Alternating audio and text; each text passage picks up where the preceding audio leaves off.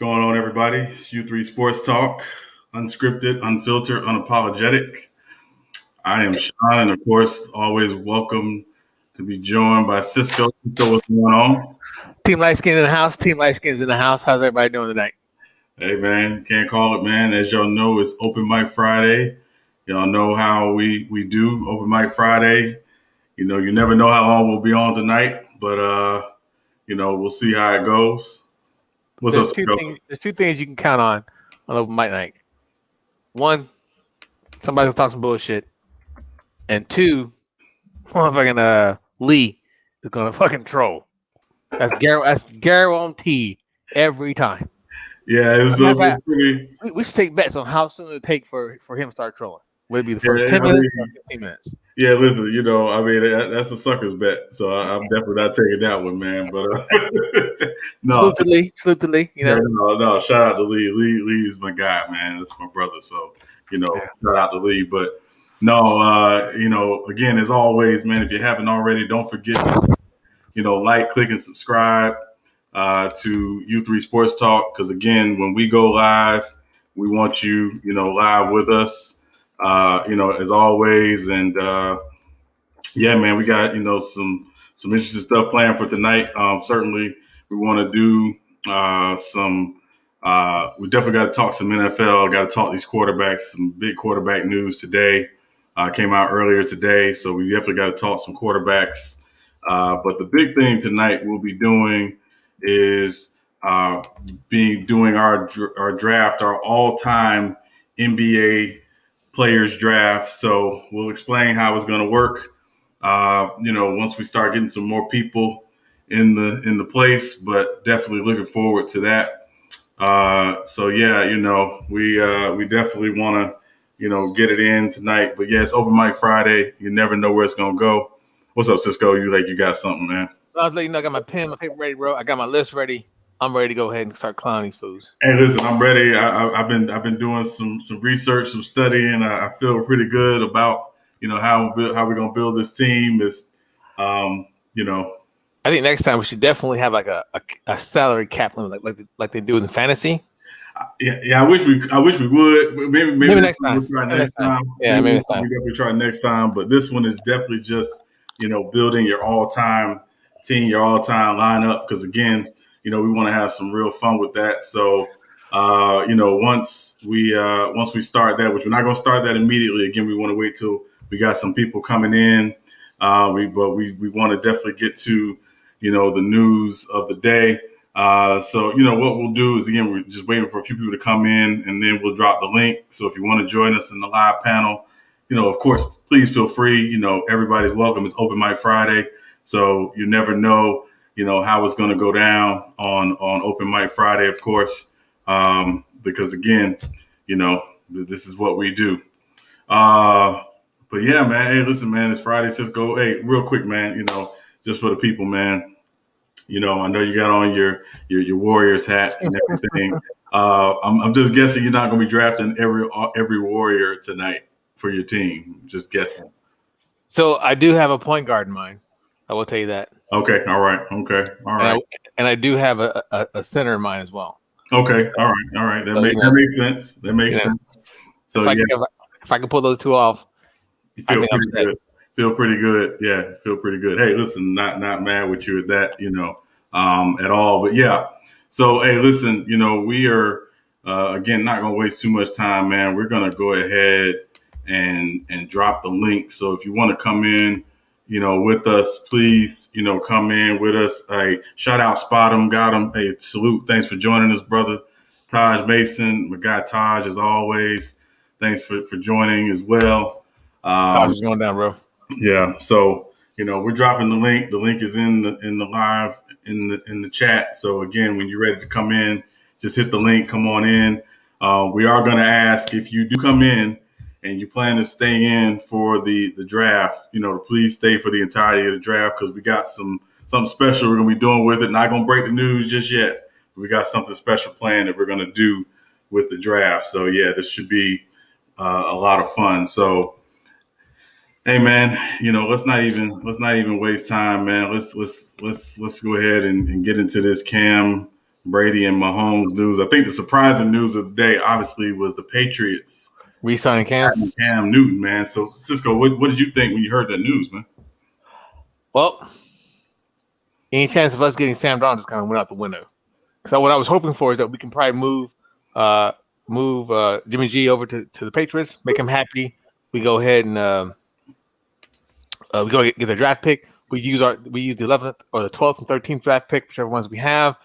Perhaps present that to either team to where we can probably upgrade at quarterback. I really like Sam Darnold. I don't care what anybody tells me. Tough kid. He's been through the fucking New York system.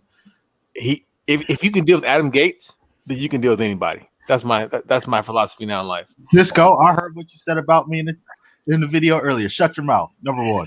Number two. First of all, am I wrong? Am I wrong? Well, yes, because here's why. Okay. Here we go. It is now, ladies and gentlemen, it is now 7:13 p.m. Central Standard Time. Go ahead and go. Well, yeah, you were gonna win that bet because I was gonna come and so you're right. Hey, you know what? Just for you, Cisco. You know what? I got a Donald Foyle jersey just for you. It's about to be shipped in the mail. Sean, where is your Michael Doliak jersey? And your Andrew DeClerc jersey. That's number one. Number two, Sam Darnold is the GOAT. Okay, forget Tom Brady, forget Joe Montana. Sam Darnold is the Geno Smith is the GOAT. He's better than Sam Darnold. Geno Smith will be a 9-time MVP right now. Just for you, Cisco. Just for you. Shut your channel down. Just for you. Oh my gosh. Hey, Cisco, I'm just in my feelings because you were absolutely right. I couldn't resist. You know, I'm like that dude who was on crack. I just couldn't resist.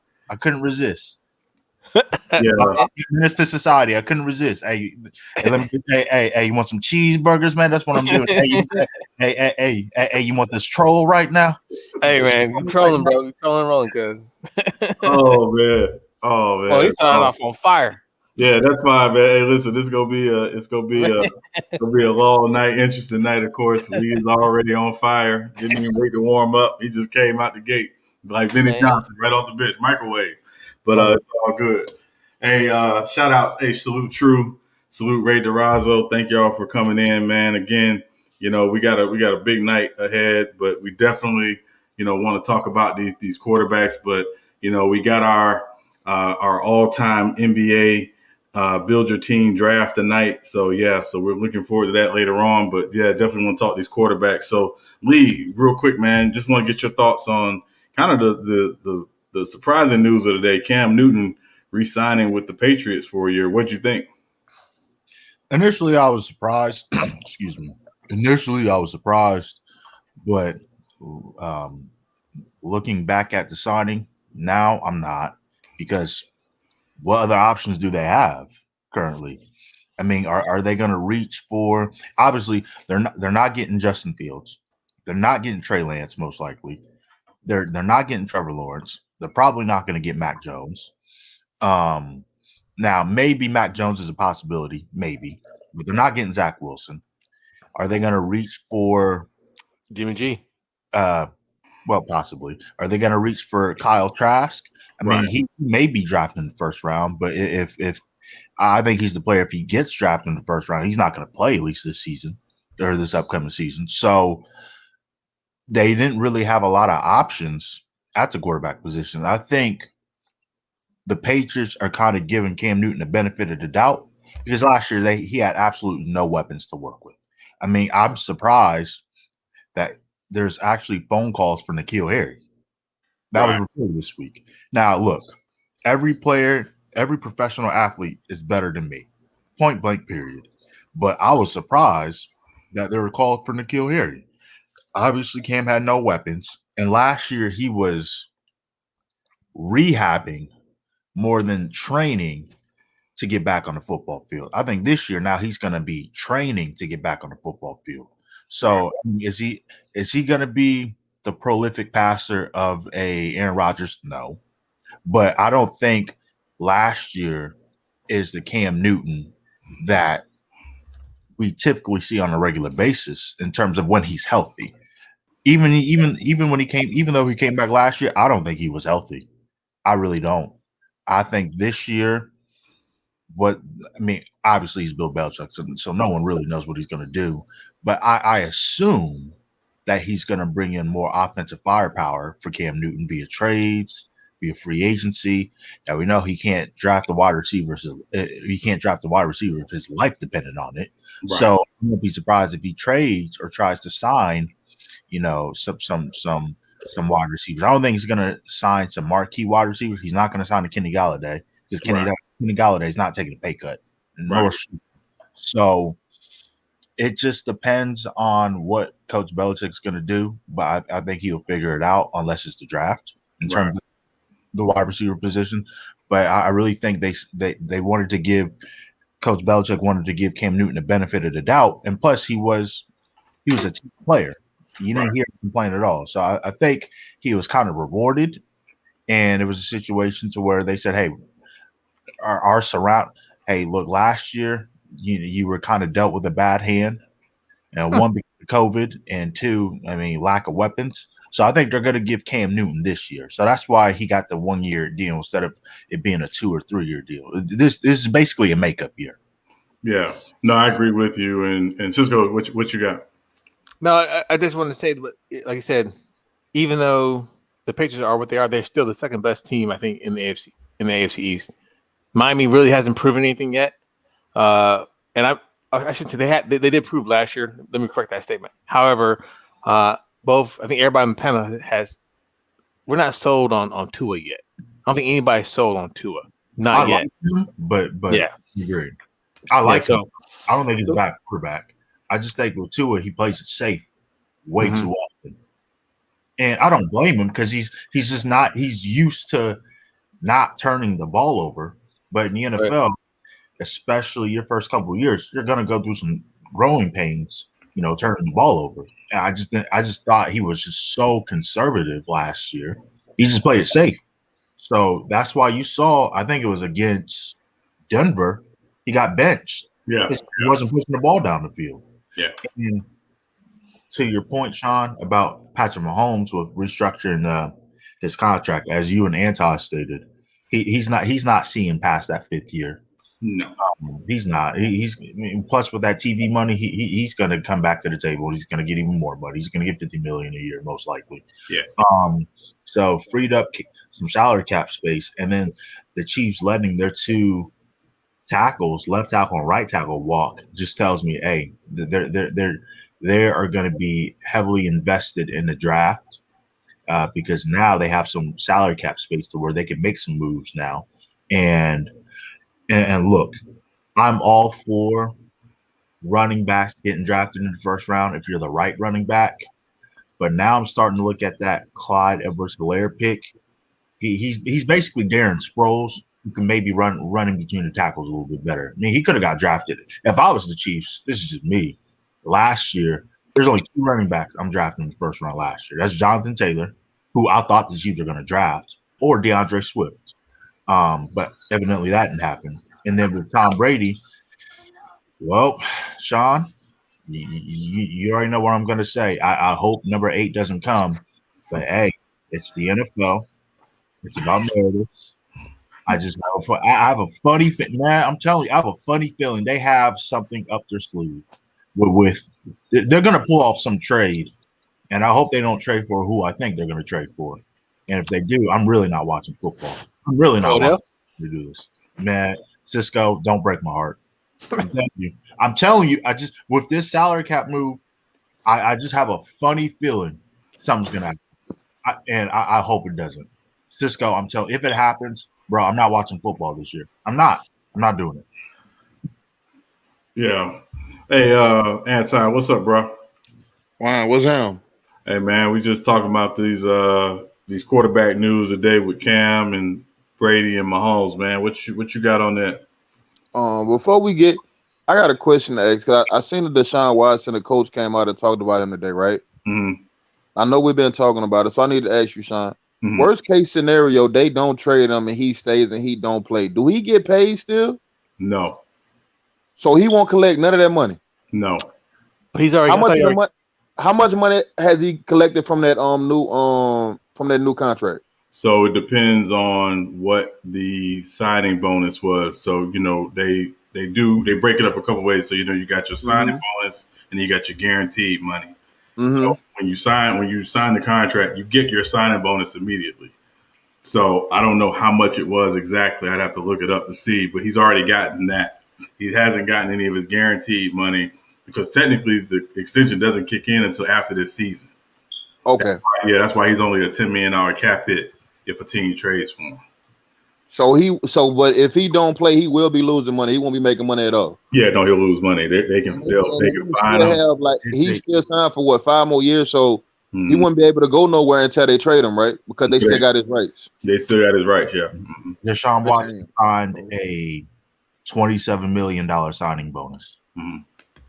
If he doesn't, if he sits the whole year, they're saying he could lose a little north of $20 million. Right, yeah. 20.65. Because of the Lord. and all that stuff. Hey, but of course, none of us know him personally. But with Deshaun Watson, but if he does, let's say he sits out this whole year, and then let's say he gets traded next year. Right. He may lose $20 million, but with that new TV money in about 3-4 years, it's going to kick in. Yeah, he's going to go back. He's going to make it back because he's going to go back to the table. And instead of being 39, but who's to say the NFL would allow him to come back though, man? That's what I'm saying. Like I understand he talented and all that, bro. When it comes to the NFL owners and stuff, bro, they do shit behind the scenes. It's kind of shiesty, dude. Well, I agree with you, but it's the quarterback position, and he's a premium quarterback. You set out a whole year on this franchise. I agree with you, but he's a premium player at a premium position. Right. A team's gonna pay for it. A team's gonna trade for him. I'm gonna tell you this, Anti. I don't know if you remember, but the same thing happened probably 8-9 years ago with Carson Palmer. When Carson Palmer basically said, "I don't want to play for the Bengals anymore. Y'all got to trade." Hey, Sean, Carson Palmer is white. Well, no. I'm saying I get, but what I'm saying is what happens, right? Is the Bengals got desperate because the Bengals were hurting and he wasn't coming back. He made it clear he wasn't coming back, and the Raiders needed a quarterback because Jason Campbell got hurt. So they traded, 2 picks to get Carson Palmer, and the Bengals ended up moving on anyway because they had drafted Andy Dalton and AJ Green. They so the point is that I know it's not the racial part. Yeah, it matters, but what I'm telling you is there's going to be at least one team that's going to say we will do whatever it takes to get Deshaun Watson. There's always a need for a talented quarterback like that. But the thing is, what Houston do? Is Houston going to I think Houston going to play hardball with Deshaun Watson. Well, I mean, they're going to play hardball for now, but the problem is they're going to realize, number one, they have nothing else. They don't have assets. They don't have a first-round pick this year. They don't have a second-round pick this year. So, because remember, they traded Bill O'Brien traded a lot of their picks to Miami to get Laramie Tunsil and Kenny Stills.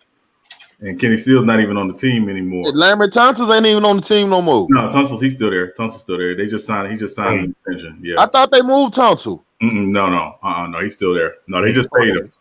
Brian Flores got away with robbery on site. Yeah. He got away with robbery, broad daylight. Yeah. But I just wanted to know the situation. But the Cam Newton, that was surprising. I didn't think that New England was going welcome him back. So I guess they're not going after Jimmy Garoppolo if he gonna be the starting quarterback.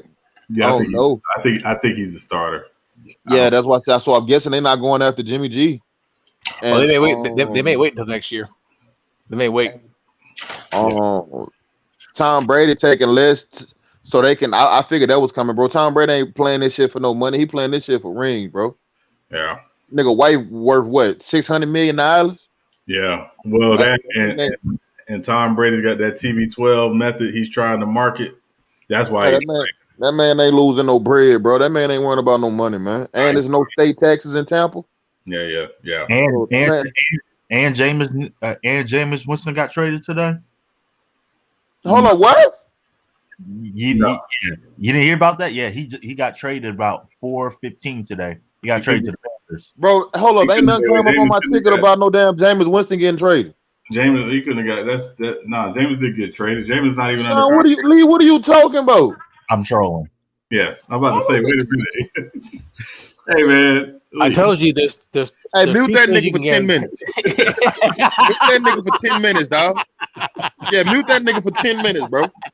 He on that bullshit early. Yeah, I'm like, Here wait at a minute. U3 Sports, you can guarantee two things. One, you're gonna get cussed out by anti and troll gonna motherfucking, and there's gonna be a troll named Lee coming for you every day. Oh, bro. The thing is, I'm like, because I know, and you know, I kind of believe it because we've been letting a lot of people go lately. Yeah, no. Well, the Saints they made it clear they want Jameis back. So, and the Saints had to let a lot of people go. I mean, the cap situation, they had to let a lot of people How go did that cap situation get so bad, man?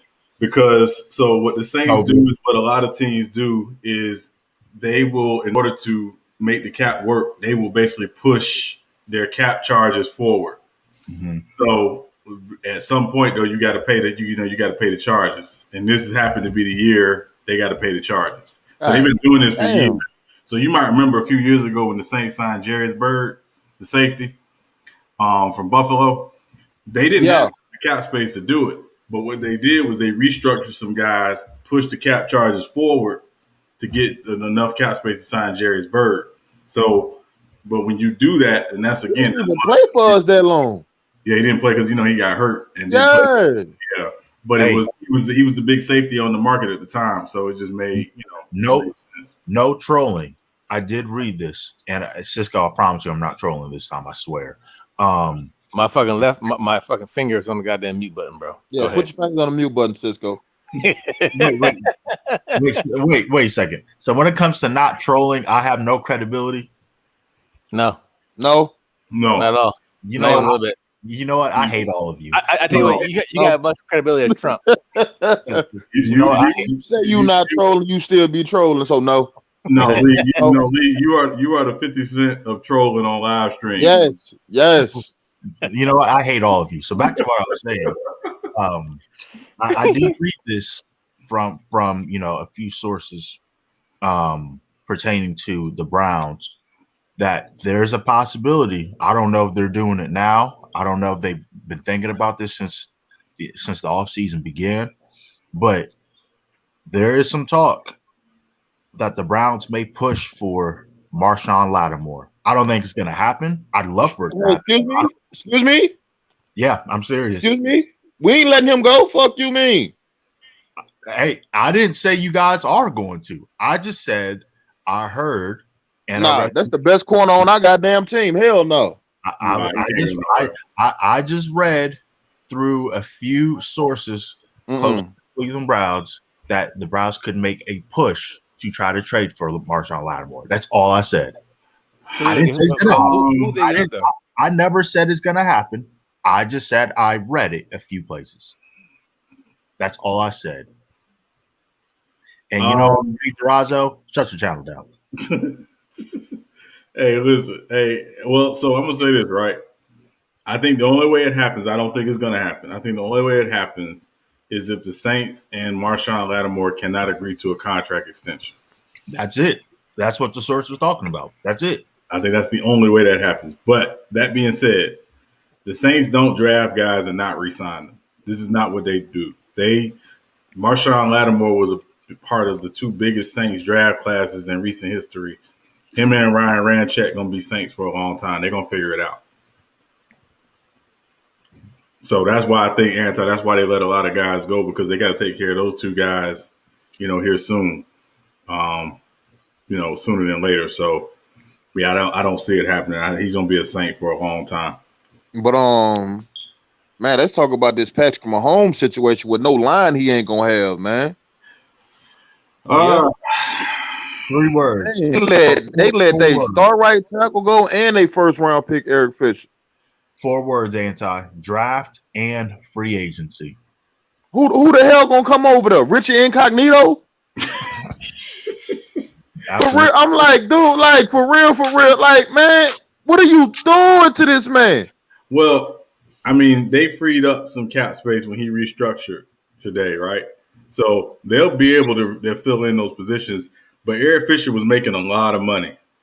Like, he was making a lot of money. So and I mean he was solid at best. He wasn't great. He was solid. And Schwartz, he was solid though, and Schwartz was their best. That was their best tackle. yeah, but Schwartz gonna miss the whole season because he got a torn Achilles, so he's gonna miss all. Oh, so he was gonna miss this whole season? That's Fisher. That's Fisher has the torn Achilles. Okay, they're saying Schwartz he could retire anyways because of his back. Yeah. So, okay. Yeah, they were probably gonna lose one, if not both of them anyway. But this is what I always tell people, man. Like when you got teams like the Saints, the Chiefs, I'll say the Steelers, even when they let guys go, it's because they've scouted well enough that they know they can replace those guys. Pretty. Oh, so you think they already got other people coming in? Yeah, they already got their eyes set on certain people. Yeah. Mm-hmm. Okay. Hey, speaking of the Steelers, I really hope Bud Dupree does not re-sign with the Steelers. I hope. I hope he doesn't. I don't even think he's coming back this season, right? Well, he got the torn ACL. He could come back this season, but I don't see if he re-signs with Steelers, it's gonna be like a 1-year deal. Okay. Really incentive heavy. People don't realize how good he really is. Now, TJ Watt gets all the credit, but Bud Dupree is very, very good. He's all pro worthy. Yeah, no, he's nice. He just gives the AFC North nightmares every time. Yeah. So it's just but their problem is their cap situation is out of control. They can't really re-sign a lot of their guys because of their cap situation. Where you think Juju go?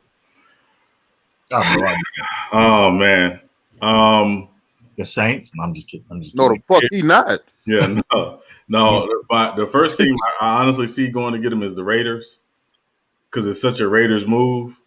You know what? They probably will go do some shit like that, man. You right. Yeah, especially with John Gruden crazy ass. Yeah, Anti-Juju's going to be your number one receiver. Now, excuse me, you forgot who Mike Thomas over there? What you talking about? I told you. Hold on. First of all, I told you what I need over there with the Saints. We need somebody who can take the top off the defense. Yeah. We got all our route runners. We got Mike Thomas. I don't know who that. I don't know what that Harris dude gonna turn into. But like I said, he not fast enough. We need somebody fast to take the top off, bro. Hey, Cisco's not here to mute me. Oh, darn it. Yes, he is. There you go, Cisco. Come on back. Yeah. Cisco, yeah. I mean, this is such a deep receiver market. Like, it's going to be some guys that's going to fall to the second and third day of free agency that team's going to be able to get for, I don't want to say cheap, but, not the huge deal. So I hope we can get Odell, man. Odell, come on home, dog. You heard me? Come on home, Odell. Hey, Cisco, come back. Shut the entire channel down. Come on home, Odell. Come on home, Odell. Fuck you mean? Come back, Cisco. Mute. Come on home, Odell. Shit, we love you in the Superdome. You heard me? Mute antisocial 27. Mute him now, Cisco. Hey, what you mean? Hey, he's a LSU and he a homebody. You heard me? Come on to the state, bro. Well, let me ask y'all this, because y'all are the resident Browns and Saints fan. If y'all could each trade straight up Odell for Michael Thomas, would you do it? No. Oh no, sir. I'm good. No. Okay. With no, sir. It looks like the Browns have finally come to their senses, and they've not listened to, how can I? What's the appropriate term that I could use? Okay, ESPN, riders. I'll just say that ESPN heads, and they've come to the realization like, Odell's really our best receiver, and outside of Nick Chubb, he is our best player. Well, Nick Chubb and Myles Garrett, of course, and he is very dynamic. He can run the route tree, and he was just finally getting to the groove of the system and of the terminology for the Browns last year, and then he just happened to get hurt, caused by Baker Mayfield, by the way. So they're going to give him the benefit of the doubt this year and bring him back. Now, of course, they said a while back that, hey, we've gotten some calls in which if any smart organization, you're going to at least pick up the phone. Yeah, of course. You're going to pick up the phone. But they said, hey, we like Odell. We want to keep him. And thank goodness they've come to their senses. But I really do believe this is the last year, unless a miracle happens. This is the last year Odell and Jarvis plays together. Because one of them's leaving after this year, unless that's a given. unless a miracle happens in terms of the salary cap situation. Like, unless the salary cap just jumps up exponentially, like let's say it jumps up to like 215 million, unless that happens, one of them's gone next year. And that's why I said, and Sean, I understand that you can draft wide receivers day 2, day 3, and all that stuff. I get it. I agree with you. But at the same time, I am not. If Rashard Bateman falls at 26 to the Cleveland Browns and he's staring at me, bro, if I'm Cleveland, I'm taking him. He's that good. It's not often you get a Keenan Allen clone who can do things a little bit better. I don't think y'all need no more wide receivers, and he barely turned 20. And he's that fast. You don't get that type of talent off. Y'all need to boost that defense up in Cleveland. Y'all good offensively. I agree. Secondary, yeah. Actually, secondary can work. Yeah, that secondary is horrible, dog. Hey, y'all need secondary work. What's the Browns cap space looking like? I think it's like 26 million. Yeah, they have between 24 to 26 million. That's why I said I don't think they're gonna keep Odell. Me personally. I think they're gonna keep him this year. I don't think this year. I don't, Sean. I don't. I just think they look at it like we got further without you. I think Baker kind of took a step forward without you, so I don't think they're gonna want him back in the locker room, bro. That's the misconception that I try to tell people.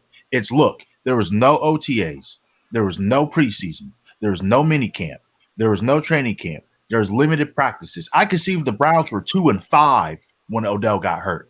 But now they were winning with him, and they were winning significantly. They were doing well with him. It's just that they got to gel better because they got to play some games. I said this, and with the new coach, it was going to take them about 9 games to gel.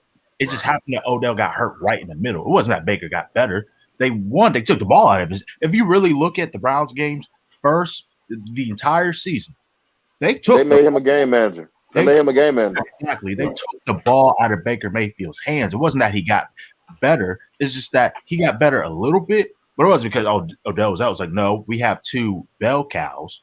We're going to throw to our tight ends, and we're going to play. We're going to control the clock. Odell getting hurt just happened, but the Browns, they're out of it. They're keeping him this year, but next year, I don't think Odell got it no more, man. I'm sorry. I do. Where do you think he's gonna go? I don't know where he's gonna go, but I don't think he got it no more, dog. I disagree because here's the thing: when I watched this film from last year before he got hurt, he was still getting 3 to 5 steps on corners and getting wide open looks. He just wasn't getting the ball thrown to him all the time and he understood that was going to happen, and he didn't complain once. So if you could still beat your man 95 to 99% of the time and get open almost every play, you still got it. Odell still has it. It's just that he got to get hurt. The Browns are keeping him this year. Next year, I agree with you. But with everything going on and with his guaranteed salary, they're keeping him this year. Hey, Sean, you seen Sean McCoy come out today talking about his stats and everything, and they asked him, is he Hall of Fame worthy? What you think about that? I think it's going to be tight for him to get in the Hall of Fame. I said the same thing. Yeah. I said, bro, you up here banking on 2 championships that you basically had nothing to do with. Right. Like you had no effects on now one of them championships, bro. You just on the roster. So like you didn't even get on the field, bro. Yeah. the problem you bragging about 2 championships. You didn't even touch the field. Yeah, I mean, he might touch the field in warm-ups, but that's that's about it. Yeah, he was right there on the bench. Get them up on the bench warm for his ass. You talking about I got 2 championships, bro? You didn't do nothing to contribute, and now one of them championships. So here's the question, right? So I'm thinking about some running backs that's not in the Hall of Fame but got really good stats. All right, break them down to me. So is LaShawn McCoy, if you got a choice between these 2 backs, would you put LaShawn McCoy in over Fred Taylor? Hell no. Hell no. Fuck exactly. Fred Taylor. No. Fred Taylor should be in there. Yeah. Would you and Cisco, this don't even answer because I already know your answer, but Anti. Are you gonna say Ricky Waters? Ricky Waters should be in the Hall of Fame. I wasn't gonna say Ricky Waters, I was gonna name another Niner running back. If you gonna say RC? Yeah, would you put LaShawn McCoy in over Roger Craig? Motherfucking no. Yes, that's just me. I'm sorry. That's my bad. Hey, I give you something even better. Frank Gore. I put Frank Gore's a over shoe-in. him. Yeah, he's a shoe-in. Yeah. I put Frank Gore over him. Yeah, he got over 16,000 yards. He's getting in. Hey, and Sean, he's still playing. Yeah. Hey, speaking of Hall of Fame snubs, Ricky Waters, he's one of them. Here's another one. How come Corey Dillon hasn't been thought of as being a Hall of Fame player? What his stats looking like? I think he's over 10,000 yards. He's well over. The problem is he played for the Bungles. Yeah. Not the Bengals, the Bungles. Nigga said the Bungles, huh, bro? The Bungles. He's got 89 touchdowns, 11,241 yards, 4.3 yards per attempt, 4-time Pro Bowler. He should be in the Hall of Fame. He should be in the Hall of Fame. The problem is the second he left Cincinnati, he won a Super Bowl in New England, and he was an All-Pro that year. It used to be if a running back hit over 10,000 yards. Yeah, you're a shoe-in. They were a shoe-in, but now that's not the case. Yeah, I don't really know what the Hall of Fame is no more, bro. Like, they talking about it's a political game now. It is. Corey Dillon, Ricky Waters should be in the Hall of Fame. T.O. should have been a first ballot Hall of Fame. T.O. should have been. They did 2-0 dirty, man. T.O. should have been in the NFL top 100. And whoever created that list, they should have their football license. They made Shannon Sharp wait, man. That should tell you how flawed that system is. That's terrible. Yeah. They made Shannon Sharp wait. Hey, Anti, I'm gonna tell you another one. Rod Smith. He should be a Hall of Fame player. Denver receiver. Yes. Yeah. He's a Hall of Famer. It's just terrible how they made what's the dude from the Cowboys, Pearson? They made that dude wait how long? Oh, they made him wait forever.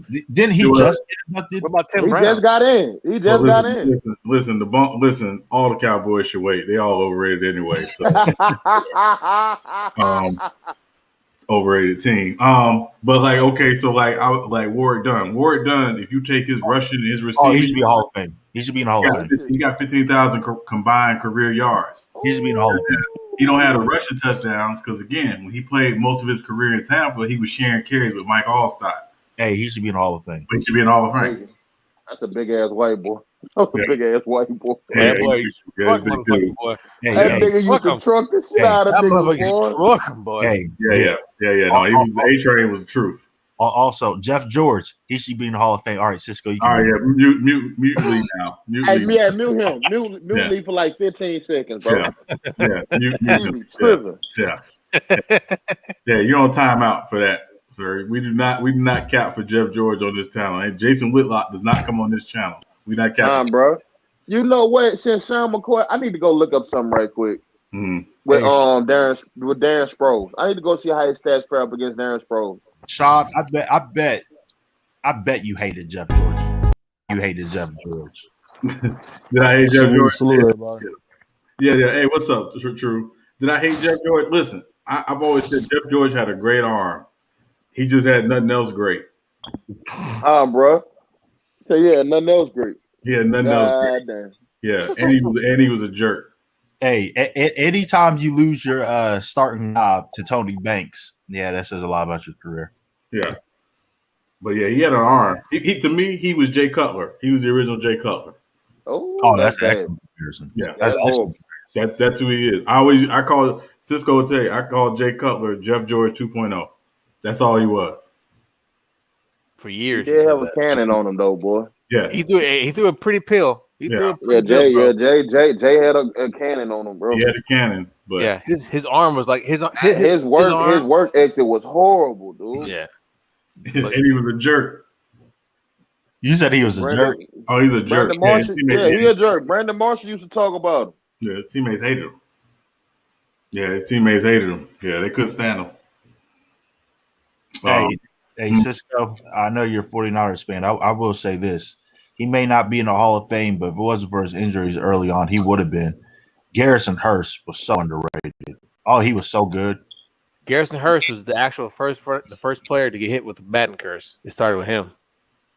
Man, he was so good, man. Yeah. Teddy Bruschi, he'd be in the Hall of Fame, man. Teddy Bruschi. You know what? True, I could actually agree with that. I agree with that. I think he deserves some consideration. I don't want to hear nothing about no Patriots niggas, dog. The only question, though, True, At any point in his career, was Teddy Bruschi the best middle linebacker in football? No. Not never. But sometimes though. Yeah, he But played in the era sometimes of though, Ray hold up, Lewis, nigga. Hell no. but sometimes exactly. And Patrick Willis. Sometimes, you know what I mean. And Pat, yup. Hell no. But sometimes you in the era sometimes with the Ray Lewis and Brian Earl, like he was definitely top 5. Yeah, like during that time though. In my opinion, he definitely was. Yeah, I would say he's definitely top 5. But okay, so during that era. So okay, you know what I mean? Okay, true. I'm gonna ask you a question since we talking comparisons. If you had a choice between Teddy Bruschi and London Fletcher for the Hall of Fame, who you putting in? I'm putting Teddy Bruschi, man. London Fletcher's got London Fletcher. London Fletcher's had to play longer. No love London Fletcher was great, but he just played longer, man. Come on, man. Teddy Bruschi, man. I can't give you one better, True. I give you one better. Teddy Bruschi or Jonathan Vilma. I would probably say Bruschi only because Bruschi played longer. He played longer, I'm going. Remember when London Fletcher played for the Rams 99 to 01? Yeah. Take a look at that Rams defense in 2002 when he left. Yeah. Terrible. They were terrible, man. That's how good London Fletcher was. He was that good. Listen, man, that Patriot team wasn't all about Tom Brady, man. I'll be trying to tell people. Yeah, no, listen, it wasn't. It wasn't. And Tom Brady knows that. Tom Brady knows that. He said that. You know what I mean? So it's like isn't Ty Law in the Hall of Fame now? Yeah, yes. Ty Law. He was a great corner. He before this year, he didn't really get a lot of recognition. He was a great. That's what Bill back to player. Ty Law was a beast, bro. That's on my Patriots, though. Hey, yo, big chest. The best Patriot cornerback was Asante Samuel, bro. That's cap. Asante not even in. He not even in. Asante Samuel was your best.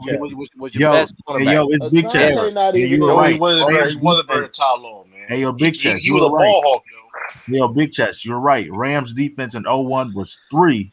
Man, Asante Samuel dropped that pass Super Bowl for. They were 14. Hey, big chest. You're right. The Rams defense number 3. I don't care nobody say Asante Samuel dropped that pass in the Super Bowl. Yo, it was big chest. He did it on purpose. You got all the balls you caught in your career. You try to tell me you okay? Yeah, okay. The Rams. He was mad. He got franchise. Hey, big chest. Yep. The Rams defense in 01, they were number 3. They were 14-2 that year. He leaves. They go to 28th, and they were 7-9. You are absolutely right. And if I'm not mistaken, Lee, I think that's also the year that Lovie Smith left and went to Chicago. That, and then to make why Lovie Smith not a head coach now though? Like, I know he was coaching college. I think he got fired. And then this was an underrated move too. Because remember how the Rams used to play 4 wide receiver sets almost all the time, bro. When they let Oz Hakeem walk, man, that changed their offense too because they weren't the same after that. He was never a household name, but hey, he was a dynamic playmaker for that offense. And 2002 was a strange year because all the good players were being let go. Yeah. All of them. I don't know if it was a salary cap situation or because Houston Texans were now the 32nd team. I don't know what it was, but 2002, that was a strange year. Yeah, I mean, you had teams basically, when the Texans came in because they came in as the only expansion team. Normally when you expand, you have 2 teams. So when they do the expansion draft, you can basically split players between 2 teams. You had teams, basically, giving up high salary players who couldn't play anymore, and the Texans were taking them, like overrated Tony Vaselli from Jacksonville. Oh gosh, you said he's overrated. Oh no, he's not overrated. Of course, Darrelle Reeves is a Hall of Famer. That's no question about that. Hey, one thing that hurt the Ravens defense that year after 2001, I understand they had to do it, but man, when they let go of Jamie Sharper, when they let him walk, man, bro, he was part of that linebacking core. Yeah. Yes, and hold on. Let me clarify something. Yes, Tony Vaselli is overrated, and I'm gonna tell you why he's overrated. When you're the left tackle and your quarterback is left-handed, you're overrated the right tackle becomes the left tackle when your quarterback is left-handed. So Leon Cersei should get more Hall of Fame consideration than Tony Maselli. And Tony Maselli's only healthy 4 years. We're not going to do that. Let's call it like it is. They only talk about him because he does TV now. Oh, hey! There was another left tackle that was better than him, in my opinion. Orlando Pace. Yeah, but again, protected for a right-hand quarterback. Yeah. When your quarterback is left-handed and you're the left tackle, you ain't that important. It's the right tackle that's more important. Yeah, your blind side becomes your right side now. Yeah, exactly. I'm trying to think of who else has not been inducted in the Hall of Fame yet that deserves to be. And true, yeah, I will admit. Asante Samuel, though, man.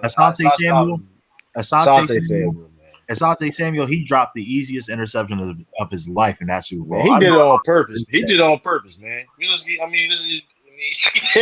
did it on purpose. I'm gonna give you a couple. One guy, Sam Mills, should be in the Hall of Fame. Do y'all mention Darren? Y'all mention Darren Sproles? Sproles. I was just saying that. Yeah. Over him and Shady McCoy. Hold on. Now this makes. Now I want y'all laughing. I'm gonna be sound like I'm. Wait, what about Rodney Harrison? I think in there. You know, I think Rodney Harrison in there. I think he's not in there. No, he's not in there.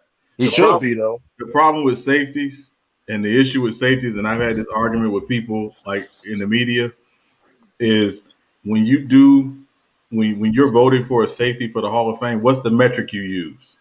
Because there's no stat you can really use. It's really the eye test with safeties. And that's really the only position you can say is the eye test.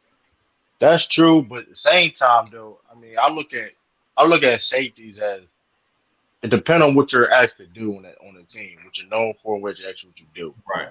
Brian, that's after that's football period. Though, is needs the eye test. But safety. Think about it. But safety is the most because it's like you look at safety. A lot of people have different roles and jobs. But like Rodney Harrison is only one of the players. It's not a lot of players you say got 30 interceptions and 30 sacks and that's Hall of Fame. Who do you guys have as the greatest safety of all time, regardless of strong safety or free safety? I have Ed Reed. I say Ed Reed. I say Ed Reed too because of physicality. I'm sorry, bro. I'm such a fan. I'm sorry. I'm such a fan. Sean Taylor. Oh, I love Sean Taylor. Yeah, but the thing about Ed Reed, though, Ed Reed was just .net. Like Ed Reed was just an all-around safety. He could cover, he could hit, physical. Then when he can hit a ball hawk. He tests that he's dangerous. So it's like, hey, I gotta say this, man, and Cisco. I've said this to Cisco and J Mac.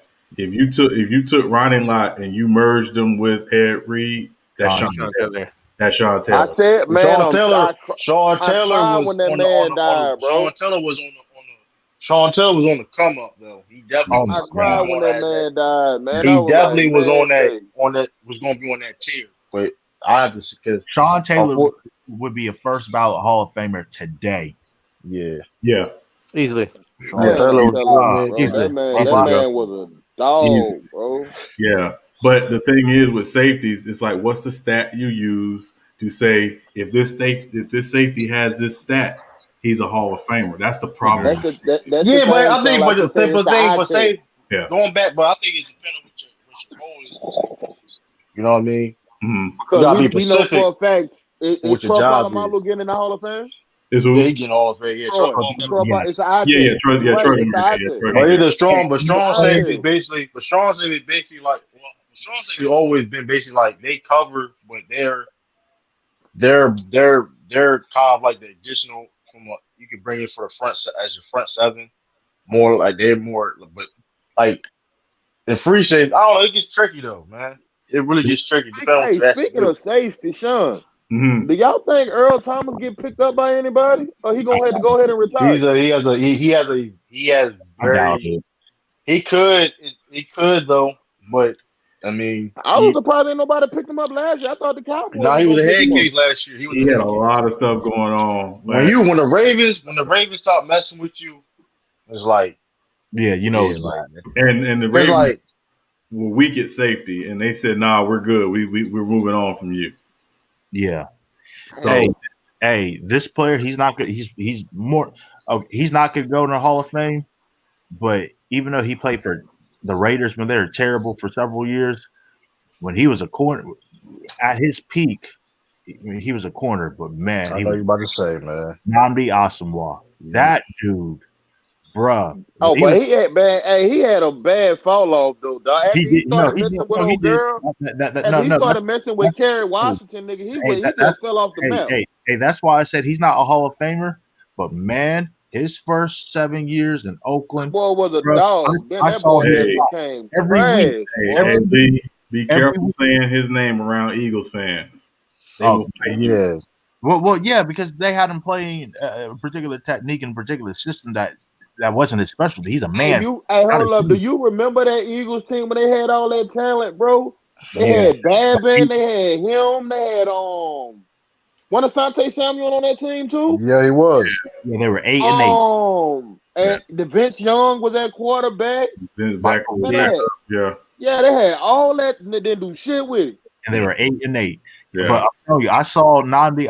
I was watching, I think it was NFL Films, and they were talking. This is when they first started doing NFL Top 100, and I forget where he was ranked, but it showed his stats against all the top wide receivers. Every week it was like one catch, 7 yards, one catch, 3 yards. Yeah, it's like nigga, if I that don't know why he started messing with that scandal shit. Because after that nigga shit went down, boy. Well, I don't know how you can't play zone coverage though. Well, some of it is, but you gotta realize, True and Anti can speak to this, and even J Mac. You know, if he comes on, you know, it's a different animal when you play DB and you used to playing purely man, and they ask you to play zone. It's a whole different mindset. Yeah, it definitely is a mindset, but don't like that's like you get taught like that's. I mean, I don't know, man. I think modern man's like must be harder to playing than zone. Because when you playing man, you basically sticking to that one man. When you playing zone, you stand in a pocket. Yeah. And you have to read. You basically play man when somebody comes in your area. Exactly. Yeah, I mean that's what I don't know, man. I don't know, man. And then too, what I always tell people is this is why it's so important for the pass rush and the secondary to work in concert. Because if the pass rush isn't getting home, the secondary gonna look a lot worse. But conversely, if the secondary ain't covering, the pass rush gonna look like it's not doing its job. So those two entities have to work in concert for it to work. Yeah, that's why Richard Sherman used to tell his D lineman, "We got y'all in the back. Go hunting." Yeah, hey, yeah. Before Darrelle Revis, other than Deion Sanders, he was the only corner. Now probably Mel Blount in the 70s, but he was the only corner I've ever saw that would hold the best receiver week after week, one catch, 3 yards, like week after week. Man.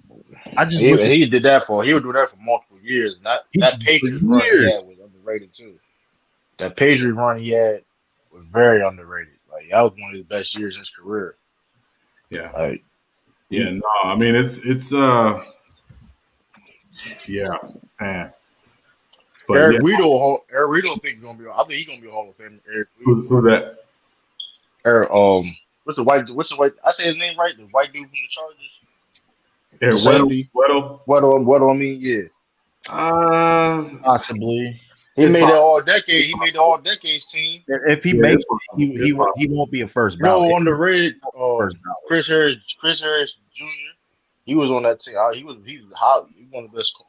Do a key to leave make it when he retired. Yeah, I think he'll make it, but he won't be first ballot. Same with Eric. Same with Weddle. I think they're both going to make it, but they're not going to be first ballots. It's key to leave. How many years? Is Dre Bly in the Hall of Fame? No, and he ain't getting in. Wow. So why'd you make that face for? No, he ain't getting in. I don't know. I don't know. Keith may get in. He gonna take him a while though. Dre Bly was solid, but did he ever really live up to the hype? Nah, but he had Champ Bailey on the other side of the field. Yeah. Hey, Champ Bailey, he was another great one. Yeah. Hey man, I don't think Devin McCourty gonna make it, man. I don't think he gonna make it, man. Yeah. Devin McCourty definitely one of the best safeties in the game, though. very underrated. Yeah, I don't know he's gonna make it. yeah. Yeah, no, it's McCourty. I think he's got a chance, but again, it goes back to how do voters value Patriots other than Tom Brady and Rob Gronkowski? Oh, I got Matthew. I got another Hall of Famer for Cisco. Ahmed Plummer. Yo, I didn't even know Rob Gronkowski got 4 rings, man. Damn. Yeah, best tight end of all time, man. it's definitely a conversation. I won't say it's a given. Only reason why I'm saying that because his injuries with injuries, he's still high on like career numbers and totals and all that. And it's like if he, like, you know what I mean, it's just like his dynamic as a tight end, man. I can only imagine how y'all would have looked at Aaron Hernandez would have never got in trouble, bro. How many Super Bowls y'all probably He was on the Hall of Fame. Hernandez, that nigga was a dog, boy.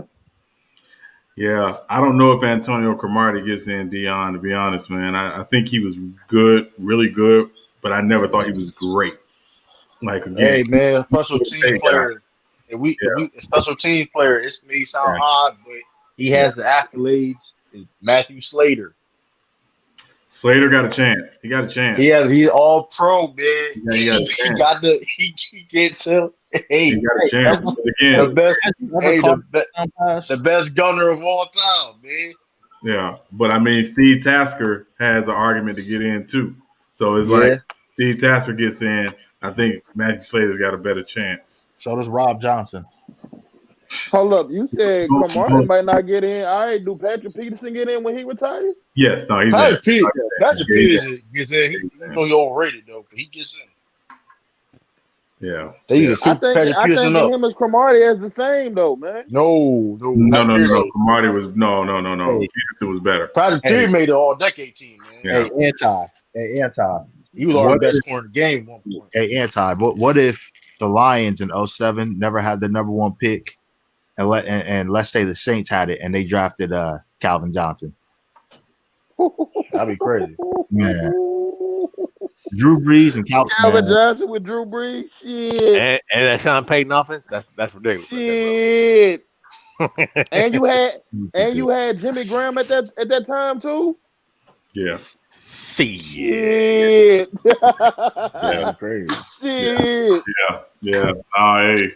I always write scenarios for Hall of Fame players that were stuck in a terrible situation for many years. So, like, I always think about Calvin Johnson playing on another team. Like, Calvin Johnson, he said that Aaron Rodgers campaigned for the Packers to trade for him, but of course the Lions said no. But I just think about stuff like that. Like, if he went to Green Bay, bruh, man. Aaron Rodgers probably had like 3 Super Bowls right now, man. Man.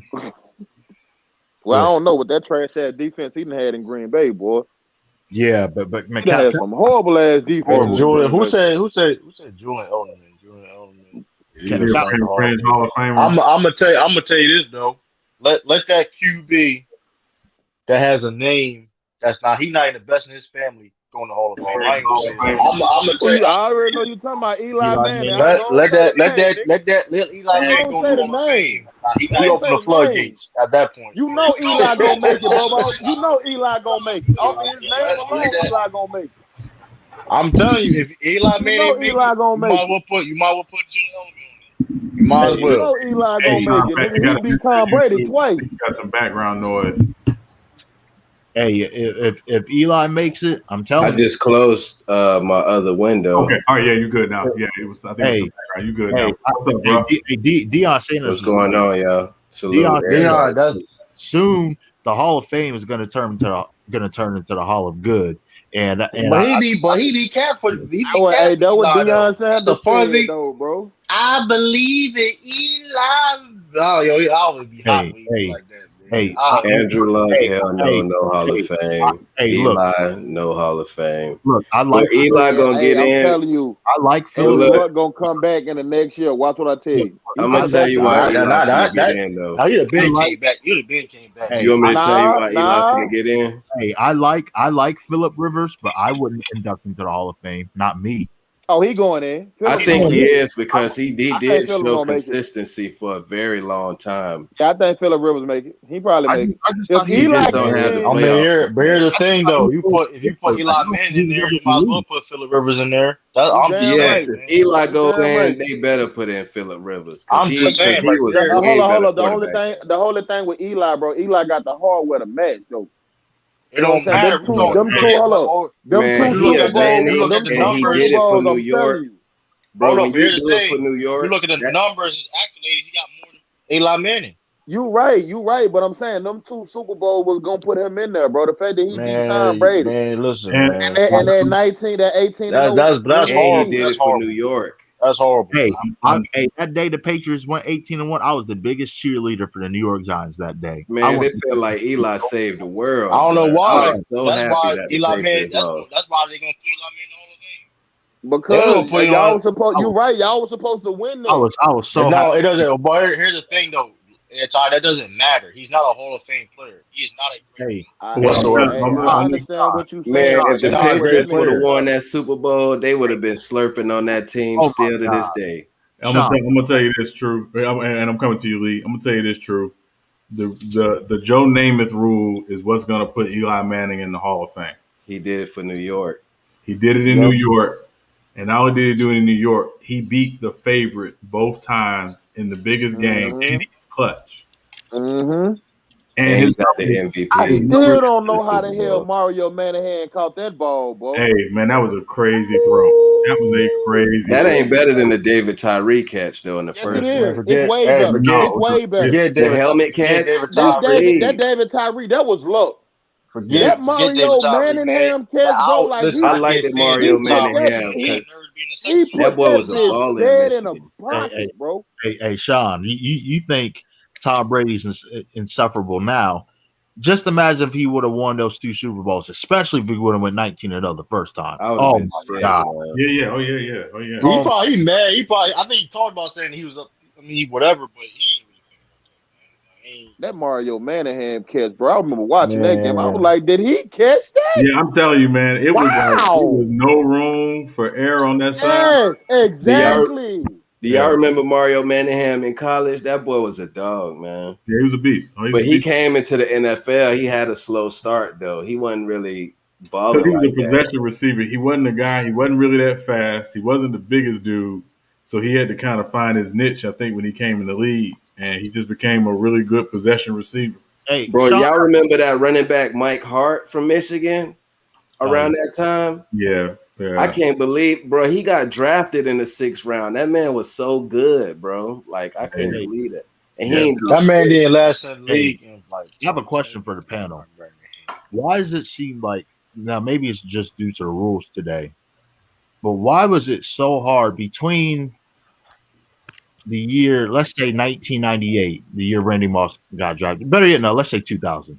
From 2000 to like 2012, why was it so hard to evaluate the wide receiver position? And now we're seeing a floodgate where talented wide receivers have success more than ever before. Yeah, they ain't need wide receivers. But I'm about to say it wasn't predicated on the wide receivers, more predicated on the running back. Now you see that they didn't open up the offense now, man. So it's more about skilled players more than it is about anybody else, dog. So, like, the game just keep changing, bro. Like, different offenses, different formations. Like, just opening shit, just opening up. You can't catch out a back. Like, you ain't no Derrick. You can't be on the football field. You know what's crazy about wide receivers? If you're not no Derrick, if you ain't no Derrick Henry or you can't catch that.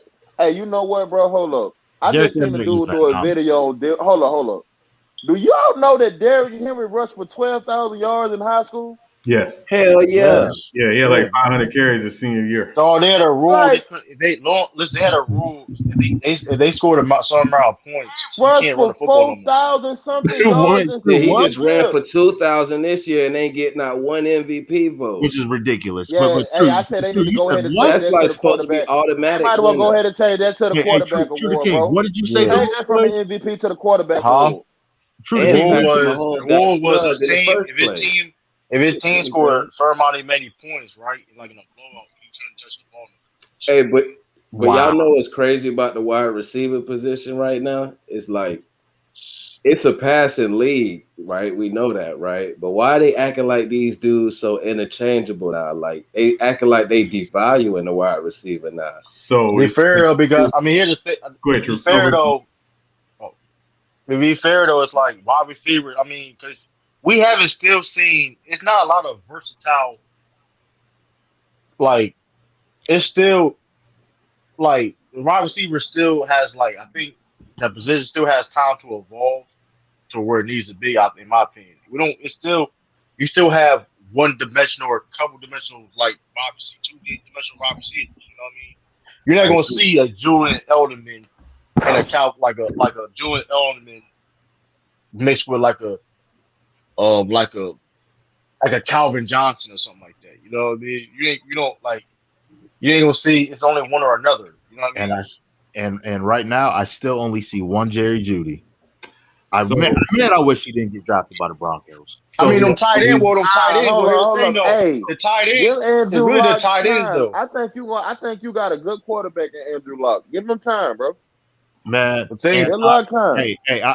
I've said this before. I'll say it one more time, Sean. You may have not heard me say it, but because he got to own. There were so many plays, Sean, last year when Jerry Jeudy. I've never seen a wide receiver do this, where he didn't have 3 to 5 steps where he was wide open, bro. He had 5 to 10 steps. I mean, John Elway, Drew Lock ain't shit. And then on top of that, he'll be wide open for a touchdown, and Drew Lock wouldn't even look at him. John Elway trusts him. That was every week. Yeah, if Elway trusts him though, he may have a few. I don't know though, because he didn't trust Tim Tebow. You know what I mean? Yeah, I want to go back to Lee's original question, and I want to kind of piggyback on Sean Pack's point. The reason why I think you see it now is because you got more teams in the NFL running college schemes. Facts. And so those college schemes now dictate that you need receivers from the college level because you're basically bringing the same schemes in. So you see teams now basically saying, listen, we're not going to pay all of this money to keep this receiver unless he's special, unless he's a true number one talent, because all these guys are coming up now out of college who are able to run the entire route tree in these college schemes. And you can draft a guy like that in the 5th or 6th round and play him from day one because the schemes we're running at the NFL level is the same thing they're running in college. So, yeah. But DeAndre Hopkins, right? What's his contract? Ain't he getting like a lot, like 25 or something like that? No, I don't think he's getting that much. He's not getting that much. But he did just redo his contract and get an extension. Yeah. Hey, Anti, look, I understand what you're saying in terms of giving Drew Lock time. I just don't want a generational talent like Jerry Jeudy. I think he'll be fine, bro. Just like I think Andrew Luck kind of remind me of what's your boy name with the Bills, right? Josh Allen. You remember Josh Allen first came in the league? You thought he was I hope. Hey, Anti, right? Give him time. Give him time. I'll say this though. Hey, because I watched the game of him this year. He got an arm. Hey, I'll say this. Who got a cannon? Hey, the Packers they sure could have used Jerry Jeudy in that NFC Championship game because outside Devontae Adams, nobody was getting open. Yeah, it's straight 17 and 33. That's the thing too about receivers being expendable, man. That's the thing too, though. Like it's not like it's still a lot of receivers that can't get open on the elite level. Man, but DeAndre Hopkins carried the Cardinals, if you really want to be technical, man, because when he ain't have a good game, they did not win at all. If he didn't go over 100 yards, they wasn't winning. And that's how valuable D-Hop is. He is that good to where he can literally be your whole offense. And I'm telling you, he really is. I don't call him he's a great receiver, but he's a greater football player in my eyes, just because of the impact he brings wherever he goes. And I was surprised. I thought they were going to be anywhere from like 10-6 to maybe even 12-4. Bro, they were 8-8. Devontae Adams, he had a better season. Like I feel like he had the best season. He missed 4 games. But he was fucking snapping. He was having 200 yards games, 175 yards. Let that sink in. I think he led the league in receiving yards and missed 4 games. Hey, I will never forget. I will never forget. I think he did. Hey, I will Now, never. I thought Diggs had got that. Hey, I will never forgive Dan Oh, he's Quinn. probably Devontae Adams probably right behind him. I'll never forgive Dan Quinn or Matt Ryan for what they've done to Julio Jones, especially in that Super Bowl. I'll never forgive them. Julio need to get the fuck out of Atlanta, bro. Man, they wasted his career, bro. Yeah, that man need to get out of Atlanta, bro. But he ain't going nowhere. Hey, in that crucial play where Matt Ryan fumbled, guess who was open? Julio. He beat double coverage. Oh my man, I felt so bad. Hey Julio, man, listen, man, if you don't like where you at, man, go to the team that showed you how to win. Boy, that man would never go to no Boston, nigga. That man be signing monster ass contract. That man would never go to Boston. Hey, you want to win? We got Cam Newton, man. Listen, we got to. Nah, that man would never go to Boston. He was the closest thing. I'm sorry. Go ahead, Lee. My fault. I was going to say he was the closest thing to Calvin Johnson I've ever seen. He was just that good. He still is that good. It's just to me, he's more T.O. than Calvin Johnson, but I can understand the comparison. This his first season where he officially lost the title of best wide receiver. Oh, I think it's been a couple of years ago. I think it's been a couple of years. I'm about to say he lost that a couple of years ago. He had a fucking long run though. You can't lie. Damn that decade. I ain't gonna hold you though. I edged Antonio Brown. And honestly, I never thought he was the best receiver in the league because he drops a lot of balls. I like him, but he drops the ball a lot. D-Hop has been the man for the last 3-4 years. There were a few years. Hold up, excuse me? Julio. Yeah. If it ain't Julio, it was D-Hop. Yeah. D-Hop. You better go check Michael Thomas stats, boy. Michael Thomas is in the conversation. All them slants and curls. Michael Thomas ain't no deep threat. If you can't stop it. But D-Hop catches everything, bro. And he fast. Yeah, Antonio Brown. He fast. D-Hop is not that fast. Stop capping. Julio Jones was the best wide receiver for a few years in the league. That's just. I made Antonio Brown. He lost that like 3-4 years ago. AB had the best numbers. There's a few years he was the best wide receiver in football. I don't care what anybody says. He just Michael Thomas for the last 3 years have been the best wide receiver in the NFL. But Cisco, I don't know. I will say this. Better go check his stats. I think there was like a 2 or 3 year stretch. He didn't drop a ball.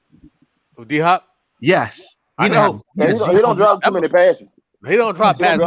He don't drop too many passes. I don't know what the fuck he do. Hey, his glove. Hey, there some big ass hands. There was another wide receiver who actually had no drops. Well, and he ironically played for Broncos, but it wasn't Jerry Jeudy. Tim Patrick, he's a good wide receiver. You're not going to hear a lot about him, but he had 0 drops last year. He's a very good Michael Thomas, I'm on your ass, boy. You got something to prove. Yeah, listen, no true. Unpopular opinion. Rob Gronkowski was like the best of receiver in the game. Can you stop capping, bro? Can you stop? Listen, no BS though. He still has the record. Hold on. My case for D-Hop. First of all, he's a tight end, sir. He's still he's a tight end. Hold on. Hey, we gotta go one second. Go Cisco True, and then Anti. My case for D-Hop better than Michael Thomas. The only reason why I'm saying is because Michael Thomas, he had Sean Payton and he had Drew Brees. I don't care, dog. I got you. Yes, you can. But you can't control what D-Hop had because he had Nathan at quarterback. Nathan at quarterback. And then Bill O'Rien as a fucking coach. Nah. He's to me, with less tools, no quarterbacks, D-Hop is the man, bro. Who do we have besides Michael Thomas at receiver? I wish you would say Jared Cook. Jared Cook? Nah, get the fuck out of here. I wish you would say Jared Cook. I'll wait on you. There's a lot of scheme, but there's a lot of scheme to get Michael Thomas. Man, there's a lot of scheme. I was waiting on you to say Jared Cook. 41. I tell you this though. You Jared Cook the fuck out of here. The Patriot Gronkowski though, at his peak, was the most unstoppable mismatch of all time. Like nobody could do nothing with him. Nobody could cover. So he was better than Kelsey. Nobody could cover that dude at all. And I don't care. Hold up. In his prime, yeah, he was better than Kelsey, man. In his prime, I'm gonna tell you, Gronkowski's still a top 5 tight end now. He just don't have the number. He don't have the same numbers he do, but he's doing what a tight end. Not true. Hold up, true. He a top 5 tight end now. Wait, Hold hold up, True. on, True. You're saying someone of the top 5 tight ends of all time? Nah, he's saying right now. No, I said right now. Right now. Currently, He legit like number 5, number 4. True. You being Number too much 5, of a number fan, 4 right True. now. You know you're being too much of a fan, True. Stop it. Who bear him at the tight end position right now besides Nigga, he not even the best tight end on his team, nigga. It's quite a few, True. He not even the best tight end on the team, but that's the whole OJ name. Howard. So you can name 5 tight ends better than Rob Hold on. So I want everybody on the panel, if you have one, please name a tight end and don't name the same tight end that somebody else named them. Name a tight end you think right now in the league is better than Rob Gronkowski. Darren Waller. John Smith. Kittle. Lee, you said Waller. Yep. Anti, who'd you say? John Smith, and that he played for Tennessee. Yeah, and Sean Pack, who you got? We already said Kittle, right? Yeah. And nobody said Kelsey yet. Yeah, but Kelsey the easy one. I don't really like going to the. But you gotta say him though. But I'm saying if you think he's better than Kelsey. Kelsey. And I say Mark Andrews. I'm not putting Mark Andrews over Gronk. I'm gonna tell you. Mark Andrews. I'm not putting. I'm gonna tell you. You being a fan. How I'm being a fan. Hold on. How I'm being a fan. Hold on. How I'm being a fan when you don't even know his game? Because I'm saying this for a reason. What you mean you don't know his game? Oh, you don't know his game? Because why? I'm saying it for a reason. Rob Gronkowski is a better blocker than all them dudes you just named. That's facts. But he's not better blocker than Kittle. Fuck out of here. He's not. He is better blocker. He is a better blocker. Right. No, yes, he is. No better blocker. Yes, he is. No, he's not. No, he's not. Check Kittle. You like check Kittle, bro. Hold up. He's a dog, bro.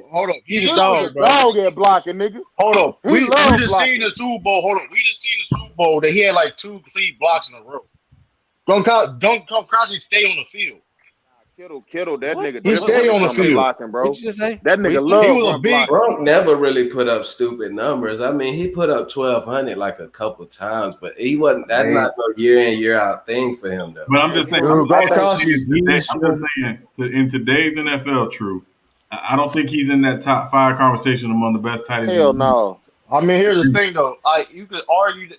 Hey, you may want to argue that, but still, you look at what he can do or help back on the team. Oh. Yeah, I mean, it be like how he barely get down the field now, True. He make big play. He scored in the Super Bowl. What are you talking about? He literally can play with one. He legit make big plays. One quarterback. True.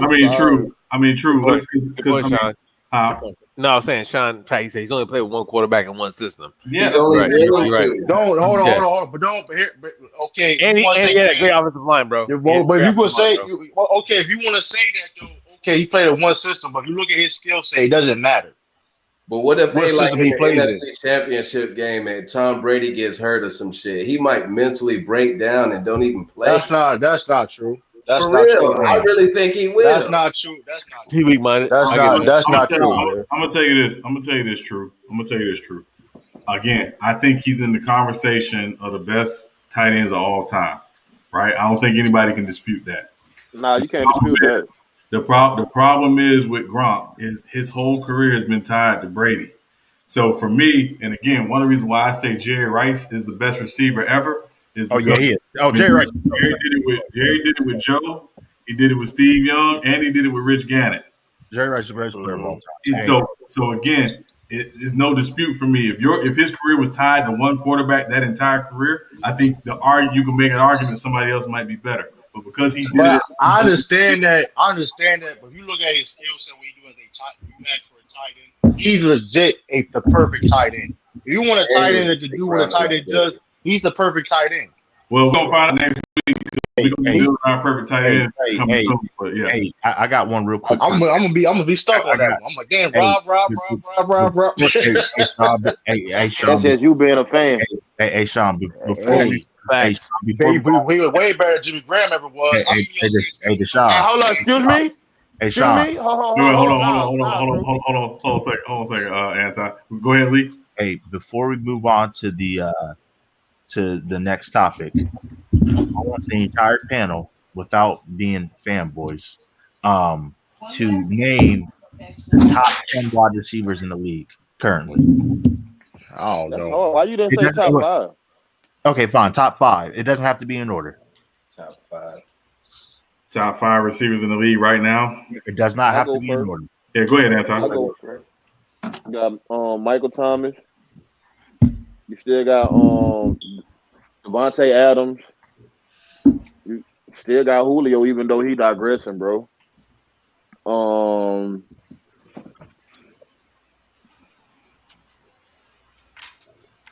You got to put Stephon Diggs in that bitch, bro. After the season that he put up. I'm not really. And you don't think Stephon Diggs was top 5? I'm not really sure if I'm sold on that. I need to see it again. Okay. And one more.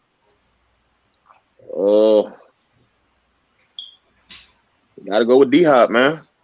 Yeah, Anti, I was going to say shut your channel down because you didn't say Yeah, you gotta go with D-Hop. Yeah, you gotta go with D-Hop. I'll go. I basically have the exact same list as Anti. I will say honorable mention would be, even though he was a rookie, honorable mention would be Justin Jefferson. I know he's got to do it again. Honorable mention. Another honorable mention because he gets no love. He did his shit with Kirk Cousins though, dog. Right, that's what I'm saying. Another honorable that nigga a dog to do that shit with Kirk Cousins, bro. Another honorable mention. He gets no love whatsoever. Keenan Allen. Another honorable.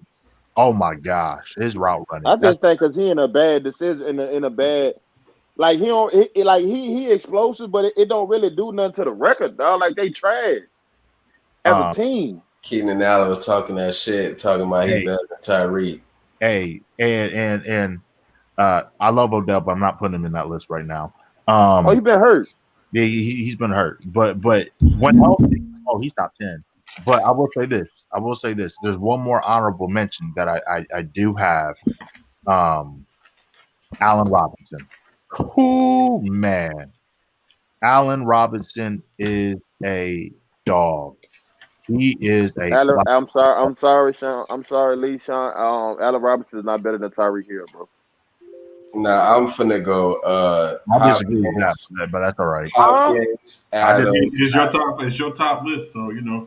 I disagree with that, but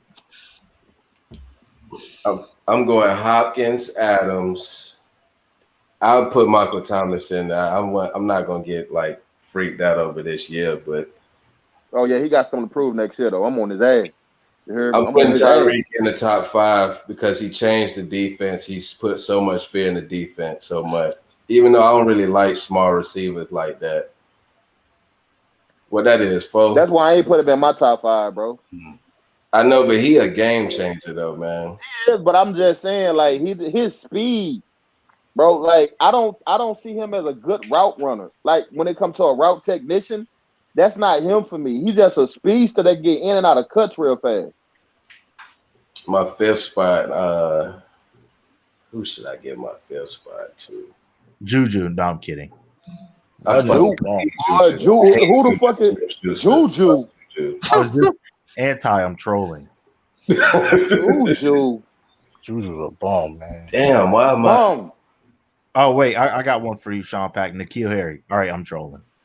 Oh, hey, mute that nigga channel, dog. Mute that nigga Cisco. Okay, hey.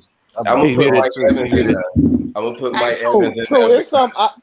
True. Hold up, who? Mike Evans. Okay, cool. He been doing this shit way.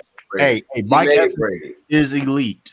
Mike Evans is elite. I've been saying this for 3 years. Mike Evans better than Stephon Diggs? No. Yes. No, he is not. No, he's not. No, he is not. I'm telling you this as a former Bucs fan. On Stephon Diggs' name, bro. Was Diggs even better than Thielen when he was? I'm gonna tell you this. I'm gonna tell y'all this. Sure. Y'all not gonna want to hear this, but Mike Evans not even the best receiver on that team. I know. You're gonna say Chris Godwin. Delaware's own. Chris Godwin. It's Chris Godwin. Yep. I'm glad you said that. Godwin dropped. No. Listen, Mike Evans drops a lot of balls. And he too big. He too big. We dropping on them balls like I that. promise you, he get hurt every game. He is guaranteed to limp off every game. Every game.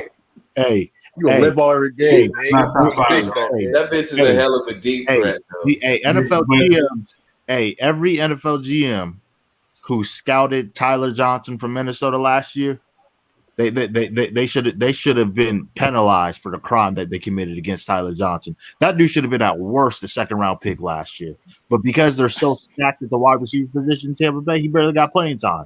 But every time he touched the field, if you look at that Saints game, you look at the Washington game, you look at Green Bay. I mean, he only had one catch in the Super Bowl.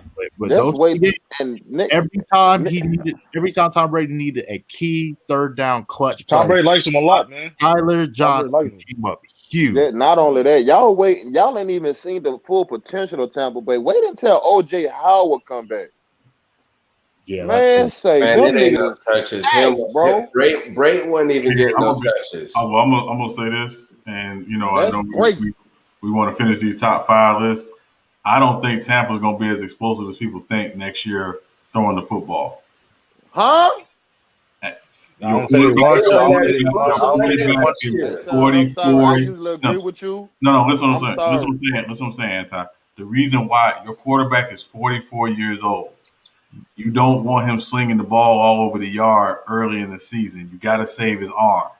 So I think they're going to be very much a run first.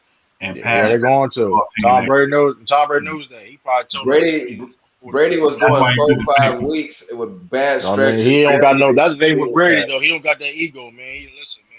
I know I can throw the ball. But that deep passing was getting dry for them last year. That's what happened to the Saints for real. That's the reason why Drew Brees. That's what they really. The older you get, you shouldn't be throwing the ball that high volume at that age. Brady has stretches. It's not a good look. Brady had stretches where he was like 3 for 19 on deep passes and just had inconsistent stretches, man. It's just, yeah. So I don't. You got to realize that though.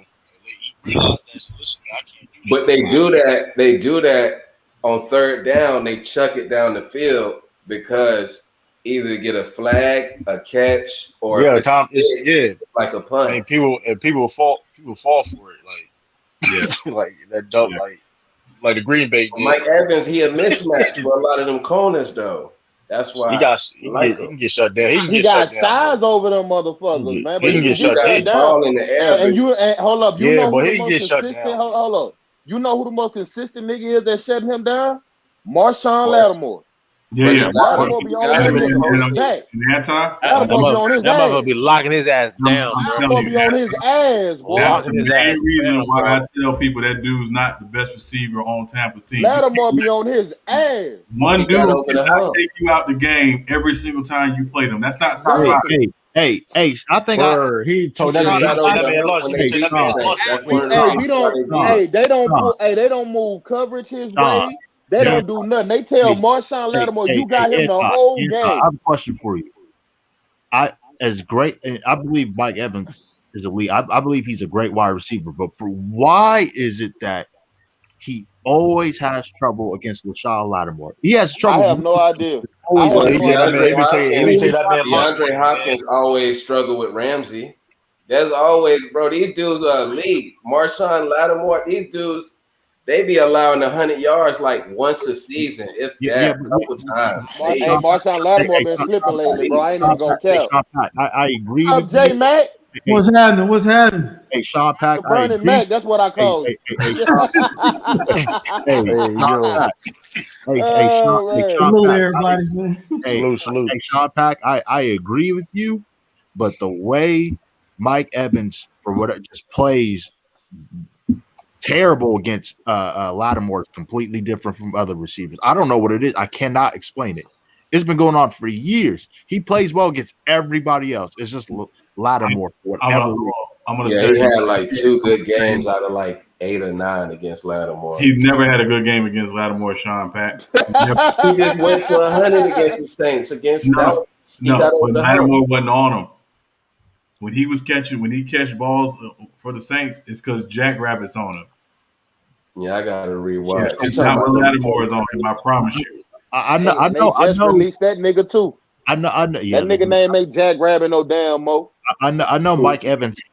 I know Mike Evans hates that man with a passion, but why does he struggle so much against him? Because and it's crazy. Yeah, because straight he's way wide way receiver, bigger. man. Like, come on. And hold up, but nah, he's way bigger than Marshawn Lattimore. Marshawn Lattimore probably like what 6'1", Yeah. 6 feet, If probably. that. But he is so much smaller and compact. I don't think you can get around him.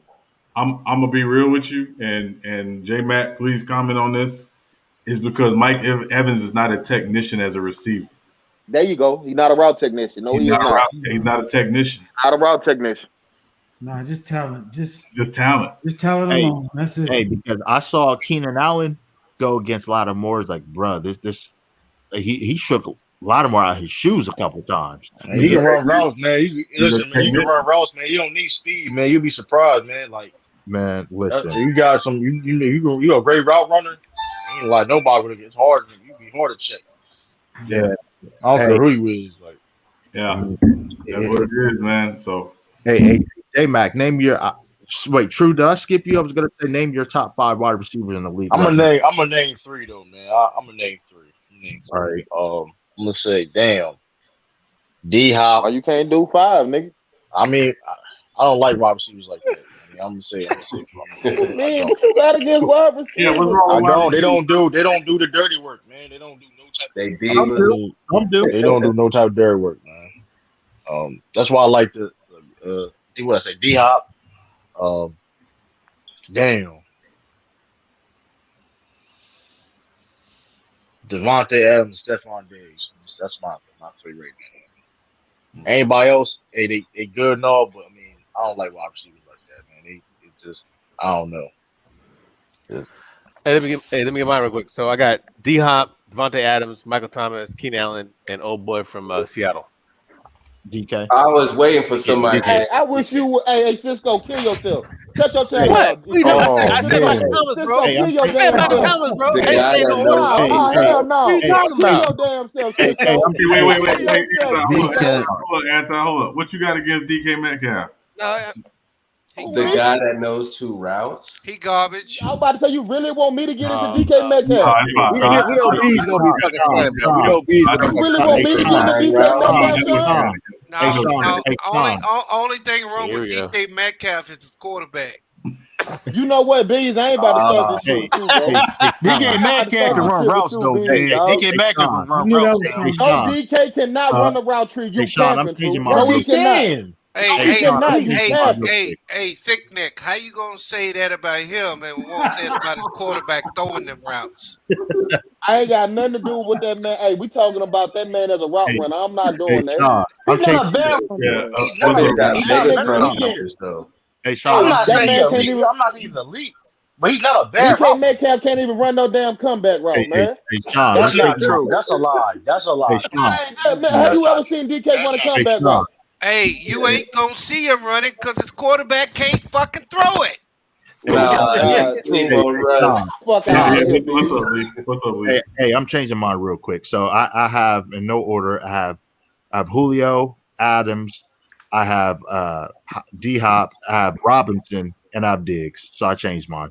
Hey, Okay. All right, Robinson. None of them dudes better than Calvin Ridley. Oh, Calvin. Hey, you know what, B? Sit your goddamn channel down. Calvin Ridley. Calvin Ridley's a big business. Go ahead. Right now, Calvin Ridley is better than DeAndre Hopkins. I don't care what you say. I ain't talking about no past performance. Mute this nigga, bro. Mute this nigga, man.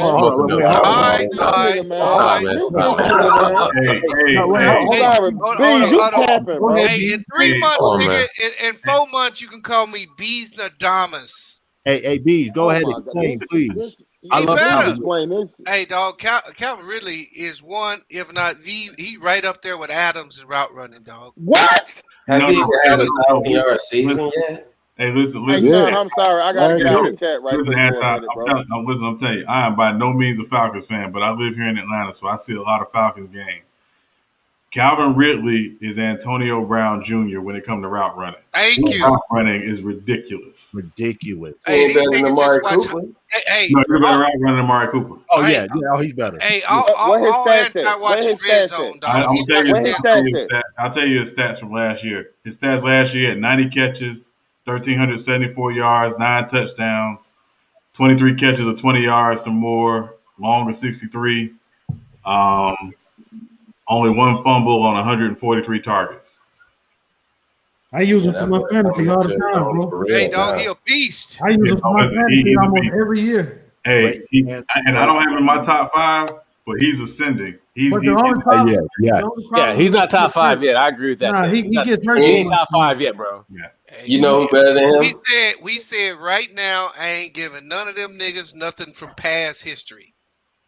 You ask me who the top 5 wide receivers is right now. Are you telling me D-Hop's not in your list? He is. I got Adams, Diggs, Ridley, Hopkins, and Jefferson. Them the 5 best receivers in the league right now. You talking about you got Justin. Hold up, you gonna take Michael Thomas out because of one? You know what? You right? Okay, cool. No, I ain't take Michael Thomas. I don't got Michael Thomas over Julio Jones, bro. If you ask me, if you go look at numbers, if you just look at numbers, okay, you can put him in. But if you ask me who the best wide receivers are, that's my 5. All right, who you taking? Calvin Ridley or AJ Brown? Calvin Ridley. I think I take Calvin Ridley. I got him all right there. Adams. Yeah, AJ Brown with that yak like that. Y'all asleep. No, to me, though, Sean Pack, AJ Brown is like DK Metcalf.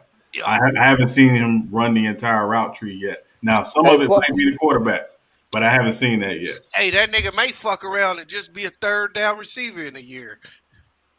I think maybe AJ Michael Brown Irvin, 3rd, 6th. He got the body. AJ Brown could be T.O. or he could be David Boston. I don't know. I just want to see. I mean, he got a good quarterback from Ron Tannehill, so I ain't no excuse for that. I have not heard that name David Boston since I was in the 7th grade. Hey, you won't talk about getting too big. Yeah. Right. Roided up. Hey, Sean, give me your Sean, give me your top 5.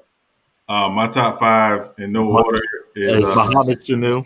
Yeah, no, we're not doing that. Is Hopkins, Devontae Adams, Diggs, Michael Thomas, and Tyreek Hill. You ain't got Dwayne Bowe? All right, I'm done. Oh shit! Dwayne Bowe, that man been retired so long ago. No Juju. Yeah, but Keenan Allen is up there for me as well. Oh, bro, Keenan Allen is so good. Man. Yeah, he an honorable mention. No, he a good fantasy dude. Yeah. And see, that's the thing. It's hard when you place wide receivers because I'm assuming most you niggas play fantasy. So people fall in love with dudes and ain't as good as dudes, but they have better numbers. Just because of the system they be playing in.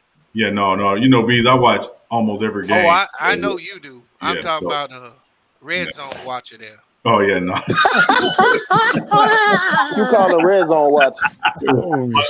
Why you watching red zone channel? I'm going to headbutt the shit out of your ass when I see you, B. Hey, you got the Reds hat on. Hey, you got the Reds hat on. So that's my Cincinnati Reds hat. You fucking right. Red cap. Hey, we got the red cap.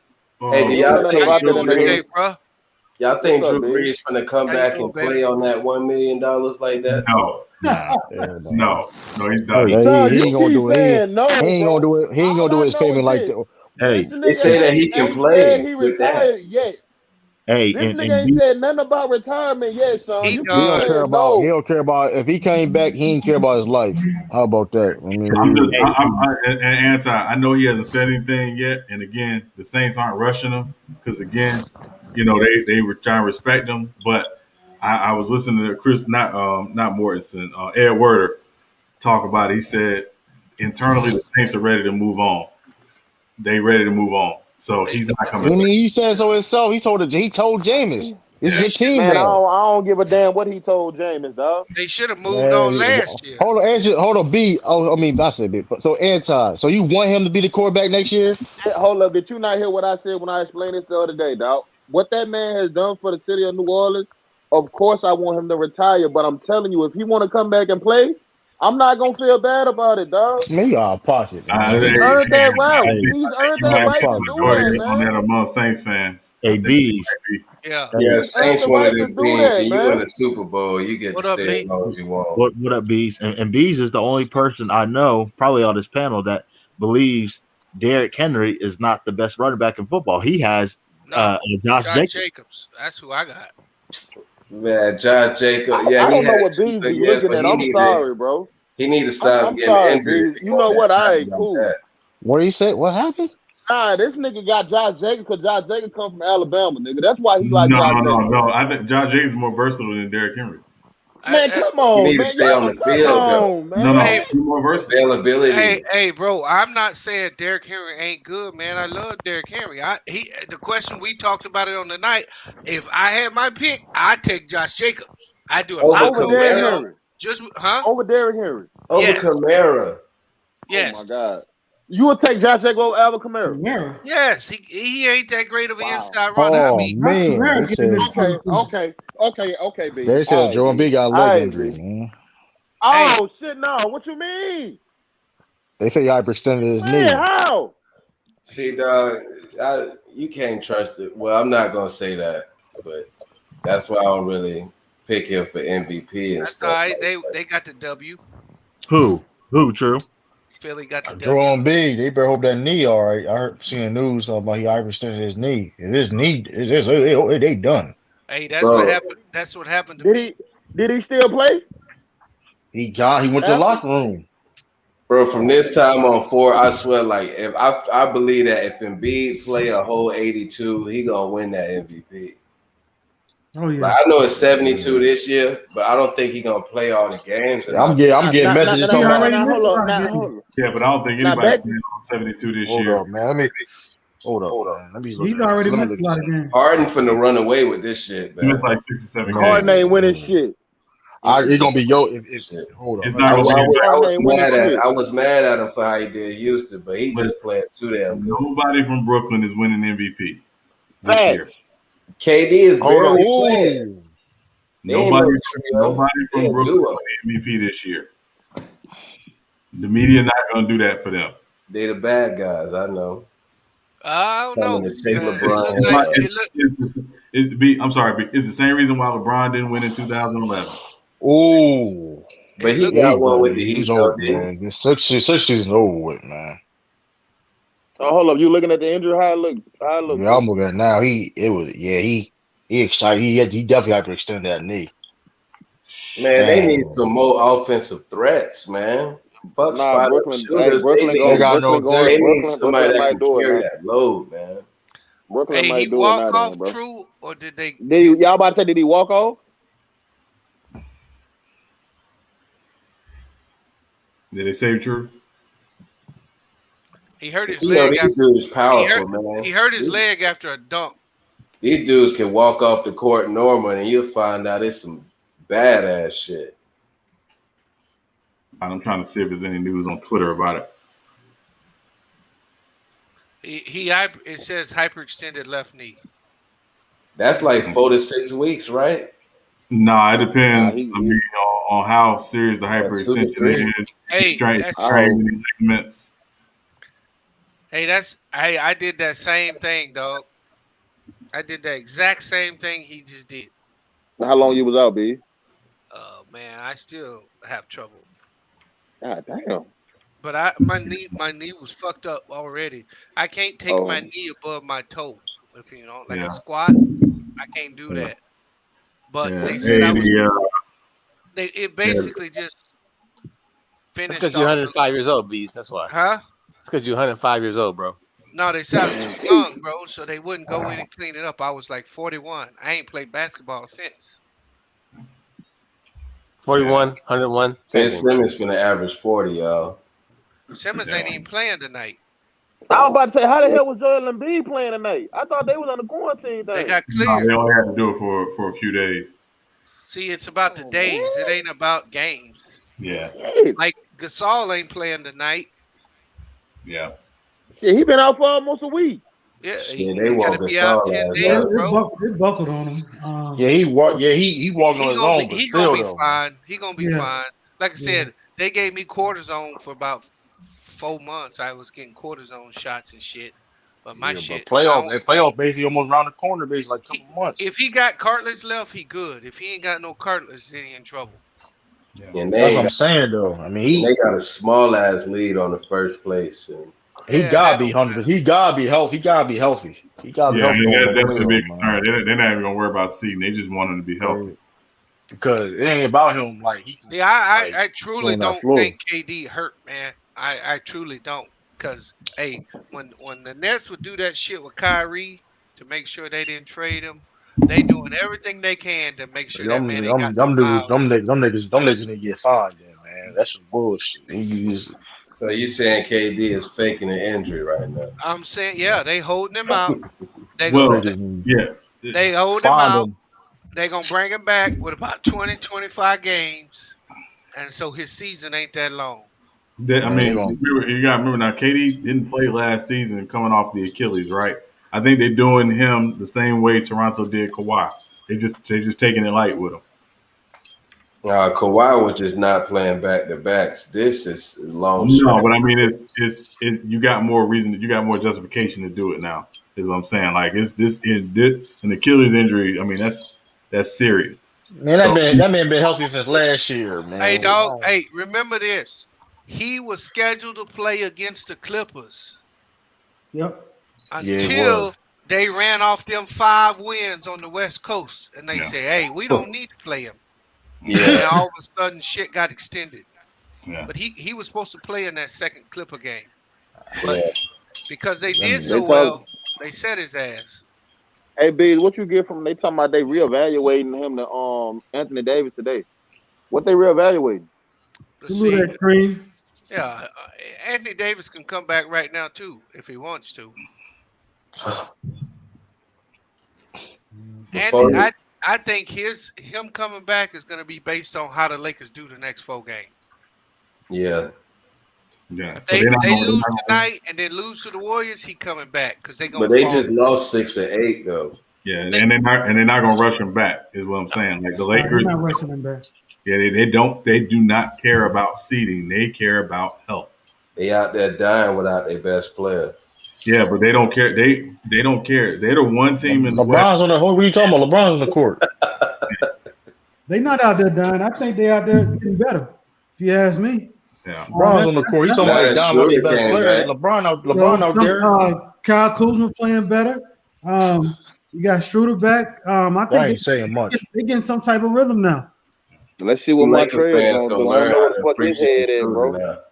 Hey man, why you worried about Montrezl? He wasn't here. What you think? Because he gonna be a key. He gonna be a key part in the playoffs, bro. You gonna need him. Yeah. I don't know what he was talking about. That ain't my business. I just said to see where his head at mentally, dog. To him say some shit like that. Yeah, that tweet. Yeah. You know what I think it was about? This is just me. Mm-hmm. I think different than you though. You know what I'm saying? He also made a tweet about another dude about one income ain't enough. And what he may be referencing to is it's time to cut the cord on motherfuckers he feeding. Yeah. Oh.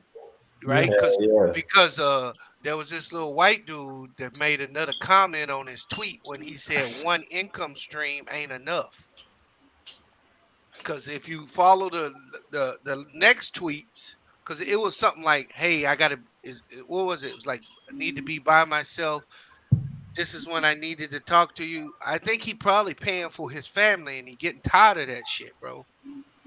Even though Montrezl played that bad in the bubble, but damn, a minimum contract. I thought you got something more than that. He didn't get. He took less. Yeah, he got a 2 year. He took less to go to the Lakers. He took a 2 year, $19 million deal, but he's got a player option for next year. Yeah, so he made $9 million this year. So he exposed the white dude that made the post when he said one income no longer will get it done in the United States or some shit like he wrote. The dude said something. There was a big blow up about that. So I think Trez was referring to he having an issue internally with how many people he supporting. Some of these dudes be supporting everybody. Gotta cut that shit off at some point, bro. Larry Sanders went broke like that. That dude that had that breakout year in Milwaukee. Yeah. That center. Hey, they did Trent Richardson like that. Man, his family was putting so much shit on that dude. I can't believe he was a bust like that, man. He could not read the holes. That is like some little league shit right there, bro. But they just tell you how good Alabama line was, bro.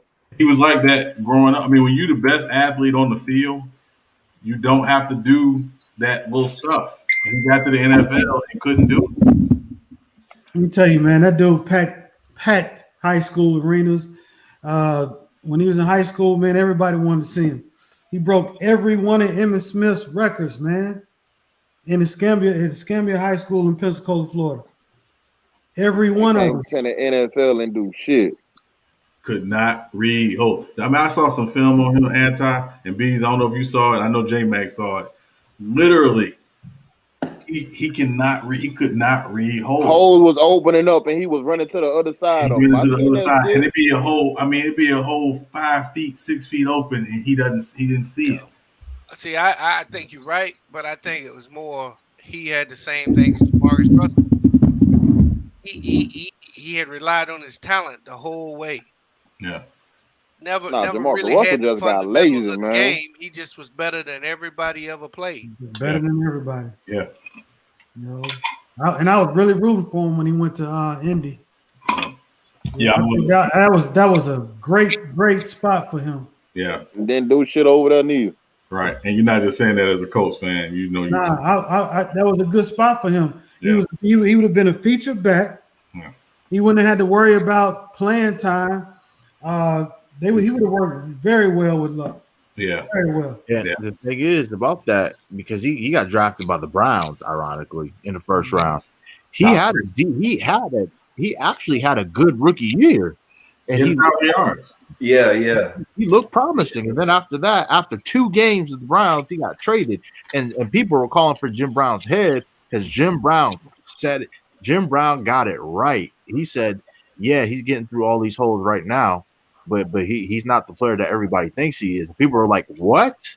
What the legend Jim Brown said? Yeah, the legend Jim Brown said that while he was on the Browns. Then he gets traded, and then like literally, I want to say 2 years later, after a couple preseason games with the Raiders, that hole that Sean's referring to, that was bigger than the Grand Canyon, and he went the other side. The Raiders paid him like $750,000 to go away in preseason. Yeah, I'll take that.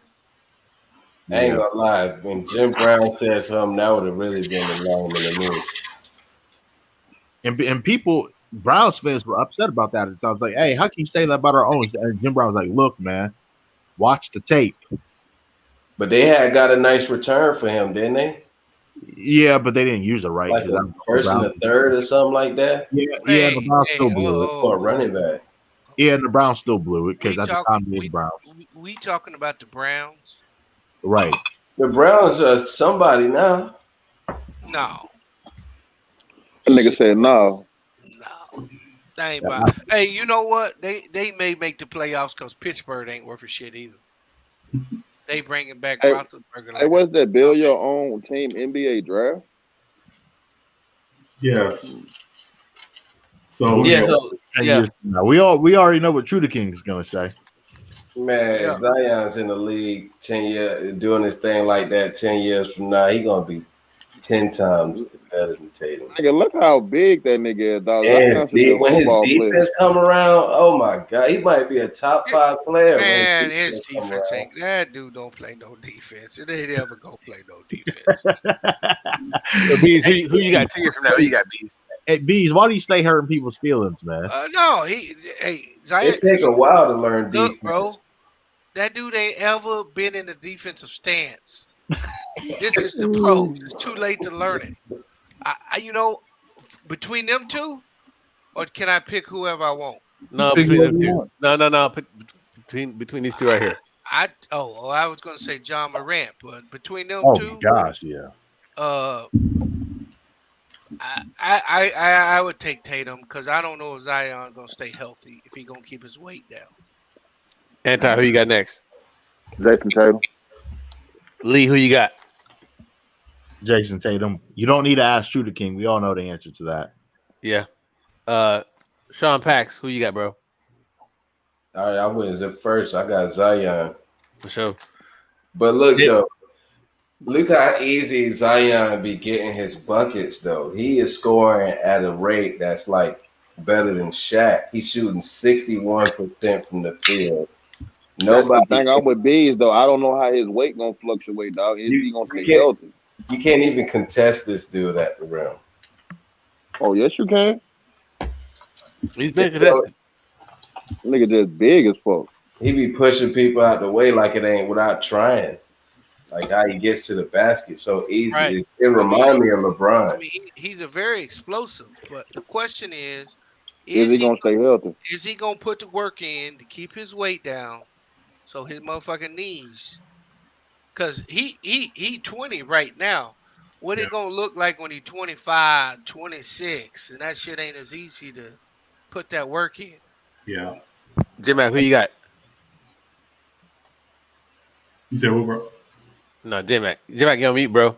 You on mute. You on mute, bro. He talking though. Just sitting there running my mouth. Hey, Hey, he was going off, Cisco.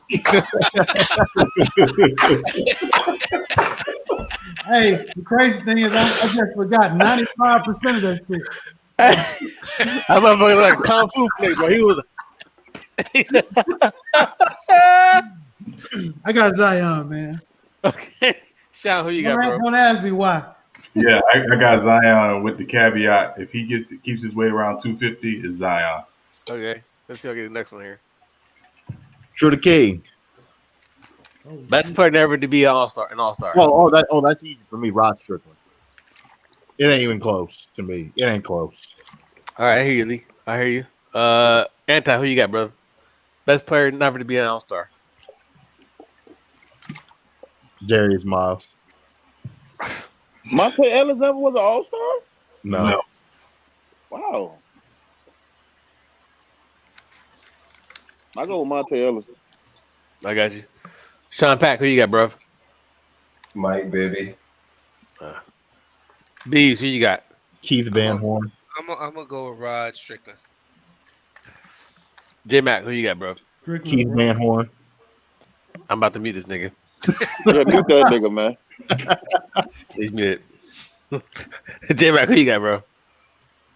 Van Horn, bro. I mean, oh my god. J-Mac, what is you doing? He said Rod Strickland. I said Strickland first. I remember saying that. Yeah. For sure. I got Mike Bibby. J-Mac, you were right. J-Mac, you were right. Nah, you got me, bro. Sean, who you got, bro? Oh, Rod Strickland. Easy. Yeah. Easy one, right? All right. Now, next person in their prime, who's the best? Ooh. If they don't get injured, and they who's the best player? Ooh, that's tough. God, dog. This is leading to this all-time draft we're about to do, but yeah. My bad, bro. My bad. No, you're fine, man. I love all these players, but y'all know how I feel about Penny. So I'm choosing Penny. We got Penny. I hear you. Let's see. Sean Pax, who you got, bro? Yeah, I'm with Hardaway because he'll be more of a mismatch for his position. I got you. Anti, who you got? Hold up, I'm taking a bitch. Man. She getting on my fucking nerves. All right, hold on. Now, hold on. Let me see. Now, what we doing right here? If they didn't get injured, who'd be the best player? Who would you take? T-Mac. T-Mac. True. I didn't see you there. I'm sorry, bro. True, you online? All right, moving on. Next. Sean Pax, bro. Y'all can hear you now. Oh yeah, give me Penny, man. I already seen the dude in the middle and his best. Sean Pack, did you already go, Sean Pack? Did you already go? My bad, man. Yeah, I went there. I went Hardaway. Hardaway, yeah. Bees, who you got, bro? Hey, I got a dude ain't on this list, but okay, Brandon Roy. But I'll nobody care about that though, Bees. That was I'm just saying, question, man. Brandon Roy better than all three of them if he don't get hurt. It's like Brandon Roy's not better. He's not better than goddamn. Okay. Yeah. He's an Iron Man. But I go Grant Hill. Grant Hill. J-Mac, who you got? Can't go wrong with that. Whew. Devin George. As much as I like Penny, Everybody get muted. as much as I like Penny, man, I got to go with T-Mac, man. 6'9". If he wouldn't have got hurt, Man, we see him at his best. He ain't yeah, clutch. we That's the thing, though. We kind of saw him at his best. And we see. I mean, yeah. You know what though? You're right, True. But I'm still sticking with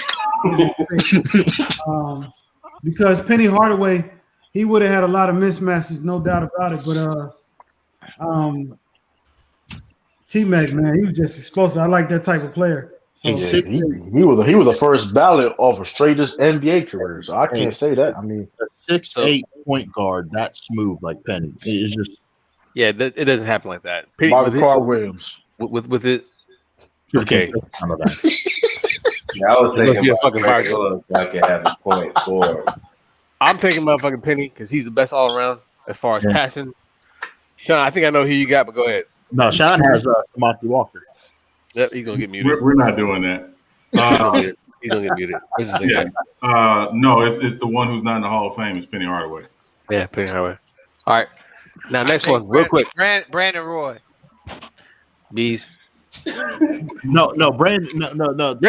Hey, Brandon Roy was straight. I get Brandon Roy was no cap. He was a beast. He got snubbed in this picture. should have replaced T-Mac, put Brandon Roy there. We seen T-Mac his best.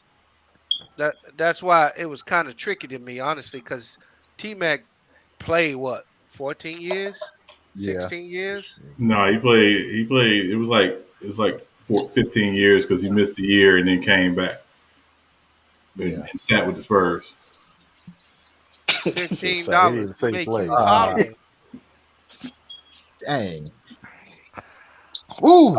I'll give y'all 5 minutes or a minute too. Yeah, and then after that, we need to go ahead and pivot to the to this all time draft. Okay. Absolutely. All right.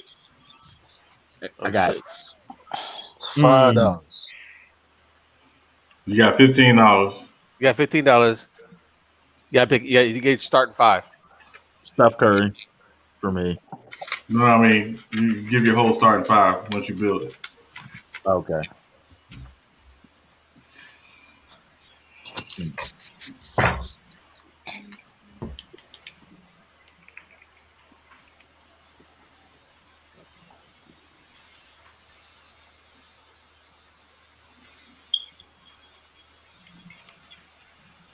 See who I got. Ooh, this is tricky. I think I'm ready. Go ahead, Sean Pax. Go ahead. I'm going Giannis, Kawhi, Kyle Lowry, Devin Booker, and Valanciunas. Nice. All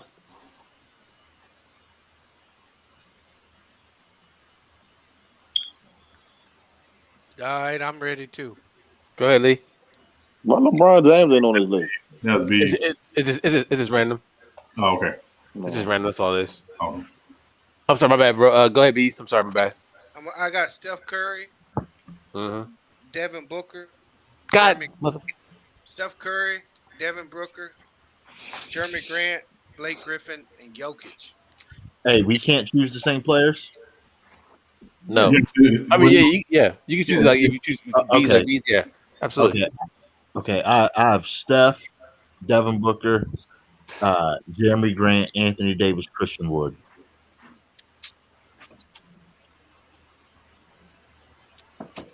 Let me go. I go. I got Joel Embiid, Jason Tatum, Chris Paul, Devin Booker, and Jeremy Grant. Oh, game over. Nah, mine's the best, bro. I like Bees. All right. I got Kyrie. I got Anthony Davis. I got Zion. I got Jamal Murray. Hey, Zion, Anthony Davis is both power forwards. You got 2 point guards. What do you mean 2-point guard? Well, I mean, they can play any position. Okay. Yeah. As long as you make a team, as long as it's under 15 or below.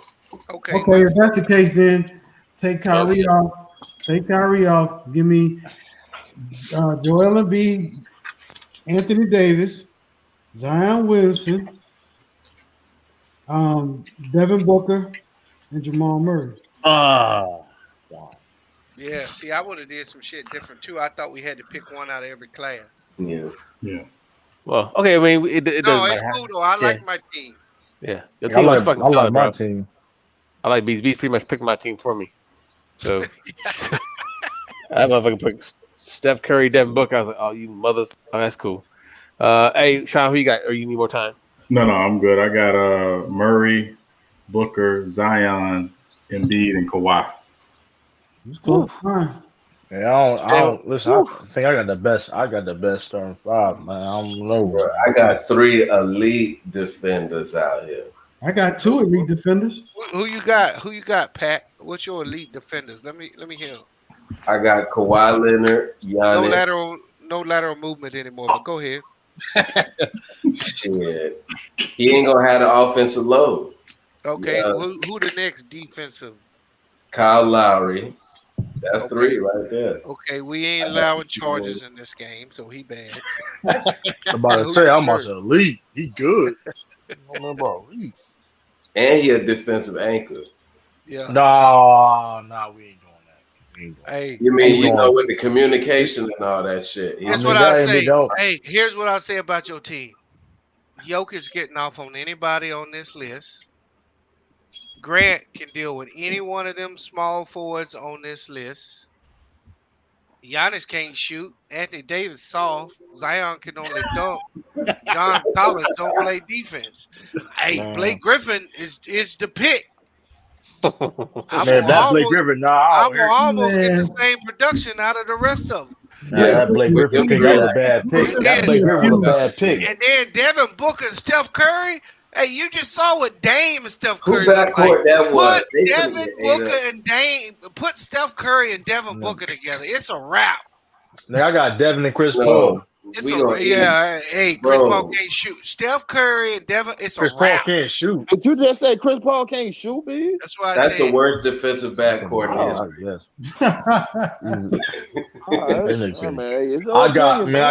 I got Jason Tatum. He get man, ain't nobody worried about Kobe wannabe, bro. He bad shot taker. Hey, bad and Devin Booker not okay. He better than Jason Tatum. Hey, I got 3 guys that can put the ball in the hole. That's all I know. I got they 5. can. I got 5. Hey, I got 5 can do it. They got a lot of size. None of them can dribble, but they got some size. Yeah, I got. Hey, man, I got 5. They got to get the ball in the post. They can only receive it in the post. Ain't nobody on that team dribbling. Yeah, who got Anthony, Zion, hey, did Sean say his team? Yeah. Hell yeah. Hey, Sean, say your team again one more time. Yeah, It was I had Murray, Booker, Kawhi, Zion, and Joel Embiid. Yeah, that's a tight team right there. I ain't even get mine. I go with Steph Curry, Giannis, Chris Paul, Jamal Murray, and Blake Griffin. Ooh, I don't know about Blake. You get torched. I think Kyle Lowry fit with Devin Booker. Anybody, you got Blake Griffin your team. You had Steph Curry. Who? I got Steph Curry, Giannis, Chris Paul, Jamal Murray, and Blake Griffin. And you know, Chris Paul gonna be the key for Blake Griffin and Giannis going off for Blake Griffin. Y'all pick a dude that can't jump no more. Yeah, I don't know that. You got a team that's gonna shoot about 32% from the floor. Hey, but ain't I'm right though. Kyle Lowry fit with Devin Booker better than Jamal Murray. That's a better fit. Yeah, you do. Chris Paul gonna be my key for opening all that shit up. I don't have the best squad, but I do like mine though. Man, my team win the chip. My team win a chip. Who was your team, Drew? I got Chris Paul, Devin Booker, Tatum gonna be in there. Chris Paul, Devin Booker, Jason Tatum, Jeremy Grant, and Joel Embiid. Nobody can beat that team, man. Like, come on, can't beat that, man. Yeah. And first of all, it's disrespectful to have Jamal Murray for $1. By the way. Yeah. I mean, a dollar. Okay. I didn't make the list. If Kyle were $2, hold on. If Kyle were $2, then I understand. I understand that then. He inconsistent in the regular season, and that's why. Y'all ready to get it? Yep. Let's get it. Let's get this. Hey, so listen, if you're watching, we got 2 spots left for this all-time NBA draft. So if you want to join, just hit the link. We got 2 spots left. So if you want to join, hit the link. We got 2 spots. So the next 2 spots will go because we want to get this thing in. We want to get 10 teams, but if not, we'll go with 8. It don't matter. My team winning anyway. So hey, you got your rabbit ass line, bro. Hey, Sean, who gets the draft first? So I'm picking names out of the hat random. That's how we're doing it. Hey, you know what, Sean? Just put my name in. Hey, y'all GM skills. Listen, y'all GM skills gonna be in the test right here. We gonna see how y'all really do. Hey, Keith Thurman. What's wrong with Keith Thurman, man? What do he do, man? What he do? What he say? He talking about. Yeah, he said I should have had steroid testing for Pacquiao before we.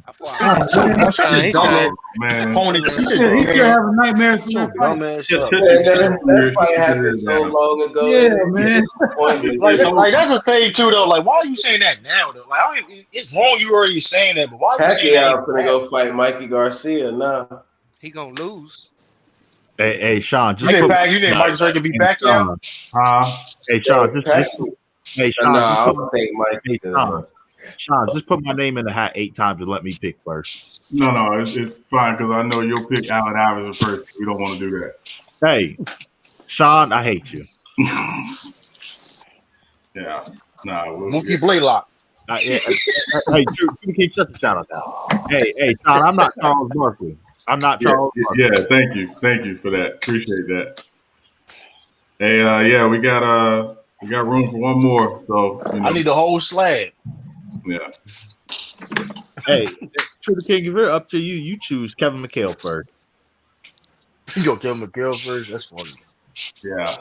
Hey, salute, brother Omari. Thanks for jumping in, man. Salute, brothers, man. Appreciate having me. Salute. I'll pick him. I'll pick Kevin McHale to make sense, though. I just join in. Yes, sir. Yeah. Come on, join in. We're gonna have a little fun with this thing. Yeah. We got 1 spot left. Don't be scared. Don't be scared. If you're out there watching, don't be scared. Come on in and jump in. This is an all-time NBA draft. That's a good team. Yeah, it's a good team. I know how to. I'm a good GM, man. Yeah.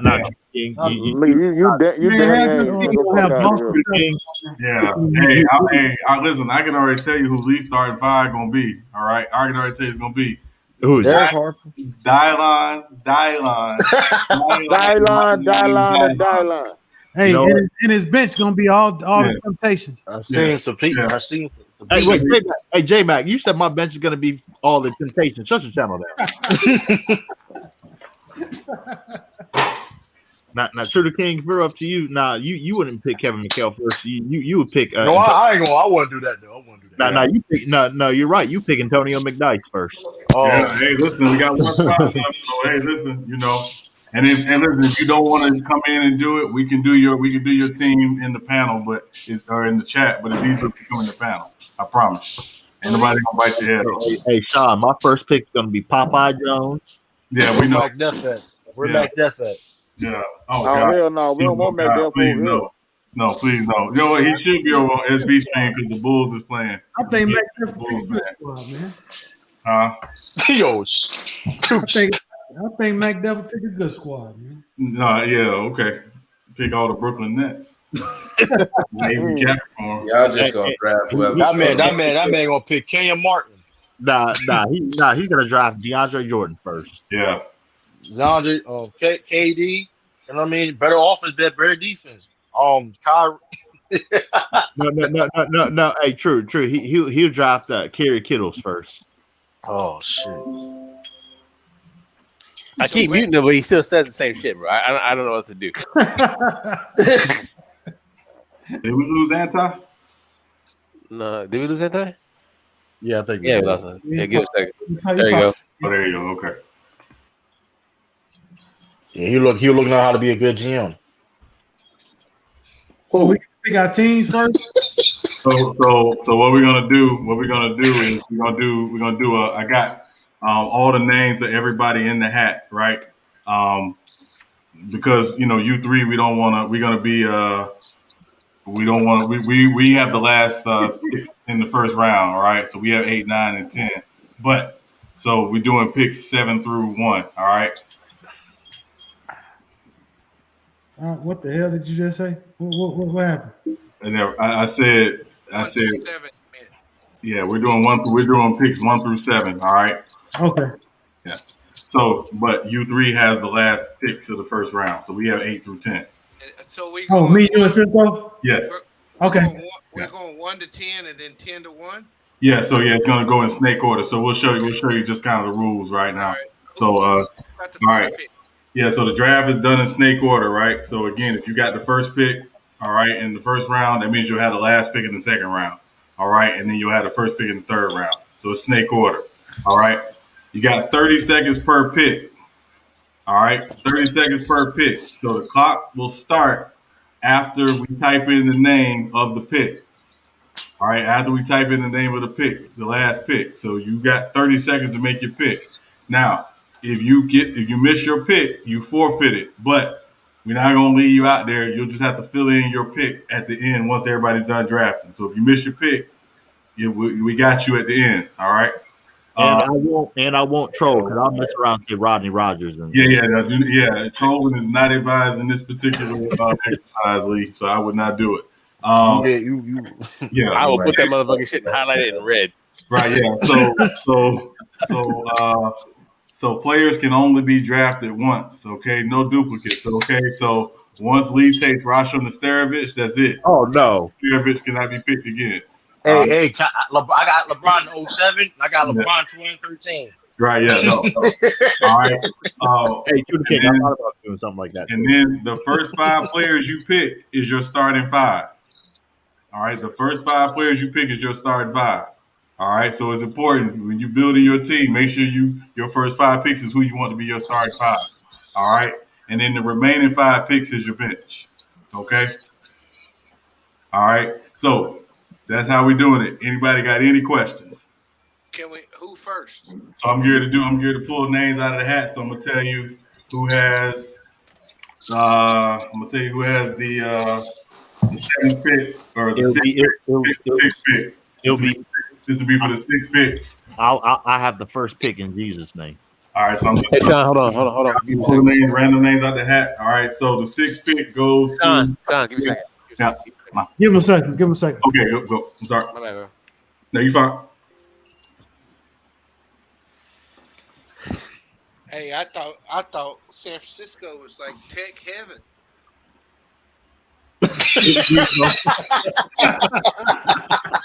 Oh man, yo. Hey, B, let me show you something, B. I'll show you something. I'm about to I'm gonna show you some shit. Hey. Yeah, I don't even know what all that is. Yeah, damn. That's way too much going on for me, player. Yeah, that's tech heaven, homie. Yeah. Hey, J-Mac. yeah. It took him a minute to get that one, didn't it? He was like, this motherfucker. He did that 5 times before he responded. At least 5 times. Yeah. Hey, Bees, did you hear about that Radio Shack that got robbed? No, it's right there. Yeah. Hey, Shaq, Sean, I can't hack you if you want me to. Want me to do that for you? I can't do that for you. I know. I'm concerned. Oh, you a hacker? Yeah. No, I'm not. Yeah. Better not say that out loud. Yeah. They have ethical hacking, homie. Hey, brother Omar, you see how slow that nigga move? He all right. They'll catch him. I can't do that to that brother. It's all about the keyboard. Hey, I had my 2 little jabs, Cisco. I'm good now. Me and Cisco, we good. Yeah. I hate these. Man,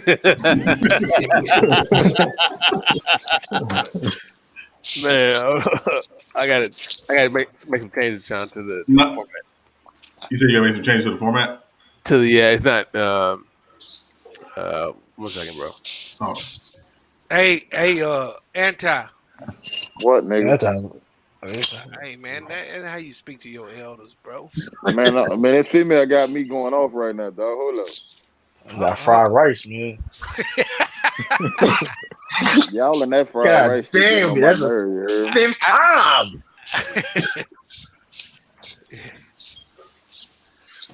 He left him in the middle of doing it. Where they every time the Chinese place see Anton's name, oh, no order. No order. No. Hey, true. Hey, Did you Lakers do win or lose tonight. Did you do? Who they play tonight? Who they play? They got the Pacers. I'm gonna give him a W. I did read today that LeVert's supposed to play tomorrow. The Pacers that carries LeVert's team from here on out. We're gonna see. He got that potential. But he's supposed to play tomorrow. I don't know why he ain't gonna play tonight. He's gonna play tomorrow. And he got a nice roster around him. Well, he probably ain't play. I guess he probably just getting ready, whatever. He probably is going to get a couple practices before they put him out there after the All-Star break. Yeah, once he get in shape, that Pacers team is gonna be dangerous in the playoff. Yeah. Good to go. Yeah, At least the probably. first round. You go, ready? All right. So, pick We number can 6. draft anybody that we want, right? Yeah. So, you want to go reverse order, Cisco? Or you want to go? So that'd be the 7th pick. So we can leave that one open, Cisco. So the next one up. So the 6th pick goes to Sean Pack. I already knew that. The 5th pick goes to True the King. Dang, I already knew it. Dang, man. I get a second though. Hey, I always Still gonna have the best team. The 4th pick That's it. in the draft goes to Bees. That's a shitty spot. That's a bit of the pack. The 3rd pick goes to Antisocial. Oh boy. Come on.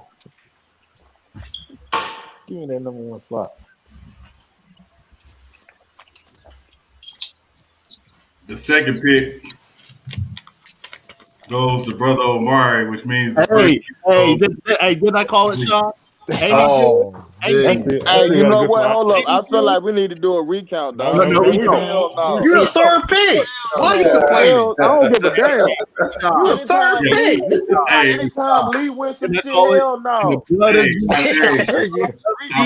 I pulled him out of hat randomly. I promise you. I didn't see you pull him out randomly, nigga. Hell no. I heard in the background. Hell no. I heard in the background. It was random. Hey, you got the 3rd pick, Anti. What you complaining? Yeah, anytime Lee. Best players ever.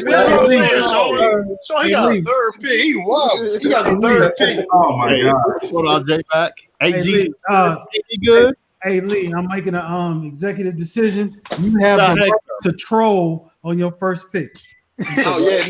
Go ahead and troll, nigga. Go ahead, yeah. No, absolutely not. Nope. I wish that motherfucker would troll. No, because I'll mess around and say Bison Dele and that was it.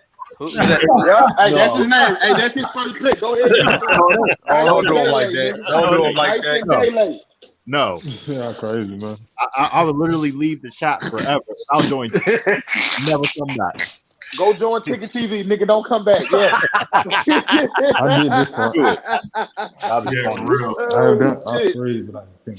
Hey, so what we doing? Yeah, that's what we doing. I'm using the timer. I'm using the timer on my phone, right? So when you hear the time, it'll be Miss Jackson. It'll be Miss Jackson. Be a little fast though, you heard? Timer's be a little fast. Nah, hey, listen, 30 seconds. All right. So listen. Once the clock starts, Lee, you're on the clocks. All right. So you got to make your pick. All right. Sure. All right. Remember, we're going in snake order. All right. We're going in snake order. All right. Hell, a snake order. What is that? So it means that Lee has the first pick of the first round, but he has the last pick of the second round and the first pick of the third round. Bless God. Okay. Hey, J-Mac. J-Mac. Yeah. Hey, do you notice how Sean put himself last every time? You see that shit? Oh yeah. No, I just did it. Yeah. No, I got you. It's fine. Hey. Hey, listen, no matter where I go, get who I want to do. Hey, Sean, I'm guessing we can't pick the same players, right? No. Yeah, once the guy's picked, that's it. All right. J-Mac, anti. You know, the Bible talks about hating. The Bible talks about hate. Is Lee on the Start his time. Is Start Lee on that the nigga time. Start that nigga time. Hey, that nigga time, man. hey, everybody ready? Yes, sir. All right, so Lee, the timer starts now. LeBron James. Fuck you. Fuck you. All right. Brother Omari, you on the clock now. I'm going for the JDRs. Give me Michael Jordan. Oh, man. I love you too in Jesus' name. Fuck you. All right.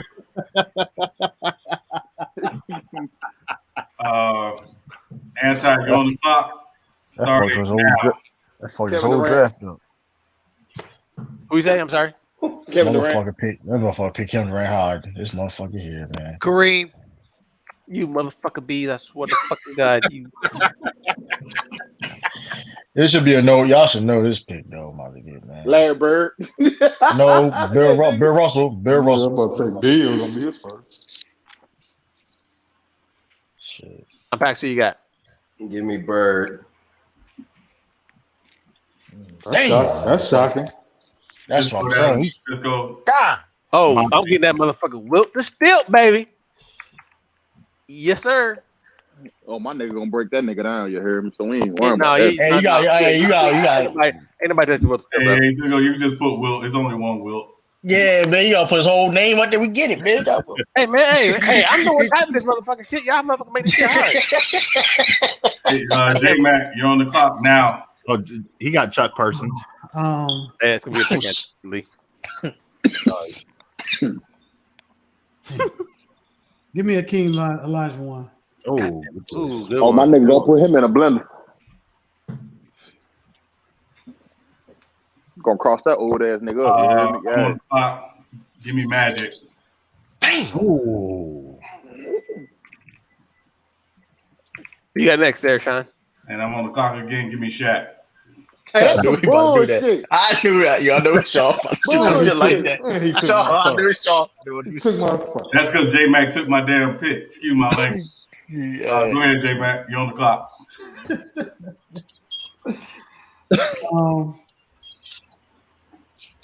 Give me Steph. You some bitch. That's a good one.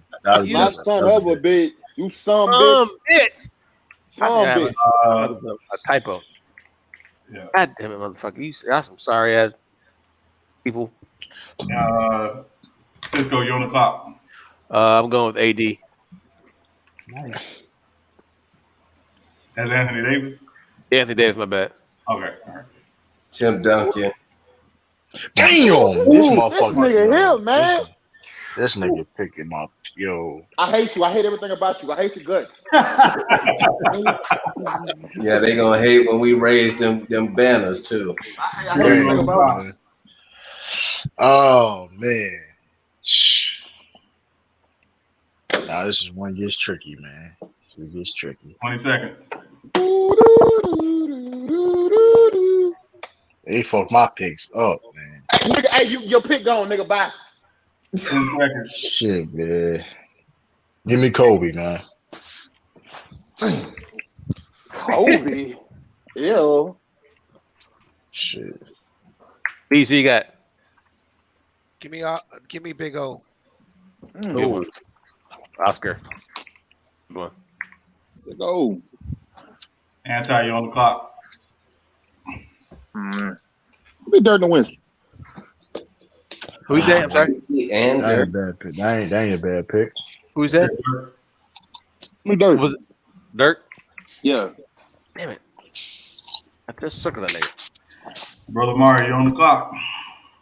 Let me get Kevin Durant. He's already gone. KD was the third KD, pick in the draft. 20 seconds, Brother Omari. Let me get Gary Payton for nostalgia. GP. Lee, who you got? You on the clock. Darn it. Ooh. You know what? Give me David Robinson. That ain't bad. That ain't bad at all. Lee, you're first on the clock.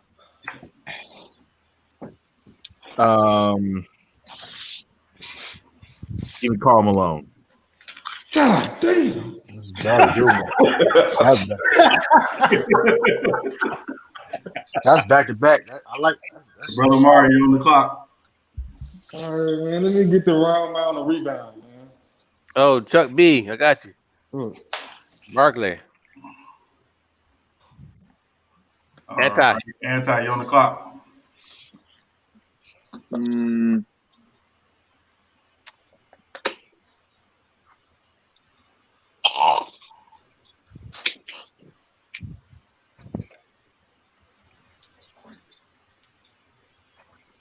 Let me go Kawhi. You anti motherfucker. That's a good one. That's a good one. God. I'm gonna put Kiwi. Yeah, Kiwi. Bees,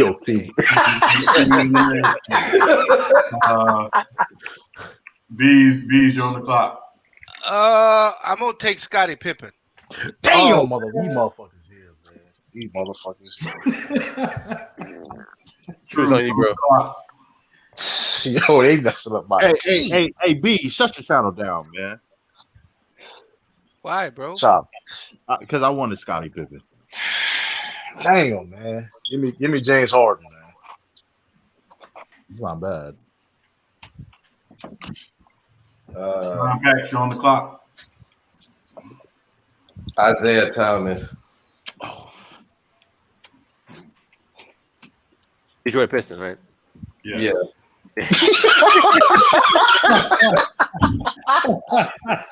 Nah. We talking about the Boston. Hey, I got you. Hey, Cisco, you on the clock. Give me Bernard King. Yeah. Come on. You wanted him out of the top 75. How you gonna take that man? No, that wasn't me, bro. That wasn't me. That wasn't you? No. It may have been somebody else. J Mac, you on the clock.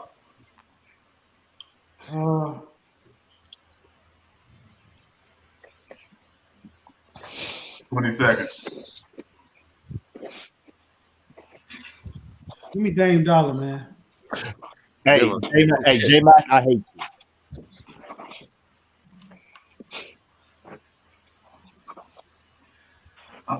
you. Ooh, I got a good one.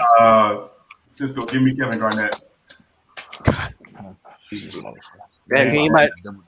And give me Dwayne Wade.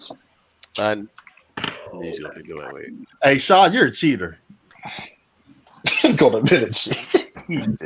Yeah, he's a cheater. I don't care. Hey, J Mac, you on the clock. Let's see. I need a small forward. How much time I got? 15 seconds. I hope nobody take mine. I'm waiting on this one. Give me Grant Hill.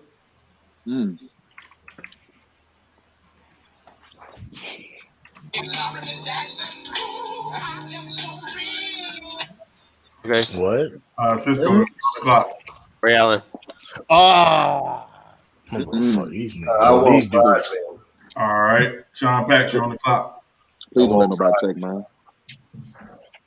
Dennis Rodman. That's a good one. That is a good one. True, you're on the clock. Giannis.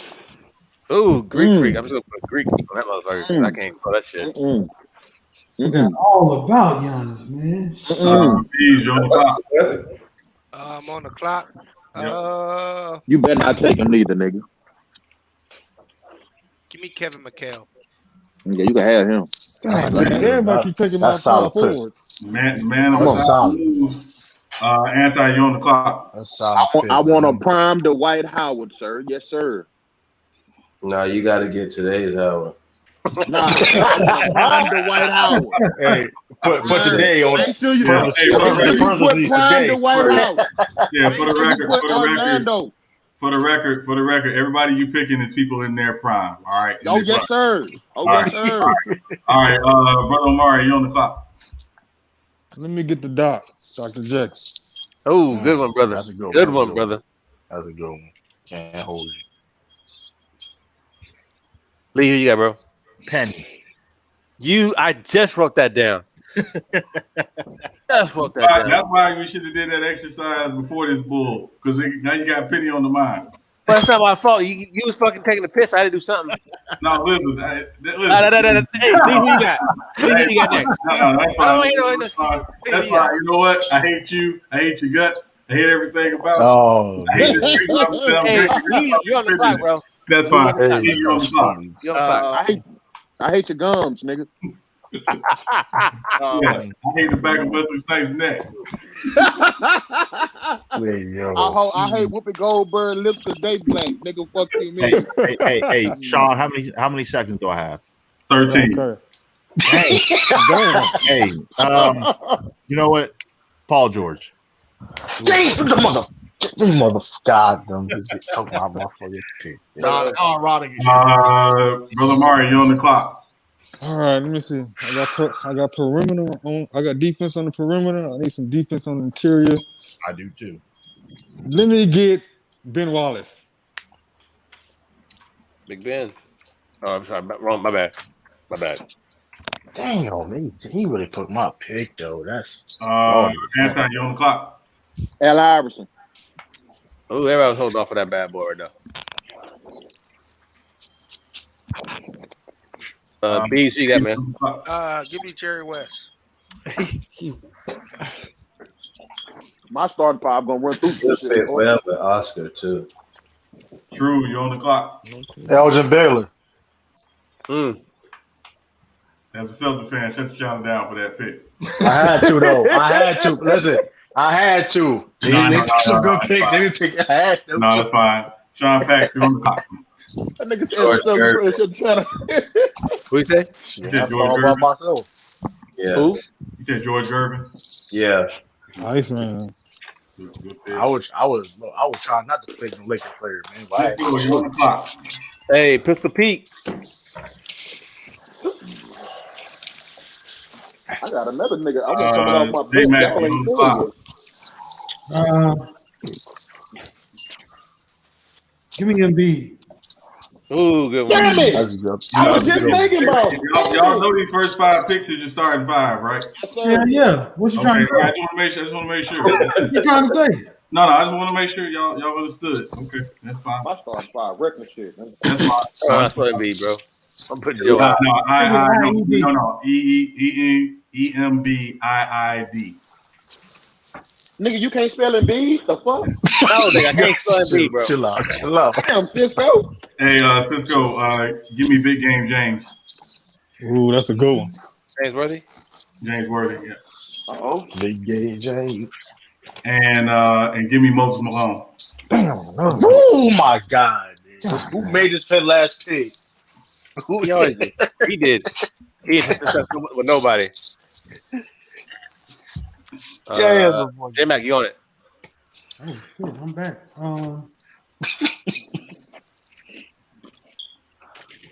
These bench players now, right? We out of the top 5. Yeah. So you got your starting 5 down, so now you're picking your bench.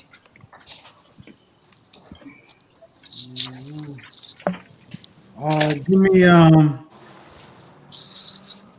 is Elgin Baylor gone? Yes. You got 10 seconds, J-Mac. All right. Give me 5, 4. Give me T-Mac. Yeah, you're right, Sean. I should have showed that shit. Yeah. Yeah, no shit. Hey, for me, I'm taking Jason Kidd. Okay. Next on the clock. Hey, Cisco, screw you. John Stockton. Hey, now. True, you're on the clock. Hey.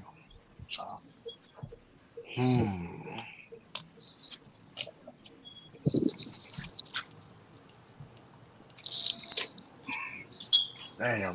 15 seconds, True. Shit. Ed Pinkney. Hit that shit again, bro. This shit right here. Chris Paul. You suck. Damn good one too, boy. Man, you suck. This nigga took my pick. Hey, shoot, they take shit. Hey, B. they about to relate. Hey, about to relate No, on man, that. this motherfucker literally just took my pick.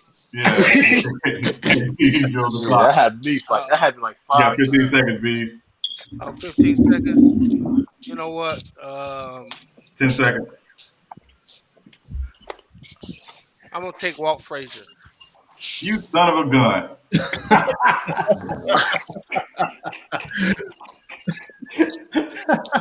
Dog, anti, you on the clock. Give me Steve Nash. Ooh, good one. Like that. That's what I Brother Mario, you on the clock. Let me get the greatest 6 man of all time, Ginobili. Boo. I think I'll have a text on the phone for you. Yeah, I'm about to say on that. Yeah. Yeah, I'm still going Ginobili. No, let me get Steve. Oh no, I was almost trolling. Never mind. I'm glad you get Cisco. I'm glad you gonna give it to that nigga too. Hey, Cisco, I'm glad you didn't hear it. Anti set your shadow down. Let me get Alonzo Mourning.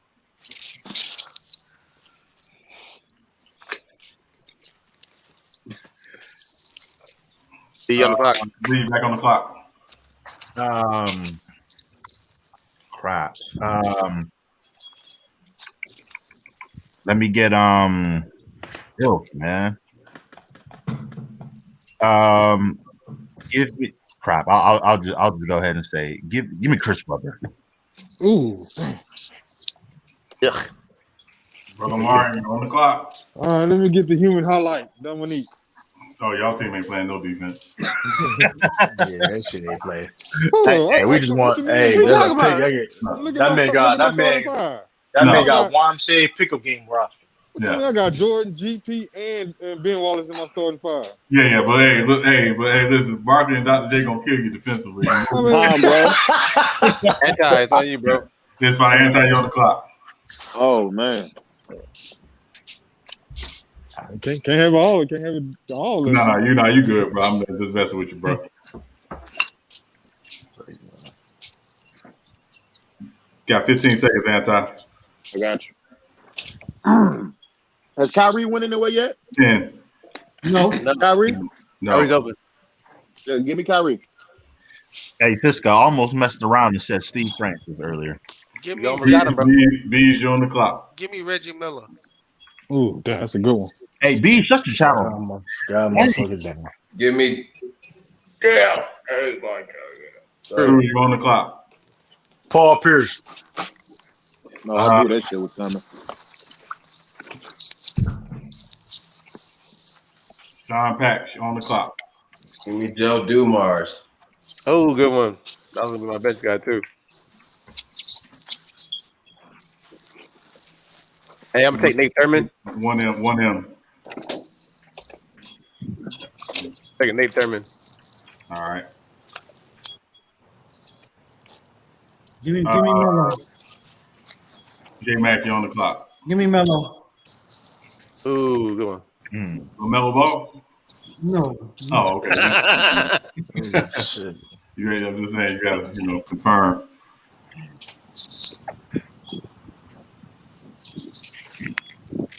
On your clock, bro. Give me Clyde Drexler.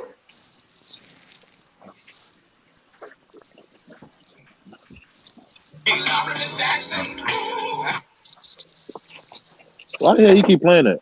It's the timer. Oh. Nigga, and that's what it's playing for to come on your alarm? Yeah. That's what wakes me up in the morning. Hey, give me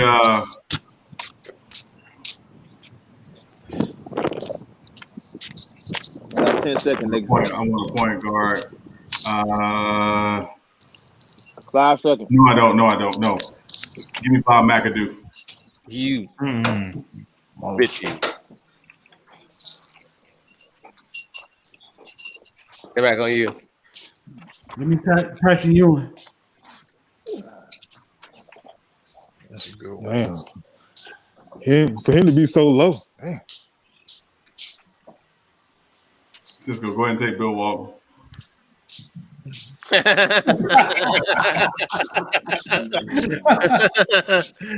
Fuck you, nigga. Damn. So crazy, man. Taking Klay Thompson. Motherfucker. Oh my God, I was just about to take it. It was all good 5 minutes ago. No. I was just about to take Hey, it. Sean Pax, you on the clock. Artist Gilmore.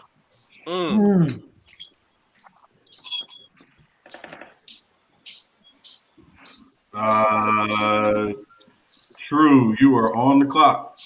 Oh man.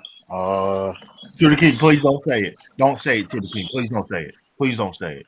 Oh man, I need a big. Okay, never mind. John Reese, man. That's right. Go ahead and say Danny Manning. It's okay. 5 seconds, True. Dikembe. No, stupid ass. That was going to be my next. That was gonna be my next pick. Bees, you're on the clock. I'm gonna take Elvin Hayes. Big B. I can't wait till you get back to me. Bees, I was between him and Bob McAdoo. I was like, I got to take one of them. Yeah. Surprisingly, nobody said this nigga. I'm getting that. Give me Jokic, man. Joker. Nobody said big Jokic. Yes, give me Joker, man. Hey, Anti, just as a reminder, the NBA was around before 2000, just as a reminder. My big man can shoot, and we coming for that ass. No, that's fine. Brother O, your bro, your top. Well, you made a joke about him earlier, but let me get Bill Walton, man. He led the Portland Trailblazers to a ring. Yeah, he'll be hurt. He'll be hurt in 3 minutes. Well, hey, we said they. Goddamn it! How about the fucking prime shit? Hey, Yeah, as long as I get that ring, I'm joking. Hey, Lee, you on the clock. Give me Reggie Lewis.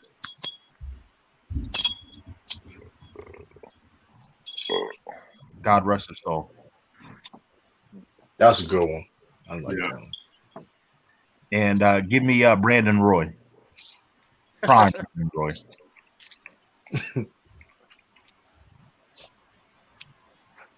Brother Murray, you're on the clock. Let me get Brent Berry, man. You said Brent Berry? Yeah. For Golden State. Yeah, that boy was cold. No, you're talking about Rick. You're talking about Rick Barry. No, you're talking about Rick Barry. My bad. Rick. You're talking about Rick Barry. Yeah, I will let you. I'm about to let. Listen, I'm a good person. I'm good folks, man. You know I'm like I want nobody. Hey, listen. I don't hear nobody saying good people. I can. Hey, Anti, you're on the clock. Hey, True the King, I would have kept my mouth shut, but give me Luka.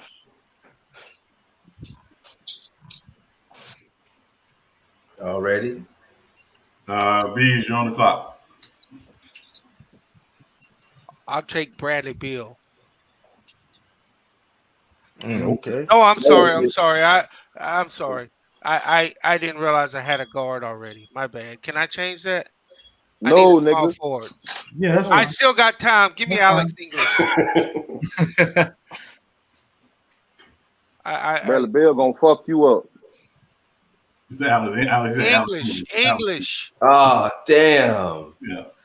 You can't spell English neither. Hey, I still had time. True, you're on the clock. But I was trying to do this by position and got fucked up. Oh man.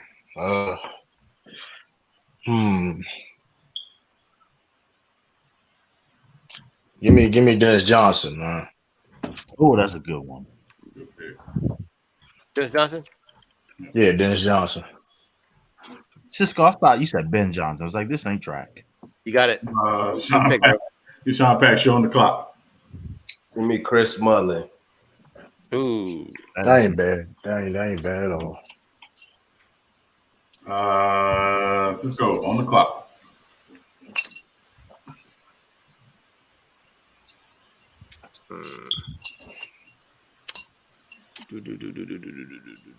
How many shooting guards I got? 2 shooting guards. I'll take John. Did anybody take John Havlicek yet? No, I haven't gone yet. J Mac, you're on the clock. This motherfucker picked John Howard.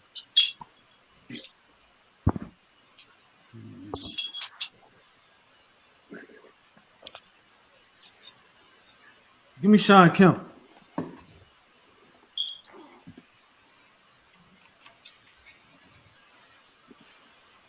And excuse me, give me Earl Monroe. Whew. And I need a point guard. It's the right, Sean. Pick Steve Kerr. Yeah, that's funny. Point guard.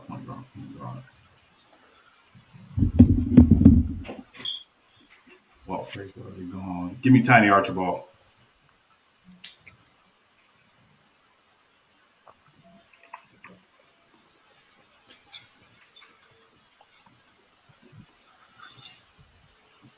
J Mac on the clock.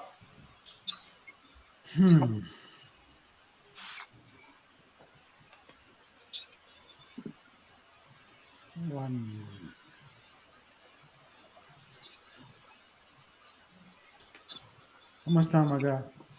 15 seconds.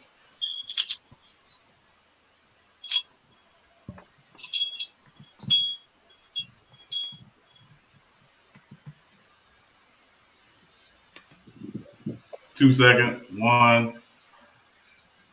That's time. That's time. We'll come back to you, J Mac. All right. Cisco, you're on the clock.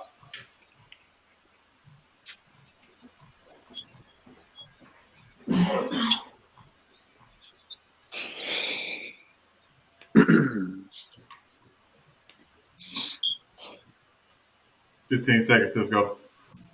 Hey, I'm there with you.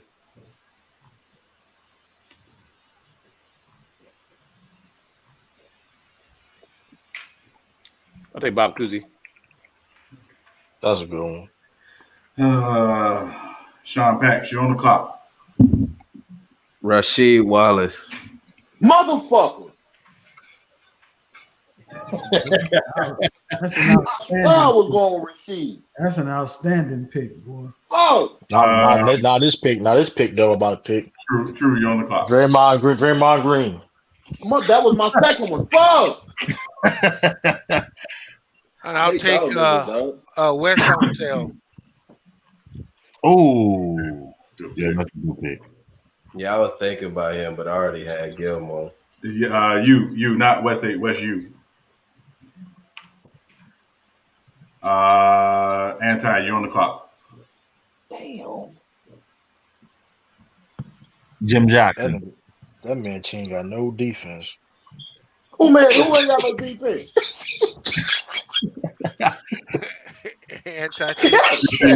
Look at my shit, nigga. Like you got few people, but they ain't gonna 2 hold seconds, Anti. Come back to me. All right. Let's see. Bro, you're on the clock. Let me get Russell Westbrook. I hate you, bro. I hate you with every other passion that life has to offer. Yeah, I knew. that was good. That was a great. Come back on this panel again.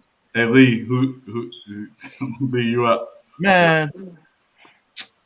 I like my lineup though. Russ is terrible. I got the White Howard and Kawhi. You need more than the White and Kawhi. 2 Nigga, seconds. what do you mean? Screw it. Mark Price.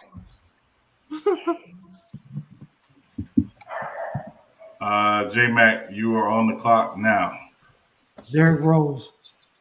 That's a good one. I was thinking about Derrick Rose. Nigga. And Anti, you were back on the clock.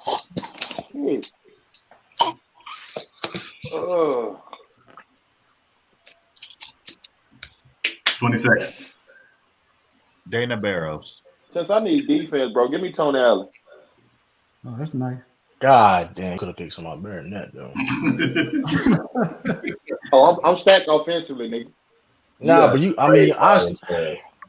I'm stacked offensively. You're gonna gonna get ran out the gym. Shit. Chris Paul catching lobs against y'all. Chris Paul got to put a team with him. Oh yeah. We have to put a team. Against the White House. Who's it on? You said what? You said what? I'm sorry. So we have to have a team. No. So not necessarily. So the way it's going to work. So the plan with this, a couple things. Number one, we want everybody to look at the lineups in the chat. All right, and look at everybody's lineup. All right, starters and bench, and you can choose in the chat who you think built the best all-time team. But also, we'll like we did with the quarterback, we'll all vote on each other's teams. But also, what we're going to do with this is we're going to take this and we're actually going to create a 2K simulation tournament with your rosters, and we're going to simulate them, record them, and upload them. All right, I can't wait to see this. Hey, Kevin brother. Hey, oh yeah, I'm finna get this ring. Yeah. So, brother Omar gonna win it. He got Michael Jordan. You know they be cheating to keep Michael Oh Jordan. yeah, damn dog. Yeah. They go. Got for that bitch out of here. All right. So what we'll do again, take a look at the chat. If you're in the live chat, please tell us who you felt built the best team. Of course. All right. Yeah. Of course. U3 Sports Talk voted for Cisco because Cisco.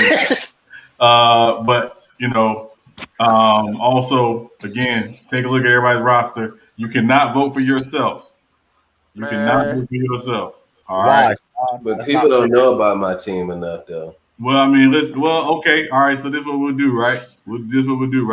We'll give everybody 30 seconds to tell everybody why your team should get their vote. All right. So we'll start up top. Lee, why should everybody get your vote? Dang. Okay. I have two great facilitators in LeBron and Penny. Great scorer and defender in PG. I have power inside with Karl Malone, finesse with David Robinson, shot blocking, and someone who could defend the paint. Then with my bench, Alonzo Mourning can do the same thing that David Robinson can do, maybe not as fluid offensively. Chris Webber, in his prime, fantastic player. Defense will worry me. Reggie Lewis in his prime, before he passed away, unfortunately, got rest his soul. Great two-way player. Fantastic. Brandon Roy, excellent shooter. Okay defender, not the greatest, but good enough. Excellent three-point shooter. Very versatile. And Mark Price, okay, very good defender, but he could do it all offensively, except for dunk on people. But that's why I like my list. I like my team.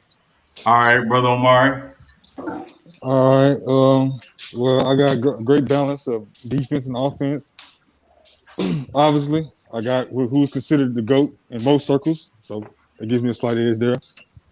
I have the do-it-all guys like Ben Wallace. I have an underrated player in Rick and Bill Walton, which they both led their teams to championships. So I'm getting leadership, I'm getting toughness, and I probably got the greatest athletic point guard of all time in Russell Westbrook. I mean, he won't be in at the end of the game, but from quarter 1 through 3, he's gonna be a handful. And you're a thief. And like I said, I got perimeter defense. I got on this list probably the best perimeter defense with Jordan and GP and Gary Payton. Slow down with that shit. Yeah. Well, I don't know. Shit, a lead over here. I'll still go with Jordan and GP. And look at my bench. Like I said, I got Dr. J as a scorer and Charles Barkley as a rebounder. And a scorer. So I got a balance of scoring and defense, what you need. Okay. All right, Anti. Any of y'all know who the highest twins is? What you say? I don't know who the highest twins is from YouTube. Anyway, just look at it, bro. Look at it. Respect it, man. Look. I got Katie and Dirk. Kawhi Leonard, the White House, and AI. I ain't got no defense. You got no. No, go ahead, Anton. This is your time to explain. Go ahead. I ain't got nothing else to say, bro. You got 5 defensive My liabilities. list speak for itself. You heard? And you got 6 defensive liabilities. Who's right. I don't need to advocate for this team. Nigga, you My ain't. team is where it's at. Now go ahead, True. Yeah, it's that. Man, listen. I ain't gonna hold it though. But like my team, like I said, my team. I don't really gotta say so myself, but like I said, I'm going to anyway. My team well balanced. Of like all, you look at all my players, they can do more than one thing. You know what I mean? Um, defense, offense. You got people on my team that can do the dirty work. I got 3 of the best scorers of all time on my team. That was in Baylor, Kobe and James Harden. I got the best rebounders on my team. I got guards that can play multiple positions. I got wings that can play multiple positions. I got power forwards that can play multiple positions. You know what I mean? I got athleticism, the playmaking, the shooting, rebound, defense, the IQ, everything. Everything for a team to win, man. Like I got the best team hands down, man. Like you can't beat that, man. Like You got I don't no know, passing. dude. I got passing. What do you mean? Draymond Green, Chris Paul, Dennis Johnson, Giannis, James Harden, and Bill Russell. You say Draymond Green's your best. If Draymond Green's your passer, then you're in trouble, bro. James Harden, my point guard on my team.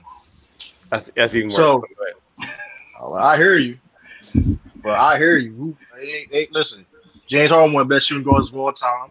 Bill Russell, the GOAT, best. I mean, we ain't gotta do that all that. You know what I mean? Multiple time defensive player of the year, can't make my tongue vote. Paul Pierce, he's the truth. Dennis Johnson, NBA Finals MVP. You know what I mean? Hey, that clock up yet, Sean? Yeah, it's pretty much running. Pretty much saying, running. Right, hey, it would take a lot, though. It's just a lot of talent on my team, man. It's more than 30 seconds. God. No, it's fine. You fine. Hey, hold up. Before we go on ABs, I got you. Lakers starter to be real evaluated. He got to miss 2 more weeks. Who? Anthony Davis. Anthony Davis. I told you he wasn't playing before the 25th. Yeah. 25th of what, March? Oh, yeah. He's not playing for a straight deadline. He's not playing. Yeah. Okay. Hey, Sean Pat. My team the best because everything, look at my roster, everything is two-way. I got Isaiah Thomas. I can start off running the offense with him. Bird can take over games. Multiple guys that can go off for 40. That can go bucket for bucket with a KD or a MJ. Look at my bench. Joe Dumars and John Stockton. That's locked down on the perimeter. With Artis Gilmore, if you get past them. Chris Mullin. Slowest 2-guard in history. Chris Mullin a bucket. Rasheed Wallace 2-way. Yeah. We don't even much got to switch everything. Yeah, any close games you're going to lose because of technicals. No, he ain't got to be in late in the game. Oh, yeah, I got Rodman, too. Yeah. Khalil Burton, that's cap for that Myers Leonard comment. He said ain't no way to pick Myers Leonard. He wouldn't get put if it was a today's draft. Yeah, no. This ain't the all races draft because we pick everybody from the 40s. Hey, Cisco, you want to go ahead and Yeah, sure, absolutely. So you want to talk about championships? My team's win championships. I probably have the most championships of everybody. I have 3 players who can equal out to at least 20 championships by themselves. I have 2 of the greatest shooters of all time. I have one of the greatest or the most dominant players of all time. But still, Anthony Davis, he's a little fragile, but he's light skinned, so I took him. Light skin. Bernard Key, probably one of the most underrated but best scorers there is. Pistol Pete, Jason Kidd, one of the best passers, point guards. And if you need a Game 6 winner, you go Klay Thompson, Mr. Game 6 himself. So between championships, I have the most championships out of anybody. My team busting your ass. I don't know who said that, but it sounds like some bullshit. Yeah, Todd said it. My lineup can expose Cousy and have the check. Everybody line up can expose Yeah, schools to the camera check. Hey Matt, you got next. Oh man, I got the Dream and Embiid, man. I think. Well, hold on.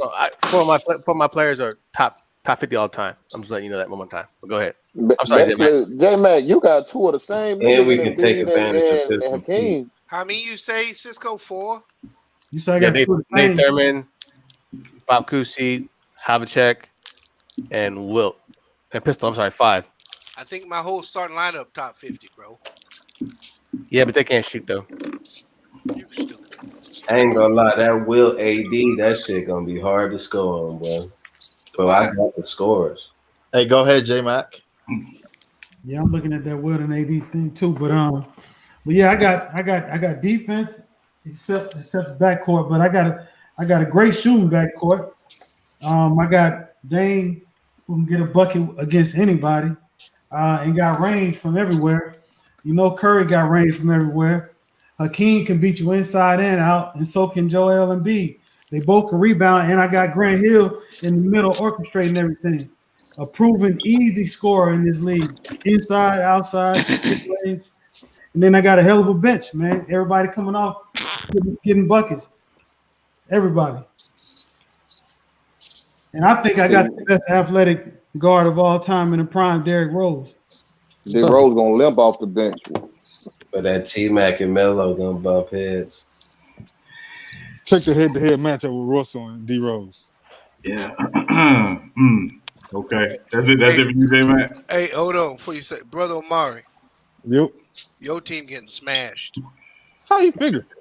I'm just telling you now. You don't got. Barkley don't play no defense. You too little. That's the only and thing. You gotta hope that Jordan and Dr. J can overcome too much. But go ahead, Sean.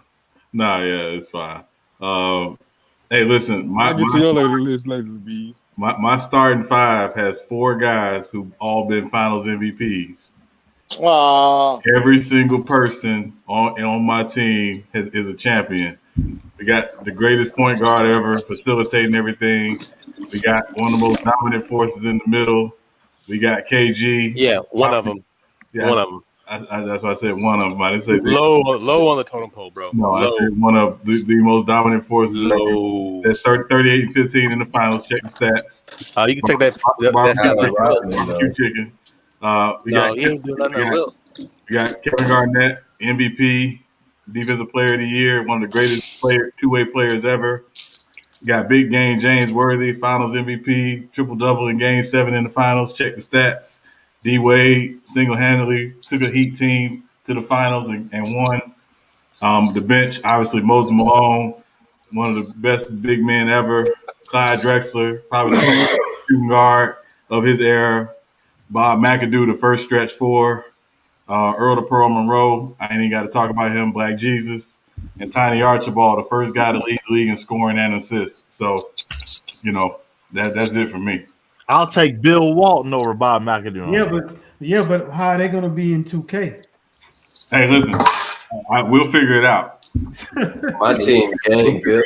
Okay, we'll figure it out. But yeah, in the chat, yeah. So, you capping, B. Oh no, I don't know what all this championship talk is because Cisco said he had the most.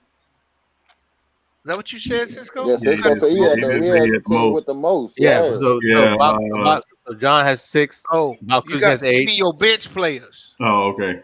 You mean your bench players got the most? It don't matter. It's overall championship, though, bro. Because every overall dude on my championship, store, I got what? Who you got? 6 with Jabbar. Hey, 6 with Pippen. Jerry West got 1. He got 1. He know how to lose the championship. He got 1. He know how to lose it, though. What Kevin McHale got 3 or 4? I mean, Kevin McHale got 3 or 4. 3. He got 3. And Oscar got 2, didn't he? Oscar got 1. 1. B, you got about 3 people that dribble with one hand. What the heck? All right. Come on, you talking about what I'm doing. Hey, I'm gonna vote first. I'm gonna vote first. Going by my lineup, our toughest matchup would be Sean's team, followed by J Max. The fuck out of here. I'm straight up. Them the 2 toughest matchups for my lineup. I ain't gonna lie, that Steph Curry, Dame, Hakeem, and Embiid, that shit. That J Mac, that's a good one. I'm looking at it now. Yeah, but god damn. Yeah, but that's barbecue chicken on defense. Yeah, barbecue. Yeah, chicken. you right, but god damn. I trade threes for twos. That's No, fine. it's fine. That's fine. Let's trade Yeah, threes for twos. Sean got a good squad. Okay, I voted Sean first. J Mac second. Since I can't vote for myself. No, you can't. I got Andy Davis too soft. Let it go. Hey man, we talking about Hey. straight killers here. You had no out there talking about his toenail hurt and shit. Reggie Miller killer? Reggie Miller killer? No. Hey, he on my bench, bro. It don't matter. You gonna play him, all right? You gonna play him. ABs. Anthony Davis, one of the toughest players in NBA history. Hey man, that Joker played. Hey Lee, I can delete this shit right now. All right, Hey. never mind. Hey Lee, straight Yo. up. Anthony Davis can't do nothing with Kevin McHale, bro. No, ain't Yes, he gonna- can. Yeah, he can. No, he Yes, he can't. can. Sean, Easy tell him work. the truth. Easy work. Easy. Listen, hey, Easy. listen, Anthony Davis, boy, get out of here. Hey, No, he He's gonna wasn't. No, give he wasn't. Anthony Davis the business. hey, No, he's not. Kevin McHale in his prime was such a Who problem. is your who's gonna guard Pistol Pete or Jay Kidd or Klay Thompson? On your my squad? team, Yeah. I got the Who? best defensive wing ever, Scottie Pippen. Okay. He better. That's one. That's one. He's better than anybody you named. No, he's not. Stop. Stop I the camera, think bro. him and Kawhi is what defensively. Hey, yeah, we need y'all in the chat. We need y'all in the chat voting, man, while we're doing this as well. So please put your names in if you haven't already. So I know Bees went. Who else went? I'm sorry. Who else went? I was about to go. I have J Mac 1 and Sean. I have you 2. Amari, I was gonna put you in second, but you stole Westbrook from me, so I can't. Don't be petty. Hey, if anybody vote for Brother Amari, you disqualified. Don't be mad. Be so three left-handed shooting dribbling That team players. ain't beating nobody on this fucking list. Your team ain't gonna get past half court. All right. You got one score in the whole damn lineup. You better have Kareem. Hey, you better ask somebody what Oscar and Jerry West did, bro. Yeah, All right, I know what they did, but you better ask somebody. I know what they did, but I know they play gonna be get the ball to Kareem. Hey, Jerry West is still better than Dwayne Wade. I don't know what you've been looking at. I ain't got Dwayne Wade, but that's whoever got Dwayne Wade. I'm just saying. You said he can't score. He can't do nothing. He LeBron before LeBron.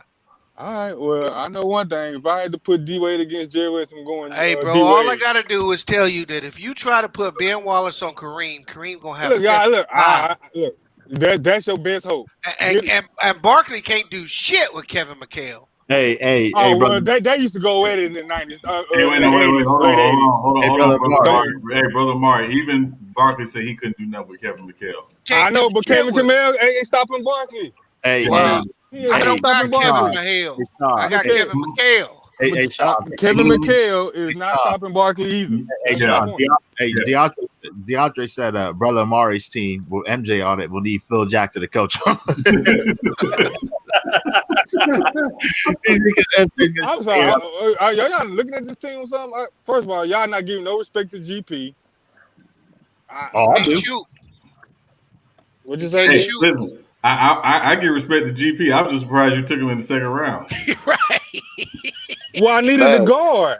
Yeah. I wanted a defensive guard. There's only about 40 better than him that you could have took. Ain't no damn 40 guards better than no damn GP. Nah, 40 players. But ain't no 40 guards though. I needed the. Hey, who won? Hey, I know I won.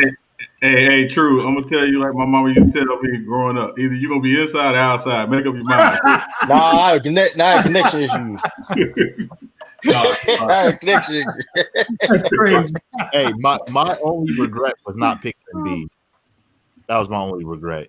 Hey, I got the best starting. I got the best lineup, man. It's just well-rounded. Hey, true. I'm sorry, teamwork. bro. Nah, I'm not gonna lie. Dude, you got like 6 defensive liabilities in your team. I ain't got no liability of mine. You have 6. Don't do that. Please don't do that. How you get in the paint in the White House? And I got Kawhi on the perimeter. Oh, you got AI liability. Low key. So if your team was scheduled to play my team, you're confident your team gonna win. Excuse me? Yeah. Hey, Ray DeRazzo, shut your channel down. I don't know what you're talking about. Shut your channel down. I'm not feeling your vote. Shut your channel down. I have to leave first. That's crazy. Hey, Ray DeRazzo. Earlier, I told you to shut your channel down. No, if you do shut your channel down, create another one. I like the compliment. Thank you, sir. You know what you're talking about. Hey, I'm tripping. So, Jabbar, Bill Russell, and Wilt at their time were three of the most dominant. Number 4 was Nate Thurman. So I have two of the top players of all time. Hey, Sean P got a good ass list though. Sean P got a good list. Nah, I ain't gonna hold though. No bias. It's between me and Sean for real though. I ain't gonna hold you though. Hold on, nigga, because you got Bird in his shit. Get the fuck out of here. Hey, bro, nigga. let me tell you. I said Sean. Sean don't got Bird. Let me tell you like this. You said Sean P. Hey, I said Sean P. The only team that ain't a U3 team. All y'all teams is whack, but mine. That's your bees. Cut the crap, bees. I'm just telling you. I look at this shit and I'm like, what the fuck? All right, hold on. Let me see. Let me look at bees. Okay. What the hell? Bees is overrating these guys. You got Kareem. You got Jabbar. You got Oscar Robertson. You got. I don't know what my team match up with your. Your team do not match up with my team, bro. I'm giving you Jabbar and Oscar. Other than that, hold on. Everybody on this Who gonna list. stop Kobe? Who gonna stop Kobe? Everybody on this list. Hold up, Bees. Hold up, Bees. You right. Everybody on my list is my prime. Hold up, Bees. We playing in this era. You know this, right? I don't give a fuck when you playing. Okay, so man, Paul Pierceburn, everybody on your bench. Paul Pierceburn, everybody on your bench. Ran off the floor from the 3-point line, bro. Yeah, you say Paul Pierceburn, everybody on your bench. Hey, check this out, bro. Your whole team gonna foul out in the first quarter. That's cap. Because Bill Russell can guard Jabbar. That's cap. Bill Russell can guard Jabbar. I'm not worried. Hold on. I'm not worried. Hold up. I know you finna say who on your team carding KD? Who? Who on your team carding KD? He gonna put Pippen on. Who? You gotta put Pippen on. Who guard Dirk? Kevin McHale. Kevin probably. Nobody. He ain't scoring. He ain't no offensive Dwight threat. ain't going no clean. He ain't getting no rebounds. The ball. That's what you need. He was averaging 30 and 20 with the man. You a bad rebound team. You got no rebound. Hold up, He averaged that against tomato cans. He's playing against Kareem, player. You put these dudes in their prime. Dwight Howard ain't doing shit against a prime Kareem. Get the fuck out of here. That's right. No, he's not. I'm not saying Hey, DeAndre Wilson. Hey, DeAndre Wilson. You gonna put Jared West on Allen Iverson? He gonna break that nigga shins. Nigga, fuck you talking about. I ain't gotta worry about Allen Iverson doing shit. He gonna stay outside and shoot outside if he know what's smart for him. Hey, get the fuck out of here. You got me out fucked up. You don't have nobody to penetrate the defense. You have a decent squad with Paul George, man. Hold on. You niggas is stuck in today's game. We can't say that my line though. I ain't playing from the outside in, nigga. I'm playing from the inside out. You gonna get your ass wide open. We gonna get your ass whooped. I'm sorry. I do that too. Wait till they put this shit on 2K, nigga. Wait. All right, I hear you. My team gonna bust your team ass. 21 stones. Hey, J-Mac. J-Mac. I wanted T-Mac, but Paul George is a better defender. So Paul George took it that time, but hey, I got Elgin Davis. Hey, Jerry West gonna cook Paul George's ass. Paul George. Hey, I'm gonna ask somebody. Bees. I don't know why he say his team can mess with mine though. Hey, you know Paul George ain't finna show up with competition like that. Hell no, he ain't showing up. I ain't gonna lie. With me being, look, let me tell you like this. Bro, from a defensive standpoint. I was gonna keep it real. I thought y'all niggas was supposed to be voting, not arguing. I'm getting mine to J-Mac, bro. J-Mac, bro, you got a list, bro. Hey, Bees, in terms of Jerry West cooking Bees, in terms of Jerry West cooking Paul George, you're darn right. I'm not gonna sit here and lie on my list. You're darn right he would. Paul George couldn't cook himself with that one hand dribbling. Hey, see, that's the problem. Says the nigga that took 2 players in the first round. They ain't even in the Hall of Fame. Hey, our society. Who? My 2 players gonna be in the Hall of Fame. It's just gonna be ain't in. But they will be. Let's stop it. ABs, everybody pick gonna be Hall of Fame. Our Man, society feel ABs. Our society everybody in my storyline got championship. Already in there. Nigga, I got AI and Kyrie Irving. Ain't nobody standing in front of them niggas one on one. That's a lie. Hey, who gonna stand in front of them niggas one on one? Derrick Johnson, Chris Paul. Fuck out of here. Hey. Nigga, Steph Curry made damn Chris Paul do the whipping. Nigga, what you mean? What's up, man? Our society deals with a lot of recency bias. I gotta admit, Jerry West was a problem, man. Hey, man, you don't gotta tell. Like Sean said, you ain't gotta pick no. You can pick players before 2000. That's Airtie got recency bias in his list. That was recency bias team. That's a recent bias list right there. Recent bias. Hey, if he think Jokic is gonna score a Wes Unseld, dude, you got 20. He's fucking smoking crack. You got late 90s. Fucked up, dog. You have nobody past. You got nobody past 97. That's why you have a list. Everybody, nigga, what you mean? Dude. Who he got in there past 97? Oh, Dirk. He got. Dirk has only people that's past 97. Steve Nash, Dirk, and AI. I see. Yeah. That's horrible list. That's horrible. Well, fuck out of here. It's how many years? It's almost been 75 years in the NBA. You pick all players above 97. The last 20 years. Come on, man. They ain't make play. You got Tony Allen. First of all, I'm not even shouldn't be debating with Andrew. You got Tony Allen on your team. You got. I like Tony Allen. I like Tony Allen. But he a top 10. Hold on, I like Tony Allen, but he should not be start all starting team, man. Tony Allen on what? Tony Allen. Hey, and brother Omari he gonna get Westbrook and Jordan on the court at the same time. Ain't nobody touching the ball. Who said they were on the court at the same time though? No. Hey, I like Cisco. Jordan wound up punching Westbrook. Hey, I ain't gonna lie. I like Cisco list a little bit though. I like Cisco list a little bit. I ain't gonna. I like Cisco. I got Jordan best friend on here. Used to be best friend. You know what I'm saying? That'd be all right. Who Jordan best friend? I say used to be best friend Charles Barkley. That'd be fine. But brother Mark, he doesn't play look at defense though. I mean, first of all, let's not like everybody got defensive player all across their lineup. We all got defense. I do though. That's the great thing about that. I do. My list. Hey, Christopher Bosh ain't James Harden the most trash ass nigga you got on this list. Come on. Hold on, that's not true. I got MVP. Hold on. James Harden play defense. Hold on. Man, hold on. Airtie. How many? Okay, we got one. Hey, brother Amari, on my list 3, 4. Hey, brother Amari, on my team, I got Bill Russell, the best defensive player of all time. Hey, brother Amari, on my team, the only James Harden disqualified you from that. Hey, brother Amari, on my team, the only person that really wasn't a good defender really was C. Webb. Really, on my team. Brandon Roy, James Harden. Brandon Roy post defense. Brandon Roy was. James Harden ain't got no defensive accolades. Shut that shit up. Brandon Roy, Kyrie. You got Kyrie and Luka. Better than Kyrie and Luka.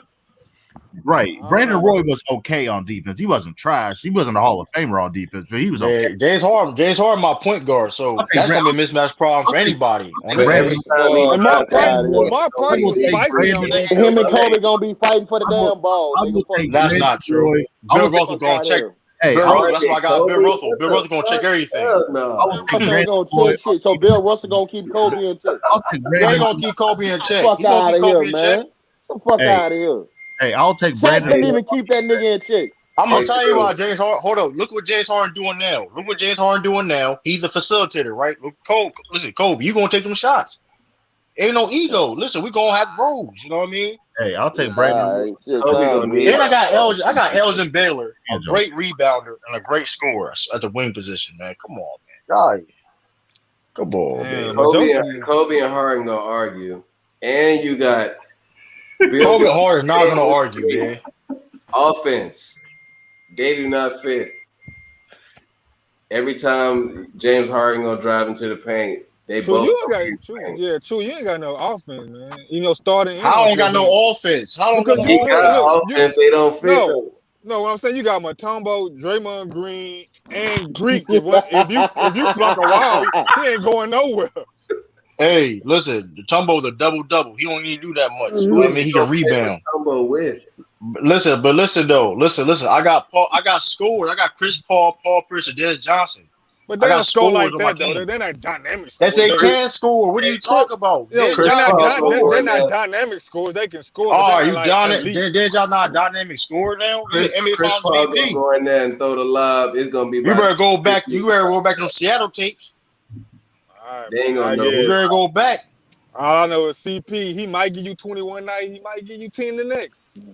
That's not. Hey, listen, Chris Paul. Listen, I have a well-rounded team, man. Listen, defense winning championships, right? Well-rounded team. Fuck out of here. Defense winning championships, man. I don't need a lot of 3-pointers. You got a bunch of triple single guys on your team. That's what you got. That's a lot. That's a lie. Name them besides Draymond Green. That's a lie.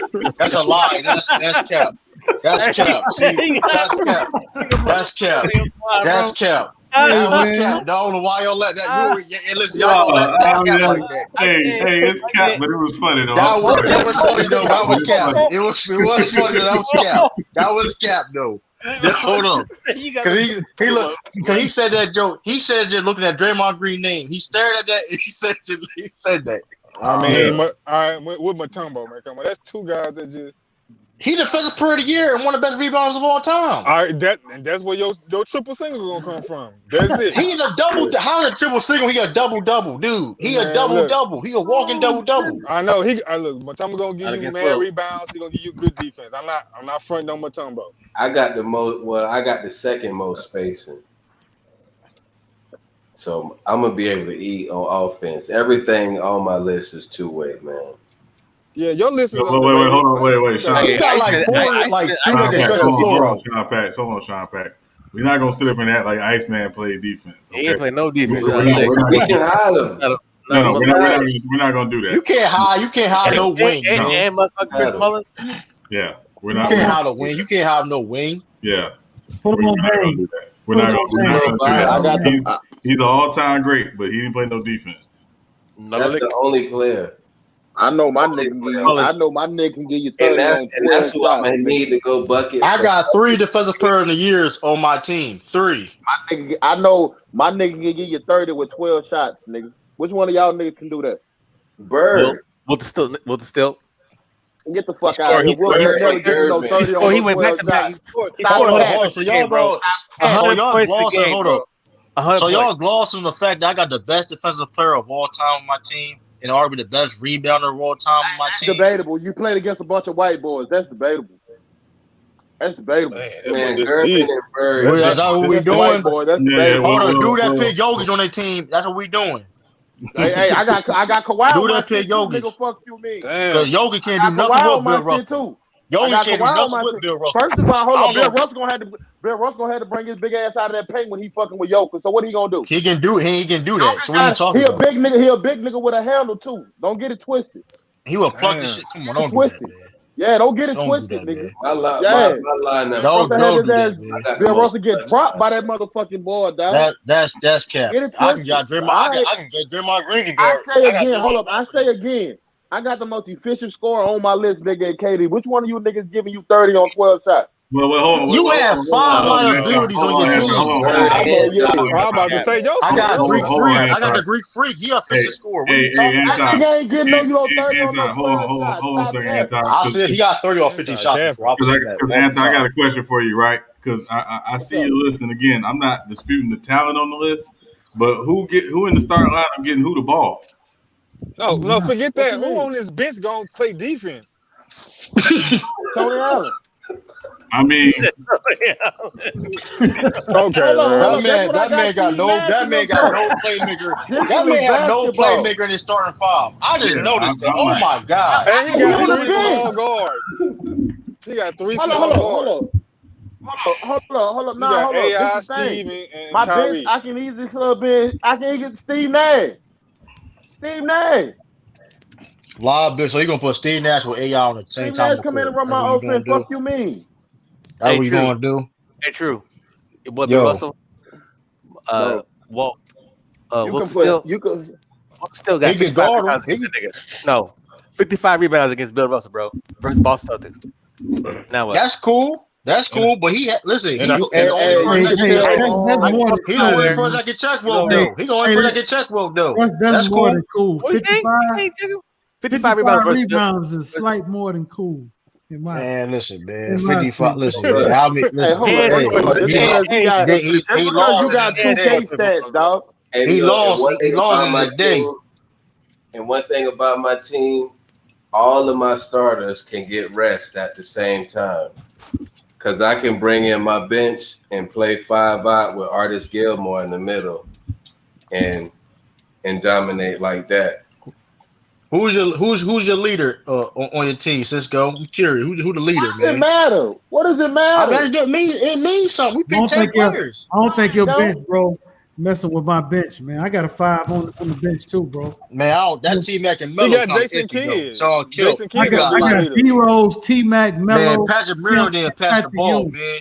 All he gotta do is double patch it. He go pass. He don't have to pass. He can't though. That was the problem. I'm doubling patching you, and he can't. He got a rebound in because he'll never get it. He'll never get it. Listen, he can't. Listen, I'm doubling patching you, and he can't pass you a double team. Oh boy said you picked the Brooklyn Nets 3.0. I'm telling you. That's what he did, man. I'm ISO. Listen, my team play against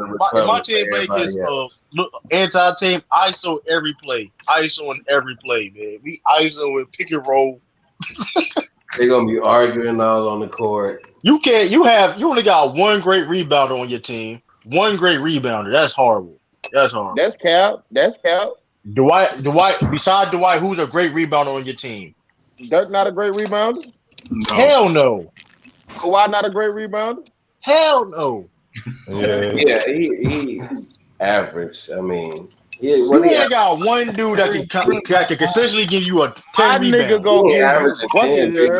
No. Shit, you need rebound the defense. Rebound the most important part of the game, man.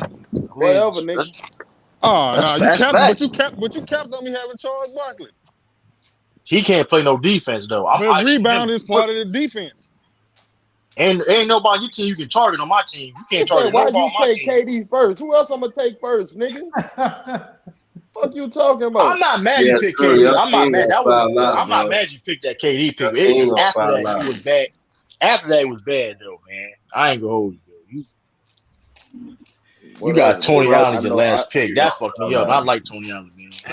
Hey, he said you got a team full of Tyson Chandlers. That's funny though. That's funny. That's hilarious. Hey, so we gotta finish these votes up. So I know everybody didn't vote for the team. We need y'all votes for these teams. I voted. Dang, I voted too. I said J-Mac. Hold on, let's see. Hold on. Let me make sure because we got to tally. Make sure we tallying them. Yeah, I said I said J-Mac as well. Fuck the Heat. All right. Hey.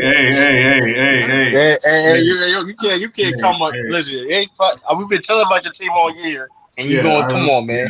I know. I mean, you know. Hey, they asked SB, what's the best team in? He ain't got no biases. Yeah. Hey, SB, real quick, just get ready for the Yankees season, okay? It's Right, chill. Oh, no, wait, take the comment down. I can see everybody. Oh, okay, my fault. Yeah, let's see. Yeah. This nigga come in eating ramen noodles and shit. Hell no. I ain't eating noodles tonight. I got pizza. That ain't no better, nigga. Shit. The Giorno. I know. I ain't forgot. LBJ, David Robinson, Carl Malone, Penny Hardaway, Paul Drew. Okay. All right, we got the same. Jordan. Mark Jackson, Ben Weinstein. Hopefully off the bench, that's decent. Anti-KD, Dirk. Nah, so good. Okay. Okay. Of course, true pick, Bill Russell. Hey, babe, that goat, man. Ain't no show ass too. Pick KD. And KD better than Bill Russell, nigga. Fuck you mean? That's a fucking lie. Yeah, shut your tail down. Shut your tail down immediately. Shut your Bill tail Russell down can't. immediately. You wish Bill Russell was better than the fucking Kevin Durant. That's fuck. I don't wish Fuck outta nothing. here. I don't wish nothing. It's what he already Get the is. fuck out of here. You say KD, you shut your tail down with that one. You gonna tell me Bill Russell the all around better player than KD? He is. J Mac. I'm going J Mac. You said J Mac. J Mac, yeah. All right. So wait, hold on. I'm just making sure. So, Anti, you said J Mac as well. Yeah, I said J Mac too. His shit tough, and bro. Who else said J Mac? I'm sorry. Me. He filled the boxes on everything. Me. And then Bees, I know you said me. Yeah. I had Sean, then J Mac. That's what I had. That Derrick Rose coming off the bench with Melo and T Mac. That's yeah. I got. Hey, y'all gonna see when we load these up and y'all get your ass. I'm very confident on my team. All you motherfuckers. I'm very confident on my team in 2K.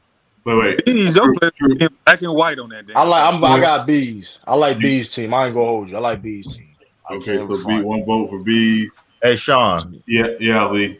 Hey, one of these days, can we have a vote on the greatest team in NBA history? Mm-hmm. Yeah, we gotta get that though. Of course. Hey, I mean, shit, nigga, the Golden State Warriors 73-9. What else can we say? They got the record. Brother, who'd you choose? Who'd you vote for? Because I do think Sean P got an underrated Hey man, that nigga he's smelling too many cleaners. Hold on, what? Oh man, come on, man. That team is nice. That team is nice. That team is good. That team good, but I said underrated now. I'm just messing with you, brother. I like messing with you, bro. Oh no, I don't take it personal. But let me I'm gonna go with Sean, man. You got Magic. Bees had to get Kareem had them goggles. I'm sorry, brother. You talking about me or Sean P? You. Oh, okay, all right. Hey, brother Mari, I'm telling you, with your roster, especially Michael Jordan, Phil Jackson better be the coach. They better run a triangle. Yeah. Hey, brother Amari gonna have the only team go 0-8. Yeah. Hey, Sean Pax, who he low-key got the second. He low-key got the second best team. Who? No, we don't. Man, Man, the best three teams though is me, Bees, and Sean. That's cap. You gonna throw Anti? Hold on, Anti. You got the worst team, low key. I ain't want to say it. Brother Amari team can play defense at every position and score at every position. What you talking about? Wait, hold on. That's not true. Hold on, SB. I know you still stinging from the loss tonight. Oh my God! We're not gonna sit here and act like Charles Barkley can defend. Okay, He was caught. He was confident when he said that. Hey, and just one person, but you got hey, SB, and just because you saw Bill Wallace defend no skill having Shaq, don't get it twisted. He ain't doing nothing with Will. He ain't doing nothing with Akeem. He ain't doing nothing with Bill. With Kareem. He ain't doing nothing with them dudes. Hey, B, too small. Hey, B, He's too small. He ain't doing nothing with Bill Russell, man. He ain't doing nothing with Bill Russell, man. Hey, B, you said Shaq has no skill. No, Shaq has power game, bro. It ain't. Shut your channel down. Wait, no, Shaq is maybe the 5th greatest center ever. No doubt. I'm not questioning that. I said maybe. I said, but from a power perspective, that's what Ben Wallace was neutralized. He was strong enough to take that banging with Shaq. Yeah. Shaq ain't got no hook shot. Shaq ain't got no jumper. Shaq ain't got none of that. Shaq got good footwork though. Yeah. Hey, Sean Pax, who did you say you voted for? I'm sorry. I go with Bees. I think his filled out the best to really match what I do.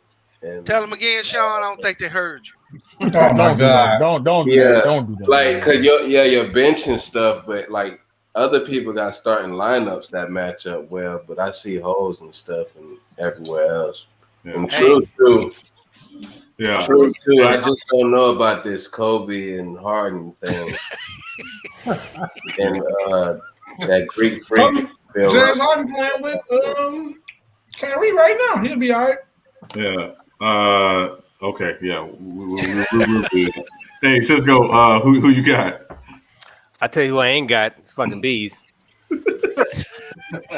Sorry, it's all right. You can hate. I don't want to hear. You can hate, but you still gonna fucking donate. Yeah, you ain't gonna do nothing. I got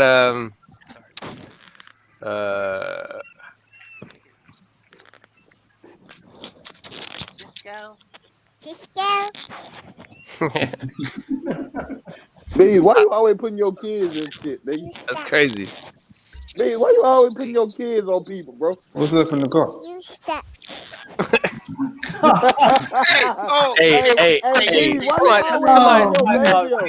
Somebody call CPS. Get CPS on the phone right now. Let's invite them to this chat. We don't put bees out there. Hey, bumps. There you go. I'll take I like J Max. I think J Max. You said J Max? All right. Yeah. And True Kenny's the internet. Chill out, man. Hey, man, who you got? Man, looking at this roster, I think the person to match up the best with us is Sean P. I'm looking at Tim Duncan is very smart, big. So is Hakeem, and so is Embiid and Rodman. He's gonna be a pest on the boards. Now that the Ray Allen thing, not Ray Allen, but Isaiah Thomas and Stephen Curry, that should be in the Iceman. I don't know, man. It's and Bird against who I got it small forward. Hill. Grant Hill. That's a hell of a matchup. Man, when I said Sean P, y'all jumped down my throat. Wait. He said that, not me. You got it. I'm sorry. I'll make sure you gave your vote to Sean P. No, yeah. I was saying I was liking Sean P. Rawson. Everybody was acting like I said something. You're supposed to stand on blasphemous. Stand on it. Okay. Hey, man. You know what I'm saying? Stand on it. I ain't get no votes. No, hold on, because I haven't voted yet. And then we gotta see what the chat said too. So we gotta definitely check the chat. Yeah, I like J Max team, but Dame and Steph gonna get cooked defensively. I like them. They're gonna get cooked defensively.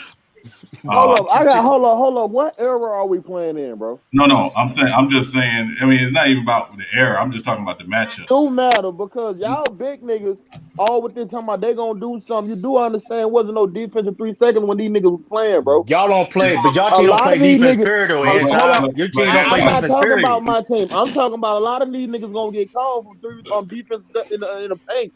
So like, what rules are we using? It's not even about. Go ahead, please. Today's rules. First of all, playing in different eras, dog. Hold up, bro. You're talking about the best of the best, and you're talking about playing. Everybody's at their prime. So you think these dudes is slow. No, you saw Kareem at the end of his career. Yeah. When you put prime Kareem out there, it don't matter what fucking rules you play. It don't matter, man. Yeah. All these dudes on this list are in their prime. Yeah. Yeah. Okay. That man picked a 2 tonight in his prime. You sound like got them goggles on, B. That's what it sounds like. Hey, I yeah. I like Cisco's team, but he got no point guard in his starting 5. So I'm concerned. What are you talking about? Who's your point guard? Besides Pistol Pete? Pistol Pete's not a point guard. He can fucking. He's one of the best passers there are, man. Stop. He's not a point guard. We're not doing that. No. Yes, we are. He can play. We're not doing that. Out of here, bro. He's not a point guard. Go look in the fucking mirror right now. No, Pete got a career high of 4 assists. Look it up. We're not doing that. Stop, bro. He was not. That's why. That's the only thing that kept you back, though. I ain't going with this. Well, your roster got If you had picked Jason Kidd before Pistol Pete, I would ride with you. But no, we're not doing that. It's B's for me. Tell him again, Sean. Yeah. Oh my God. Hey, that's crazy. I get no votes though. Listen, I got the best rebound team on this list. True. Yeah, I like your team. I do like your team, but again, Kobe and Harden sharing the ball. Hold up though, who's scoring hold up though. We see James Harden being a facilitator and letting Kyrie rock. It's gonna be the same thing. What about hold on, SB. Did you just ask who from B's team is scoring from the perimeter? Yeah, that's crazy. Who said that? Sean, don't even. Who said that? Don't even talk to him. Don't even talk to him about it. SB, Kevin McHale and Jerry West. Who's shooting threes on that team? Jerry West. Oh my God. Jerry West was. Oh my God. SB. I love you like a brother. It's been a rough night for you. Go to bed.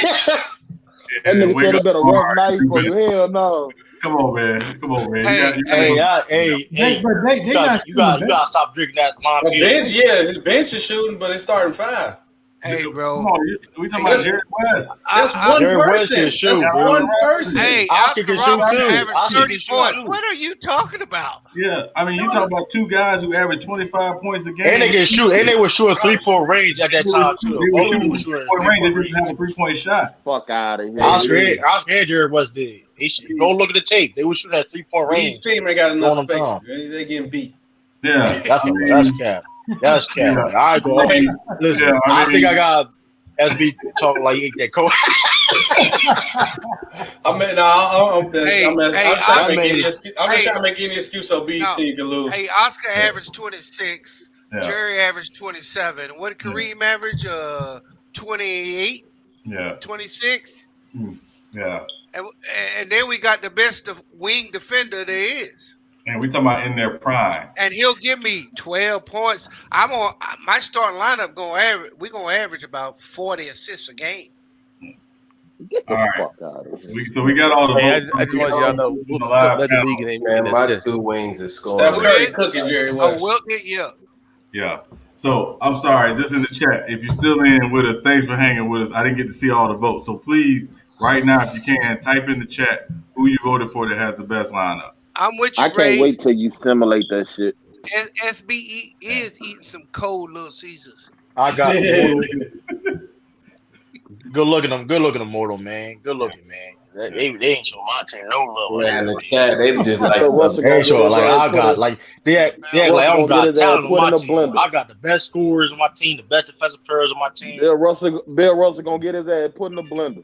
Bill Russell better than everybody on your roster by far. That's not even a debate. Fuck out of here. You can't debate. This ain't even a conversation. You can't. Bill Russell was averaging. Right, Bill Russell dropping 40 on your. That played against nothing but white boys. White boys. You have all white people on your team, so that's gonna make it better for Bill Russell. What are you talking about? Come on, Bill Russell ain't gonna do shit. Bill Russell can't do shit. What are you talking about? Bill Russell go to Will Chamberlain. What are you talking about? Wait, Tiffany Ned said Lee. Okay. I don't think my team got enough. I see. I got 2 votes for me. I seen 2 votes. Dion said me. Khalil said me.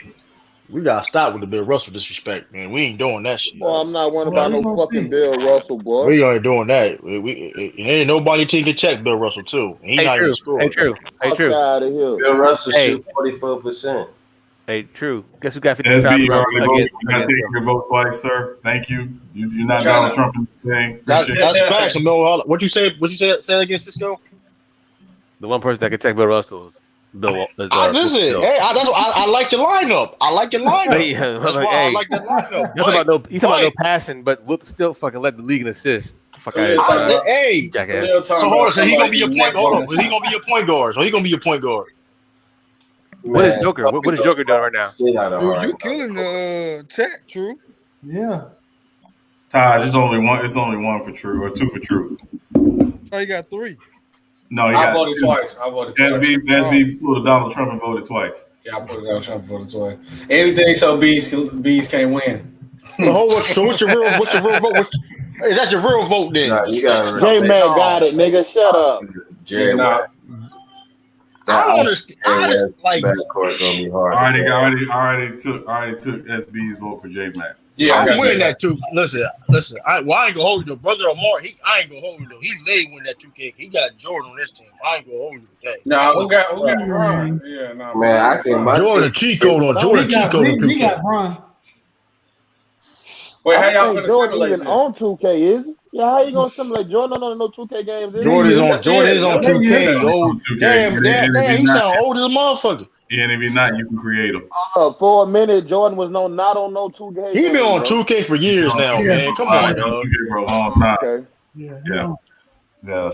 I think you're going back to when Nintendo didn't have him on there. Hell no. That's how he played the game in years. You probably thinking about NBA not Live.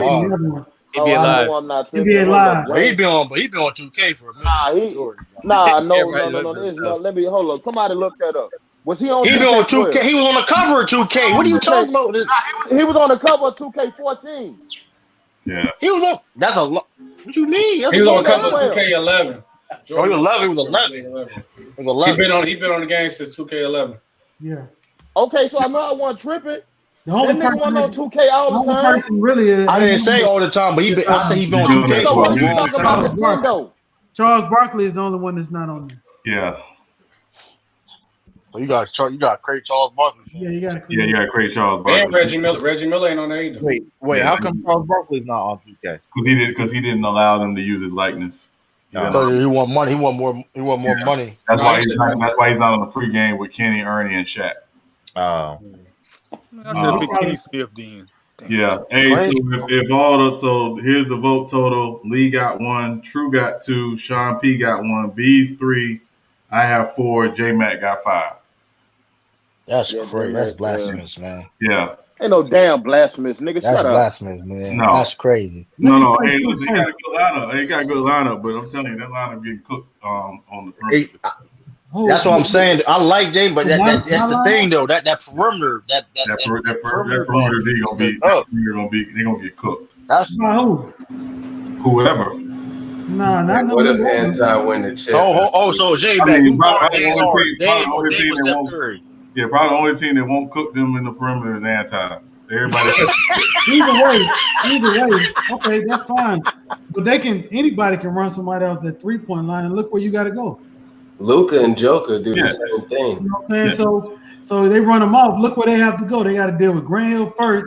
Then the second line, you got to deal with Hakeem, and then at the rim, you got to deal with Embiid. So that's true. Well, you got the and then half the teams don't have the shooters I have. So what good is killing them on the perimeter if you can't shoot on the perimeter? But also, I mean, what if you got a guard that can post up? Who guarding Jordan in your starting 5? Grant Hill got a guard. Oh my gosh! He has barbecue chicken. Who guard Jordan in any starting 5? No, it's got to guard Jordan. I ain't saying stop Jordan. I said guard. Kawhi Leonard in mine. I got Kobe. Nigga. I got Kobe, man. Yeah. We gonna have to do team defense on Jordan. Yeah. Let me guess. A zone gonna stop him. Stop. Hey, listen, man. I got 3 of the best scorers of all time on my team. Yeah. I got 3 of them. Yeah. That was in Baylor. And I got the Jordan before Jordan. I got Dr. J. Well, but don't they play the same way? So they probably yeah. I got the best. Hold on. I by far got the best rebounding team. Nobody can argue that. Okay. Nobody can argue that. Rebounds wins games, man. You can't rebound the ball if it's going in the net. Straight through the nets. I got great defense though. So everybody, hold on. Nobody line up going like easily score besides anti-team. That team gonna be hard to chicken. You gonna score on that team, but everybody else gonna be hard to go like score on. So man, no respect. Look at Renegade hating on Mike. Talking Mike ain't like that. Oh no, 2K like scoring, man. They might let anti-team go far. Wait, so y'all finna simulate this on 2K?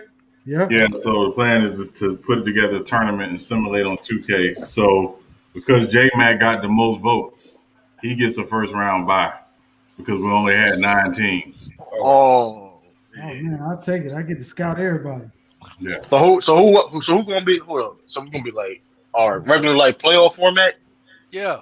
So we in tournament format. Yeah, tournament So format. Sean is the 2 seed. I'm the 3 seed. Right. Yeah. That And mean then True, you'll be the 4 seed. I mean, I get Brother Omari's ass. Yeah.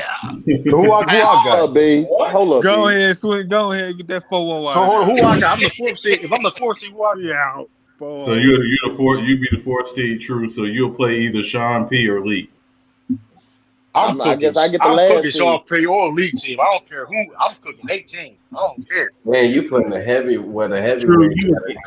First. I don't cook the league team. I'm like, listen, we forced LeBron James to shoot. We forced him to shoot. Paul George, he gonna shoot. He gonna shoot. I ain't worried about Paul George.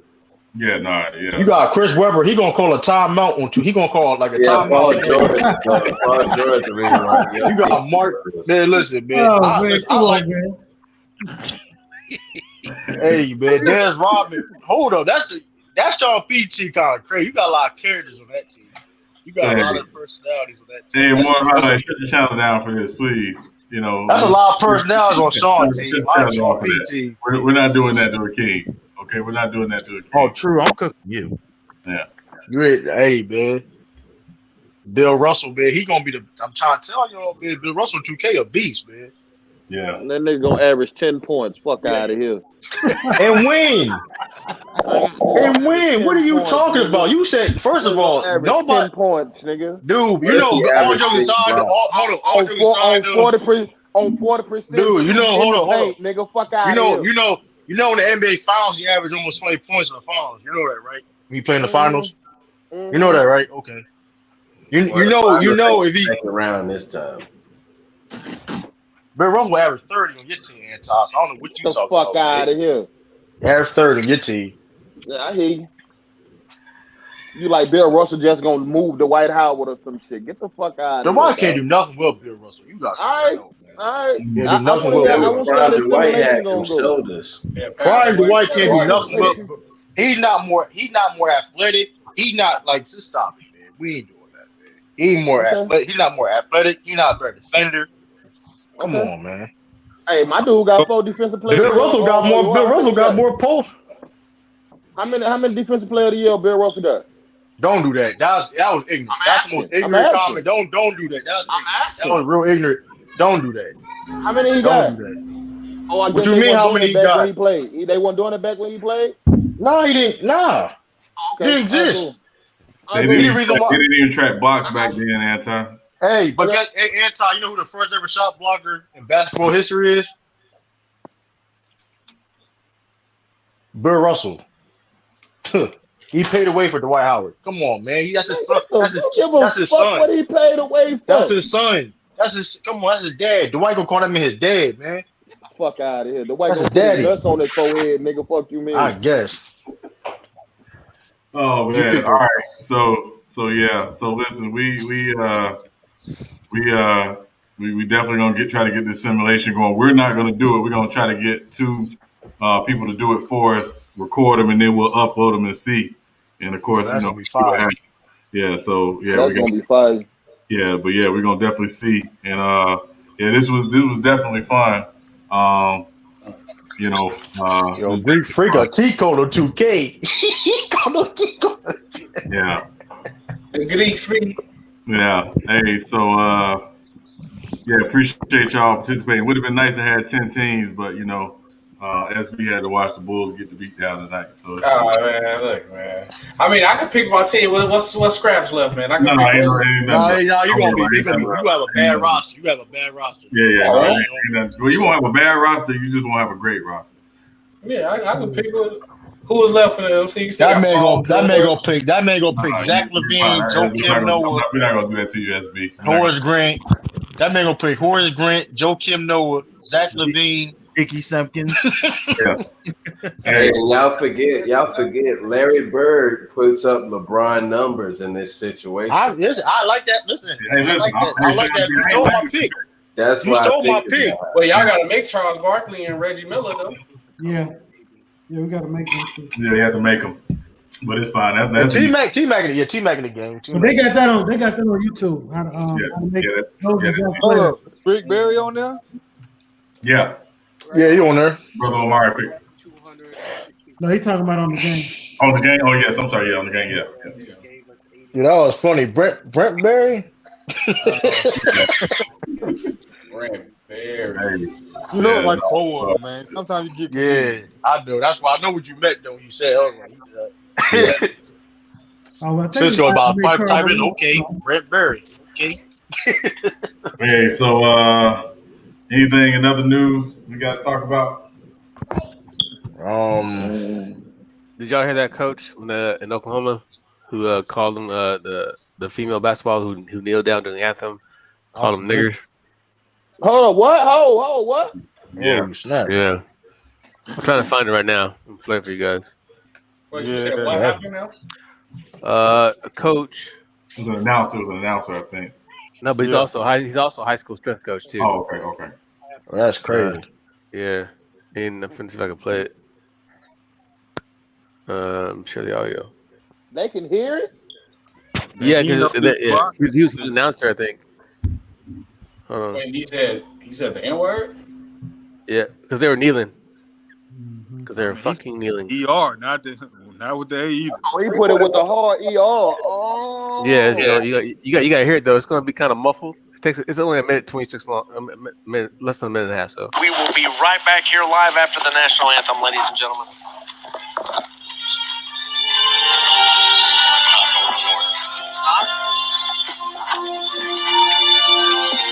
They're green and white. Oh shit. They're kneeling. Oh, Norman gets her ass. Are you sure? That's Midwest City kneeling. Isn't it? Norman. oh man, motherfuckers. Shit, that's crazy. Oh, they took that down quick. I couldn't even hear it. No, they said it. Yeah. Yeah, that's I couldn't even hear it. I heard above it said effing. He said effing N-word. Yeah. Oh, okay. Oh, we on your ass, boy. Yeah. So the coming guy for your ass, boy. The guy's name is Matt Rowan. Let me find him on Facebook. He famous now. Facebook famous He now, bro. damn sure gonna be famous. Yep, his name's Matt Rowan. Oh, he's already getting a lot of heat right now as we speak. Has he Oh, been they on fired that nigga. yet? Yeah, they on that nigga bumper, dog. So he denied it at first, and then he finally admitted to it, but he blamed it on his type 1 diabetes. So like what? He blamed it on what? He blamed it on his type 1 diabetes for saying the N-word. What that make you do? I don't know. He just said his type 1 diabetes caused him to say the N-word. It's like this stuff is so comical, man. Like you can't make this stuff up, bro. So they haven't fired him yet? Oh, he out of there. He said it's type 1 diabetes. Hey, I'm gonna tell you one thing though. He I'm gonna got to say be this, TikTok and I don't care. I ain't gonna say I don't care, but it's always funny to me that when people of a certain color of a race, I should say, every time they do something wrong, they blame it on something being wrong with them. Remember, I just watched a video recently. The lady who got slapped in the gas station who was calling people racial slurs and pushed somebody. And dude tried to blame it on it was mental stress. It was this. It was like, nah, bro. You don't do that for anybody else. Why it's always got to be something out the blue wrong with you? That's why you acting crazy. That don't mean your diabetes ain't the reason why you saying somebody the N-word. What's up, baby? Right. This is his comment. He said that I will state.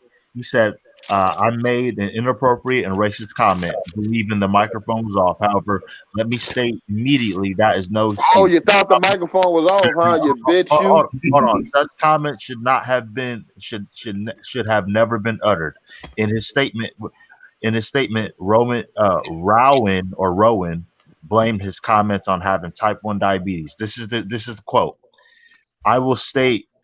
I suffered type 1 diabetes, and during the game, my sugar was spiking. Enough said. Right. So basically, all he needed was some peanut butter crackers, not the mutter a racial slur. I got it. They shouldn't even fire his ass. You said what, Beast? They shouldn't even fire him. Why say that, Beast? What is it gonna do? How many times we done seen this shit, right? A million times. I'm sick of it.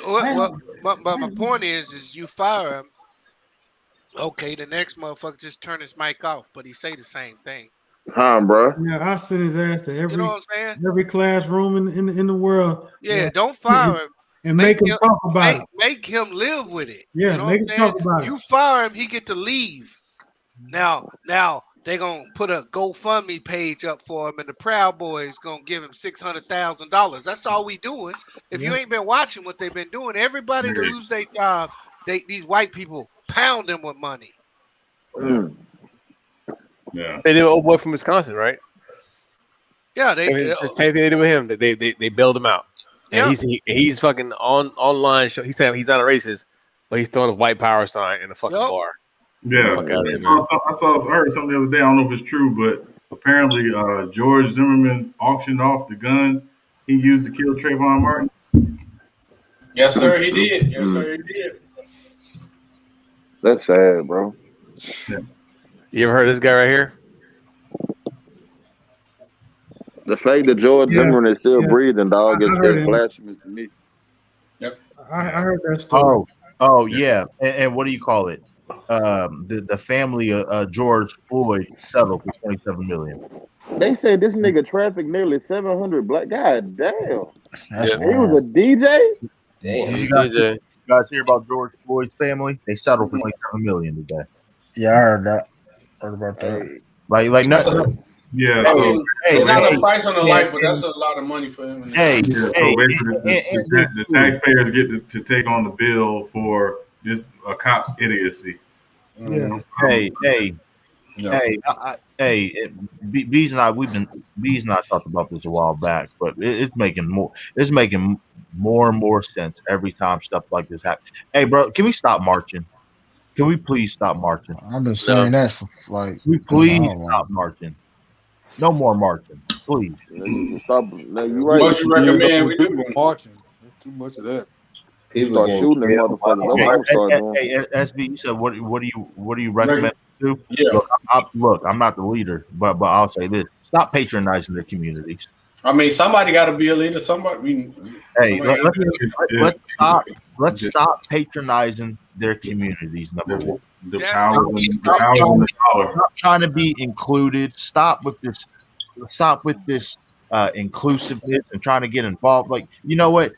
Let's go for, I wouldn't say, segregation from back in the day. Let's have our own segregation where we only patronize our own communities. Number one, have them leave us alone. Let's not even bother. That would be number one. I'm tired of this. Look, I've told Bees this. I've dealt with very little racism my whole life. If I were to put a percentage on it, you guys would be shocked. Maybe 3 to 5% racism I've dealt with my life at best. So I've always been treated well by white people. So I've not really dealt with a lot of racism, but I've seen indirect racism. I've seen direct racism that my counterpart, that my black brothers and sisters have dealt with right in front of me, and I just shake my head, bro. I don't even say anything anymore because nothing. Damn, Lee, I thought you was a white man. No, I'm just playing. No, You gotta be being a Browns fan. Shut up. It's okay. My barber said that one time. He's like, bro, if he said that if he didn't see me in person, not just talk to him on the phone, he would swear I'm white. But I was like, look, man, I can see that. It's just I don't think racism gonna ever end because people are being raised to be racist in everything. Hey, everything that's going on today. That's America, bro. Everything that's going on today. Yeah, think about it. Ain't nobody allowed right now own slaves. Hey, Ohio State know this. I just think everybody. Think about when we was in school. All they taught us. Hold on, y'all sure about that? Everything that's going on today, it's not everything that's going on today. Nothing is new. The countries. It's not new. It's not new, y'all. It's not new. I got a question. Go ahead, Bees. Why do we react to that word anymore? I don't react to nigga at all. I'm just saying. Until we stop giving that word energy, we are. Until we start with each other. We all human beings. Everybody sitting in this room. You know who you are. So who gives a fuck what some white man say you are? You know who you are. We got to stop giving that word energy. I think it's just the they call me a nigga. I call him a cracker. I think the history that come with it. When you, I know, but here's the thing: the history, you better than me. keeps you where you at. Yeah. Yeah. I mean, you better than me, Anti, because you call me that, I'm calling you an ambulance. Hold on, what? Hold on, what? Hold on, Todd, what? I said you better than me because if you call me that, I'm calling you an ambulance. I'm with you, Sean, man. I just call you what you call me. You call me a nigga and you a white person. I call you a cracker. I ain't got. But a lot of times, I ain't about to do no time. A lot I of ain't about to times do no time. You heard me for they be like for protected. the They be N-word, saying bro. that shit You like calling me a nigga. but you can't really like put your hands on them and shit. You know how people. Yeah, but what I mean Like I on mean the by that, in internet. the big picture of things, this is what we get. We get somebody fired for saying the N-word, but we don't ever make them actually do anything. Right. Yeah, you're right about that. You know what I'm saying? This is the stuff they do. Go ahead, Cisco. I want to push back on Lee's terms about the non-marching. Okay, but you didn't provide a viable solution. The only solution you have really in this country, right? Because what are they doing? They're taking away they're taking away our strength, which is the black male. They're taking away our rights to assemble. So we have to do something. It's there. We have to be able to fight peacefully. Now, I agree. I don't think we should be. I agree. I think I forgot somebody said. I think Khalil said we always looking to hug. Black folk in natural, we're giving, we're forgiving, and we're always willing to set people within our family as long as you act right, right? So to say not to march and to tell me that half my family members who served in every fucking war, this country's had you march, you vote, and you protest, and you make sure. But the thing is, you hold them accountable. So when they say some sideways shit like that, okay, I got you, motherfucker. How do you hold them accountable when we still patronize every product and we don't own anything? They control every viable part of our life. But see, Brother Omar, I don't think that's necessarily true. I think what we have to do a better job of is knowing who owns what, right? So we can patronize businesses owned by people of color. We just have to do a better job of knowing who those are. Go ahead. I'm sorry, but I'm going beyond just going down to the corner store. Like, I ain't talking about that. Yeah. I mean, but we don't own no boats, no trains, no planes. Agriculture, like the things that keep us alive here, we don't have no resources of that. Forget just going to the corner store, buying some hair, some clothes, some shoes. Like you said, yeah, we can do that with each other all day. But the things that can make us a viable, independent nation, we don't own any of those resources. Now, that's what I said we can't. But if we gonna just and I'm not against protesting anybody. I'm not for it, but I think it need to be coupled with those resources that I'm talking about. So I agree with you, Brother Omar. It's like okay, you protest, but don't just leave it to protest. Then you got to take it to the polls, and then for some strange reason, if our elites or the communities would reinvest back into our own education system, because I mean I don't know if it's true or not, but I've heard I forgot the people who own Walmart, they want to buy these or set up these what are the special schools called again? I forgot what they're called. Charter school. Charter schools. But I think which your boy Mike from Atlanta, he started a bank. We start our own school systems, and we just re-educate ourselves from jump. Killer Mike. Killer Mike, excuse me. Yeah, thank you. Yeah, Killer Mike. Yeah, and then a few black banks out there. Yeah, I wish. Me personally, I don't believe that. I think we should go to school 6 days a week because I've seen it in other countries and it works. Because there's no need unless you like, of course, you playing sports, whatever like that. I got you, but ain't no need to just be hanging up on fucking Saturday. Take your ass to school, do something else. Go paint a picture, motherfucker. I would also add, though, I think we need to come to the realization that we need to separate from them. As long as we, I don't tell you how. We have the ability to do it now. We got the ability to do it. Wait, hold up. Did you guys hear about this? I just saw this now. So in Little Rock, Arkansas, a white teacher forced a black kindergartner to dig inside a toilet to dig out feces with his or her bare hands. Like, you know what? To unclog a toilet with their bare hands. Yeah. Yeah. I didn't see that one. Yeah, it was on Donkey of the Day this morning. Oh, okay. What the fuck wrong with her? She never And that teacher would not have made it, bro. Well, I'm gonna tell you, what's wrong with her is the same thing she gonna plead. Once everything go down, they're gonna send her to a little mental. She's gonna take a little mental class, and then she's gonna be fine. Write a book, get paid. It really doesn't matter how much we try to put it on Front Street. If we don't act together, then it really doesn't matter. So I'm with Cisco in saying that without a solution, there's really nothing to really complain about the problem. All we're doing is complaining about problems. I say we reinvest.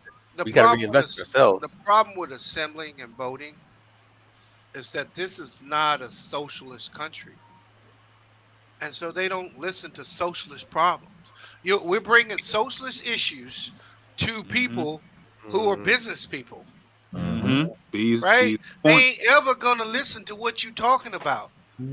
All they going to tell you is what you want to hear to get your vote at the box. And then they're going to carry on as they have.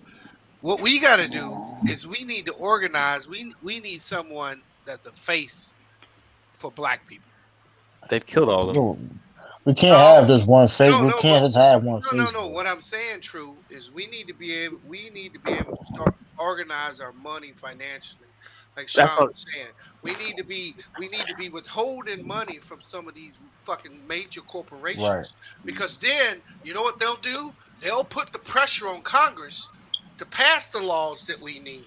But we keep giving them our money. We dress like we rich when we ain't got a fucking pot to piss in. We buy cars we can't afford. We make everybody rich around us, and we can't get ahead ourselves.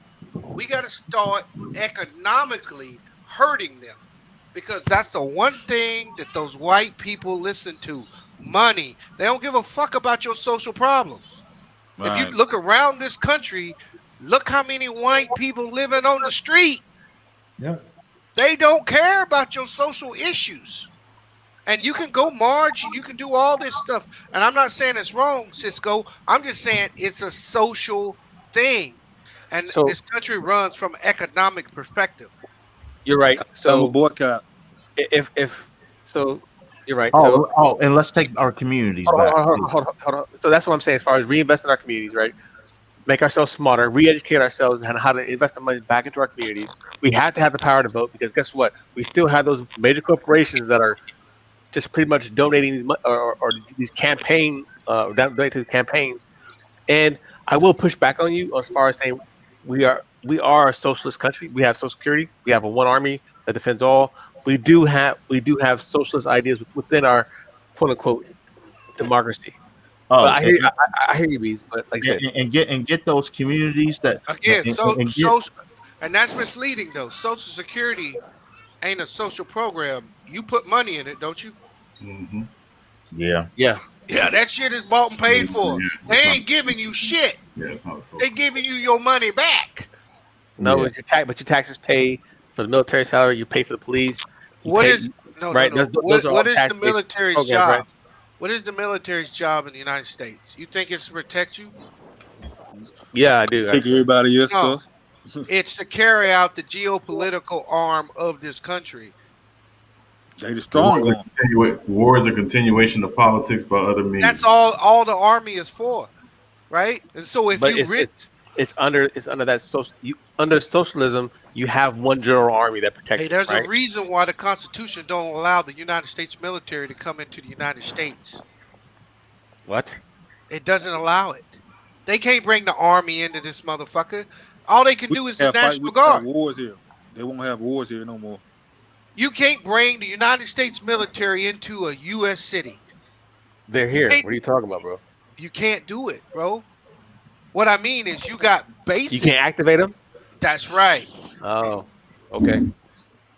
You talking about federal? You talking about the big army? You can't bring the United States Army and turn them against the people.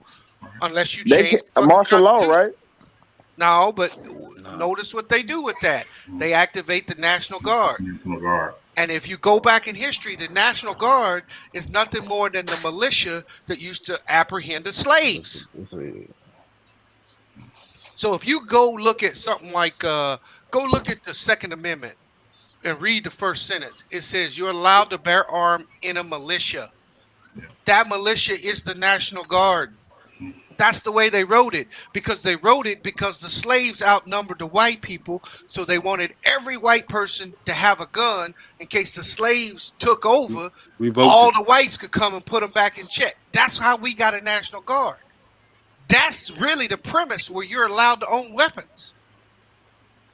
So it wasn't from gathering up and fighting out the British. That's what you're talking That was part of it. That's part of it.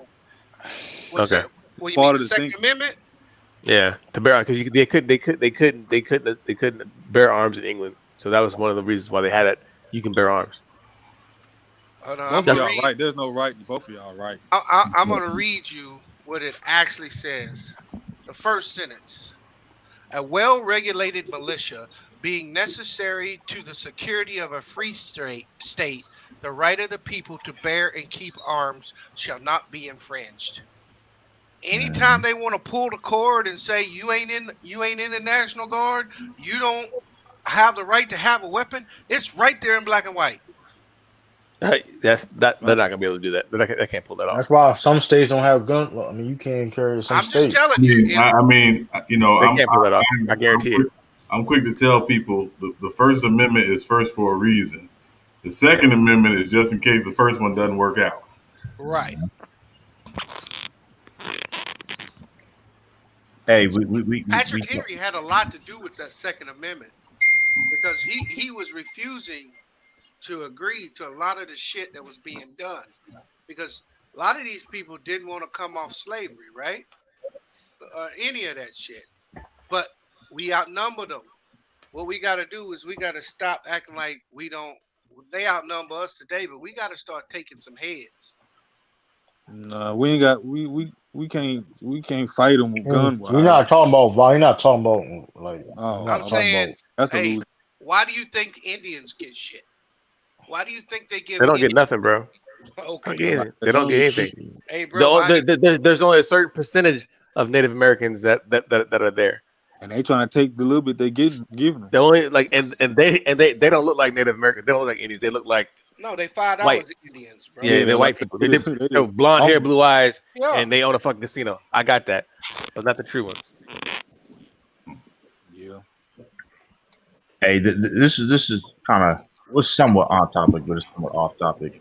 I remember, you know, as growing up as a teenager, how in a lot of black neighborhoods, not the affluent ones, of course, but in just a lot of black neighborhoods in general, there was always, I mean, all of us could relate to it. There was always a corner store, always a liquor store. And who owns those corner stores? Yeah, that's the killer stuff. Asians. Get them out of our communities. Take our community back. Hey, I'm gonna tell you a tactic that was done. I saw this 3 years ago. This is what kind of opened up my eyes. So there was a giant eagle, not too far from I've always lived in a nice neighborhood, but not far from not far from where I lived was another neighborhood, where it wasn't the most well-off neighborhood. Let's just say that. So, you know what, bees, I'll just use the word. It was a poor neighborhood. I'll just say that. And then there was no corner store. So then you could go ahead and get a nice meal. Go ahead and get your nice nutrients, nice nutrition. You could develop your kids properly and build them up to be healthy individuals. All of a sudden, Giant Eagle moves to a much more affluent white community. And guess what was brought into that community? Take one guess, y'all. McDonald's. Worse. What I just mentioned. Oh, look at stuff. Yes. Now there's like 3-4 of them. But check this out. Go ahead, Check this out, Lee. Go ahead, Beast. We don't gotta go there. That's true. I mean, we really got to start taking this on ourselves. That's true. That's basically because we have played a motherfucking game for how long?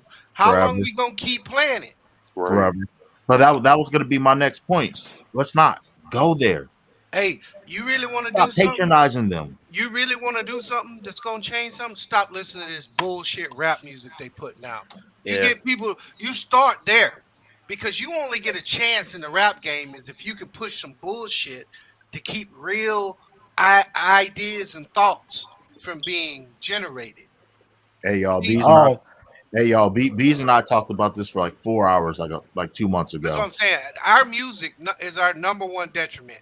We hold our athletes and our rappers and our entertainers on a pedestal. I think that's true to itself. I don't know, man. It's just live. Like, I don't think it's everybody. Because I'm like me personally. I listen to music, right? I listen to music, but I'm not heavily influenced on music. Well, it's more entertainment to you, though. True. It's for the kids. The kids is very impressionable. So we've been had these problems before, right? We've been had problems before rap music, though. You know what I mean? We've been had it's a cycle of a downward spiral for years.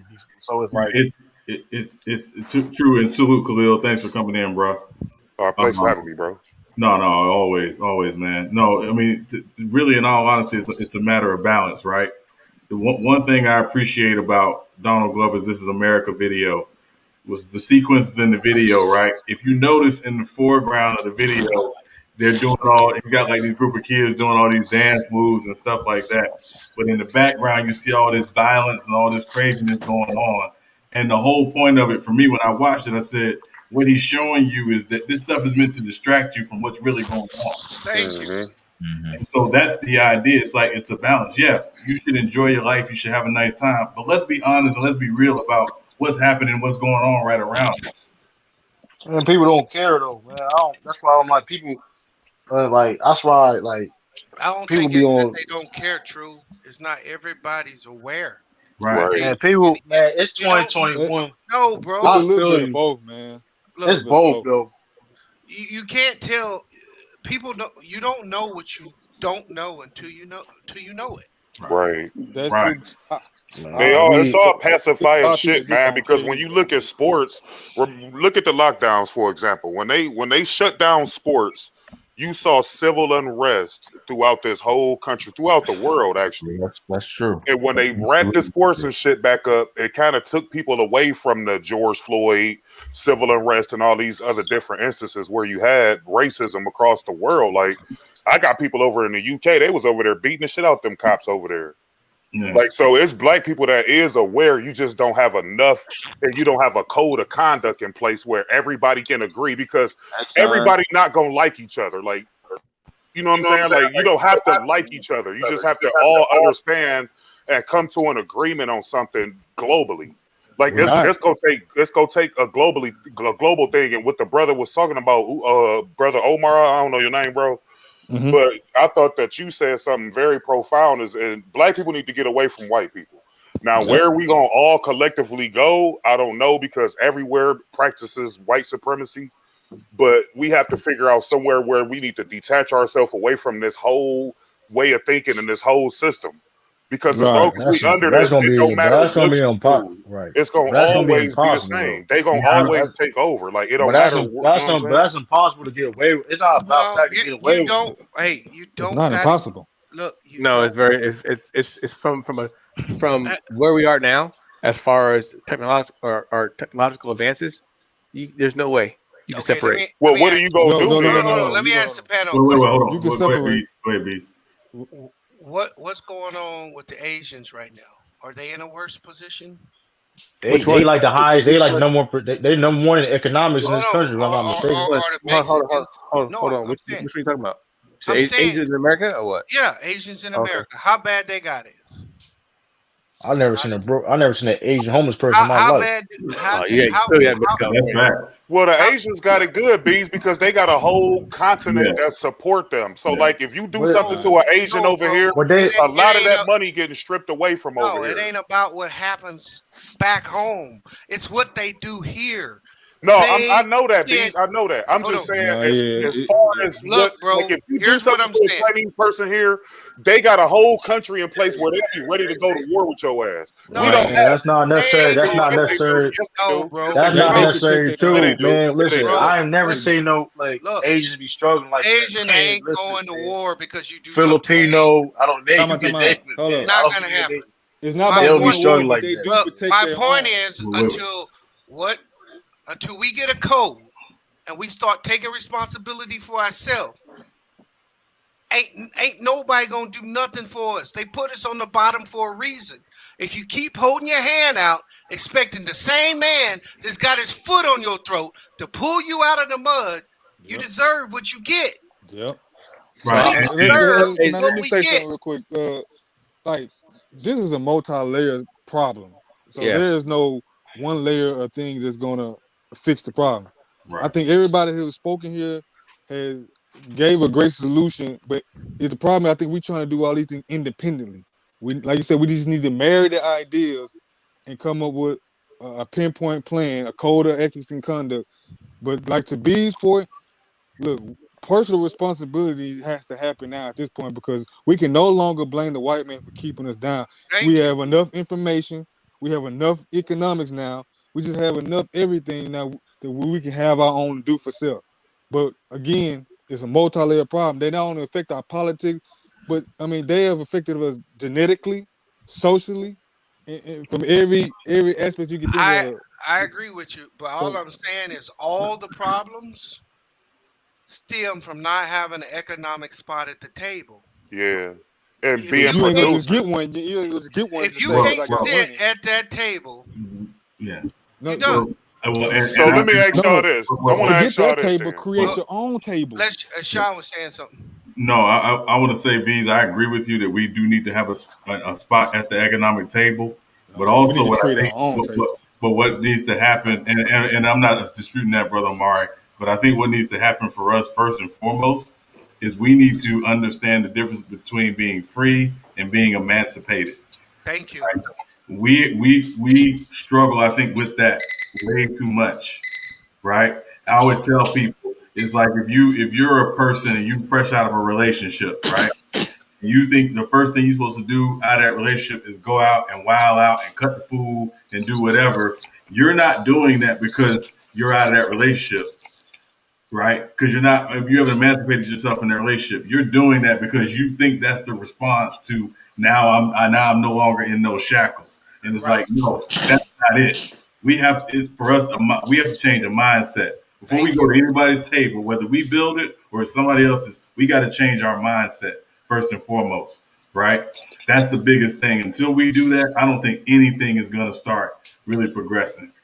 I agree with that. Do y'all believe that integration played a huge part in the way we think now? Because prior to integration, you had successful, even during the Depression, you had successful Black neighborhoods and communities and cities that was thriving through the Great Depression and all that stuff until they bombed it away and all that shit. Yes. So do you think psychologically that may have damaged Black people and thinking that if we was to do something similar to that again, we'd get the same result? No, because here's the problem. See, It's black too people. late, but it already been done. So Right. we Well, gotta do something different. we gotta blame ourselves first. We had leaders that pushed us that way, right? That's facts. But why did our black businesses fail? That's the question we gotta ask.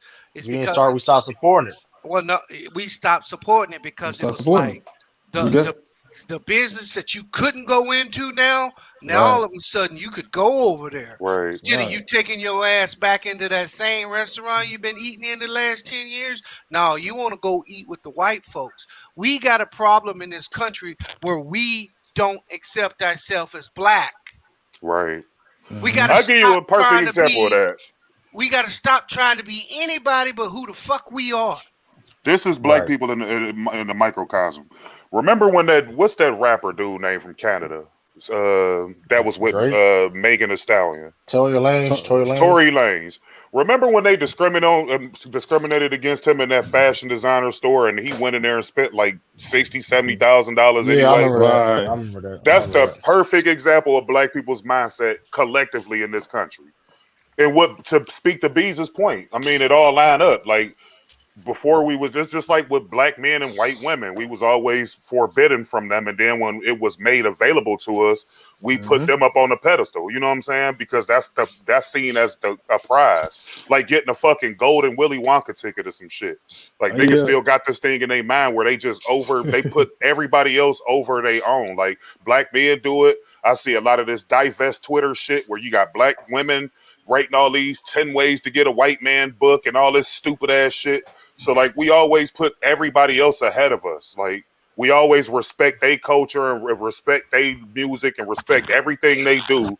But when it come to our own shit, we don't respect nothing. That's why you get brands like FUBU and all these different black clothing design brands that go out of business because black people don't want to support them. We'll rather go support shit that historically is racist towards us, like Tommy Hilfiger and all these different outlets. You know what I'm saying? I done went out with chicks. Hey, let me see you some weave up in your hair. You canceled. Or some eye contacts. I hate that shit too. I don't play like that, man. It's like, hey, what's wrong with your hair? Why do you think you need that? First of all, because they don't feel beautiful without that shit, or they go outside. If like most black women, if they ain't got that shit in their hair, they putting a fucking scarf on their head or a bonnet or some shit like that, so they don't even feel beautiful. I'm gonna say this about that real quick because we can go all night about this. I think again now you're seeing more black women going to natural hair and the natural look because they are reclaiming their own standard of beauty for themselves, right? So it's not necessarily trying to live up to some American standard of beauty, which wasn't going to accept them anyway. Exactly. Right. Well, I push back on your point, Sean, because now it's you can make money off of it now, right? And to what everybody else is about the Asian community, because the Asian community you can break that up into 15 different communities within itself. Go back to Bees' point about accountability. They hold true to their culture. The one race within all the world that doesn't have a culture, doesn't have anything about them, is us, the Black American. Right. You go over to you go to Ghana, you can go to Kuwait, you can go to Saudi, you go to Afghanistan, you go to Japan, every one of them, but they're Japanese. You go to Africa, the Ghanese or I forgot. Guyanese. No, you're right, Cisco. Yeah. So but here we don't have that code.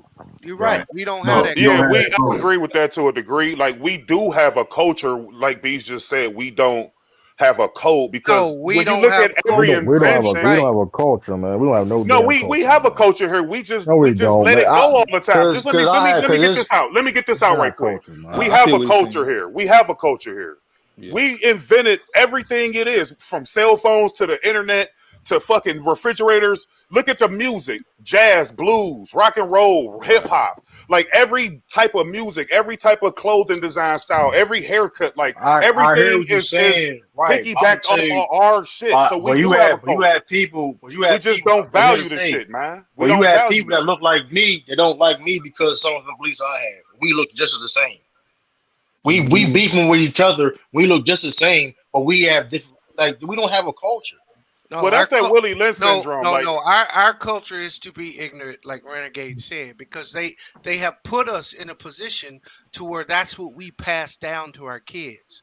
Now, I'm sitting at a panel with a lot of good brothers, and no matter how small, that information is going to start being disseminated. So we actually doing something by having these conversations. Because I have these conversations with my daughter. I hope you guys have them with your kids.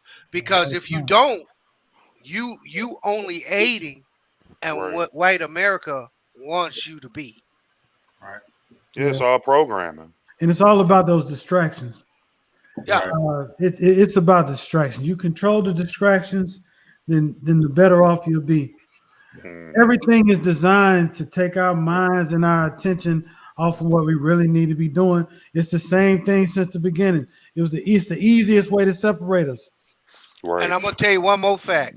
Really, the real motherfuckers, they don't care about black and white. They only use it to keep the white folks distracted so they can take advantage of them too. It's a class issue. Thank you. It's class. It's always been class. They did it back. I got a question. Let me get to one point out, brother. I think it was in the early 17 or even prior to that. It was a class issue. And about the three tiers. Yeah, the 3 tiers. And what the top tier did, they took a certain handful, say no, or when the 3rd tier started to kind of migrate and get together, and I'm saying the blacks and the whites and Spanish, whatever else there was, they did say, no, you're with us. Come here, you're white like I am. Here, we'll put you in that 2nd tier. Make sure you're above the 3rd tier. And I'm paraphrasing. Excuse me, Bees, that's not your point, but that's no, it's exactly my point. Yeah. And so really, they fucking us all. They just gave them something to feel better about because they saying no matter how bad you got it, you ain't down there. there. Still better than them. You still better than them. Right? Yep. And then they do that in their politics because if you look at a poor black man, average net worth in America is $2,000. A white man, same ilk, he worth $20,000. So a poor white man worth 10 times as much as a poor black man. Yep. That's always and this education starts in the home, like you said, with your daughter. My daughter just turned 8, so I'm spoon feeding her because she don't necessarily grasp the concept of life yet. But it all starts in the home, and it all starts with the mother because that's the child's first teacher.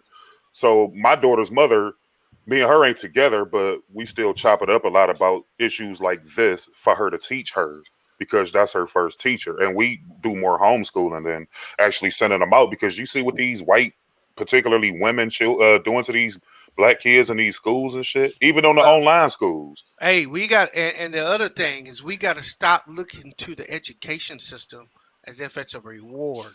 Thank you. I have a bachelor's degree. Biggest waste of paper I ever had. Yeah, I'm in school right now, Beast. So all I'm gonna tell you is all school is designed to do is to make you employees. Is to make you an employee for the rest of your life. That's it. Mm-hmm. It ain't designed for you to do anything. It don't teach you how to manage money. It don't teach you how to manage emotions. It don't teach you nothing. It just puts it makes you prime for the system to take advantage of you. And it puts you in debt right off the bat. That's the point. If I had one wish, you finish, you right there in debt. Go ahead. I'm sorry. If I had one wish, if I could take every elite African American or even every elite minority, and they can kind of follow the blueprint of what LeBron did, and really honestly just set up a school system that is, for us, by us. Forgive me. Hold on, brother, sister. I'm sorry. Do we have other brothers other than LeBron James? I know. Let him make his point, though. Let him make his point. All I'm saying to kind of or could go along with the education theme. If we can build more of our schools within our own communities and we take care of it, we just don't let it go to the wayside and wait for public funding. If we can have something like that to where the top tier of our communities can kind of, hey, look, this is how I made it. Here goes some free game. Let's reinvest it back in the community. I think that will help start a healthy cycle and be able to Cisco, and I 100% agree with you. But this is the one time I hate hearing minorities. We're not minor. We're not less than. Let's say people of color. We're not.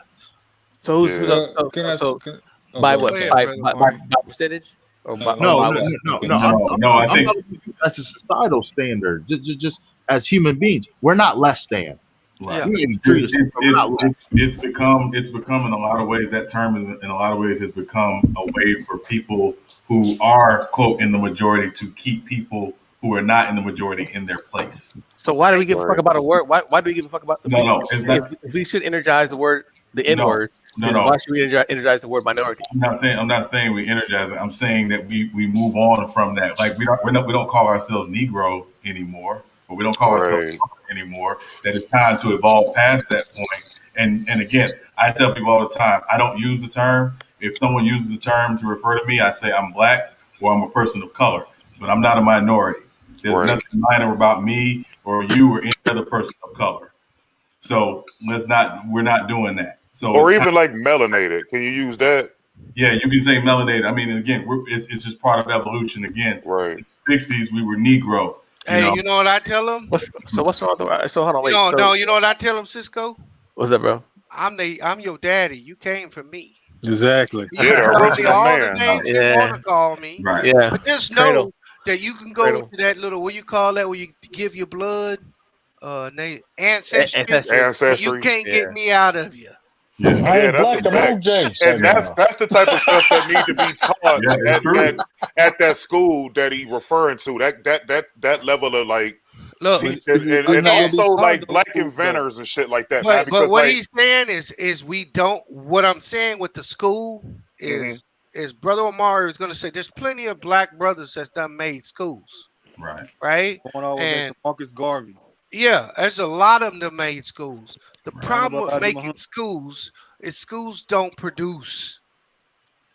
We need factories. We need jobs. We need LeBron James to come down in the community and build a fucking job for some of these kids. Teach them how to be productive. See, if they become productive, they can go somewhere. If I go to school, I can learn all the information I want. I still got to go see that white man to try to get that job.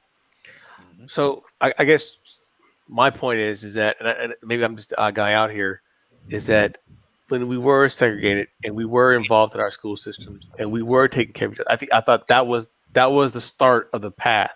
All I'm trying to do is recreate that history. Right. No, I see what you're saying. Yeah, certain curriculums work, man, because like I didn't even know who Lewis Latimer was, just throwing a name out there, a black inventor, who actually drew up a draft for the light bulb, which is mind-boggling to me because if you knew how to drew up the draft, that means you invented it. Just like with the telephone, the telephone, they give Alexander Graham Bell all this credit, but it was actually Lewis Latimer's whole invention that was hijacked from him, just like what Granville T was and all of these other black inventors. Right. But see, that type of shit is important because what it does is when a black kid, yes it is, Beast, just let me get it out. When a black kid know about just that, why you think they teach white kids to be the president? When you see something you can aspire to be, and you know that it came from your lineage, that's important. To see a Lewis Latimer as a kid was a groundbreaking. Like to know that, damn, this dude did this, so that's gonna spark the mind of some other black kid who gonna come up with another invention. That's very important. What I'm saying is, all I'm saying is, it don't matter if it sparks your mind.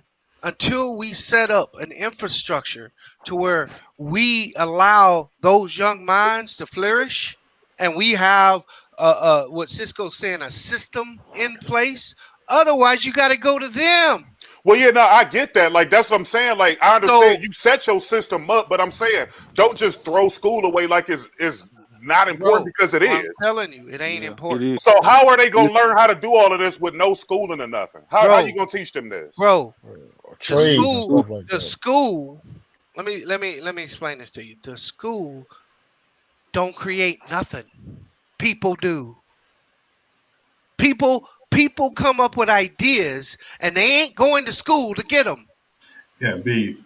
That's cap. To your point. To your point. To your point. Hold on. To your point. The word invent, right, comes from the Latin invenio, which means to discover, to find. Thank you. Lewis Latimer actually invented the light bulb because he discovered that first. And he didn't do it in a school. Yeah, but that was all like pre-modern inventions. No, bro. Now, Microsoft wasn't discovered in a school. No. Yeah, but you just listed some examples. Look, bro, I'm telling you that everything. Khalil, 85% of the entrepreneurs in this country do not go to school to learn how to do it. Yeah, but what percentage is that amongst all people, Bees? That's like 2%. I'm talking about the other 98% of people. They are there to work for those people. That's my point. That's what the school system is for. Bees, that's not true because I'm gonna go. Okay, all right. Because I'm gonna let you know real quick. Let me get some point out. Bees is correct in a certain point, but he incorrect. Both of y'all right, but again, if you go back to the time of antiquity, when we was in Egypt and all throughout, before we got just narrow to just Africa in itself. We have some of the biggest school system in the world. Yeah, Timbuktu. You need that training. Yeah. You need that training. Now that don't mean exceptions won't happen. Yeah, well, look, we like you said, we the first, we the beginning, so we're gonna have exceptional minds. But in the same time, you have to cultivate other minds. You have to train them. It's a reason why our lineage in Africa had some of the biggest universities in the world. It's not by mistake. Alexandria at a young age. What are you saying, Cisco? Well, I was going. I'm sorry. When you said Microsoft wasn't discovered in school, if it wasn't for him being in the school and Microsoft, you're talking about Unix, Linux, and all those developers, JavaScript guys, those guys, those outliers, they were in school when they discovered it. All right, if they didn't learn how to code on their own. All I'm saying, I don't know. All I'm saying is they invented. Why do you think in America? Why do you think in America they invented the code? To have a school, you have to have a humongous. Most of them learn how to code on their own. I don't. Who? No, Bees. What did you say? Why do you think these universities have to have such a humongous That's why they quit endowment? school. What? Why do you think they have such a huge endowment? Where do you think they get that money from? You think a doctor? You think these doctors are creating how to treat you, or the drug company? The drug company tell the doctors what to do. Mm-hmm. But how do they remove the school is just the pathway from the economic to you. Yeah, doctors is the number 3 cause of death in America.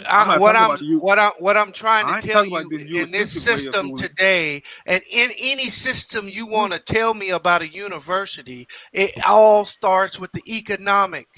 Otherwise, they don't send you there. They got no reason to educate you. What is the purpose of educating? No economic? No. Now again, you taking this if they gave you any real education, it'd take away the power that they got if knowledge is actually power. Y'all keep thinking this Eurocentric way of education. Of course, we agree right there. I ain't talking about this European way of thinking. That's what I've been trying to say the whole time. That's why you didn't hear me bring up anything outside of unless you guys woke up on the other side of the bed. They run this shit. They run the world. You can think of what you want to think. What we need is solutions. You talking about what we already stuck in. Clearly, no, bro. What I'm telling you is that you ain't gonna get no answer in no school building. We already said that.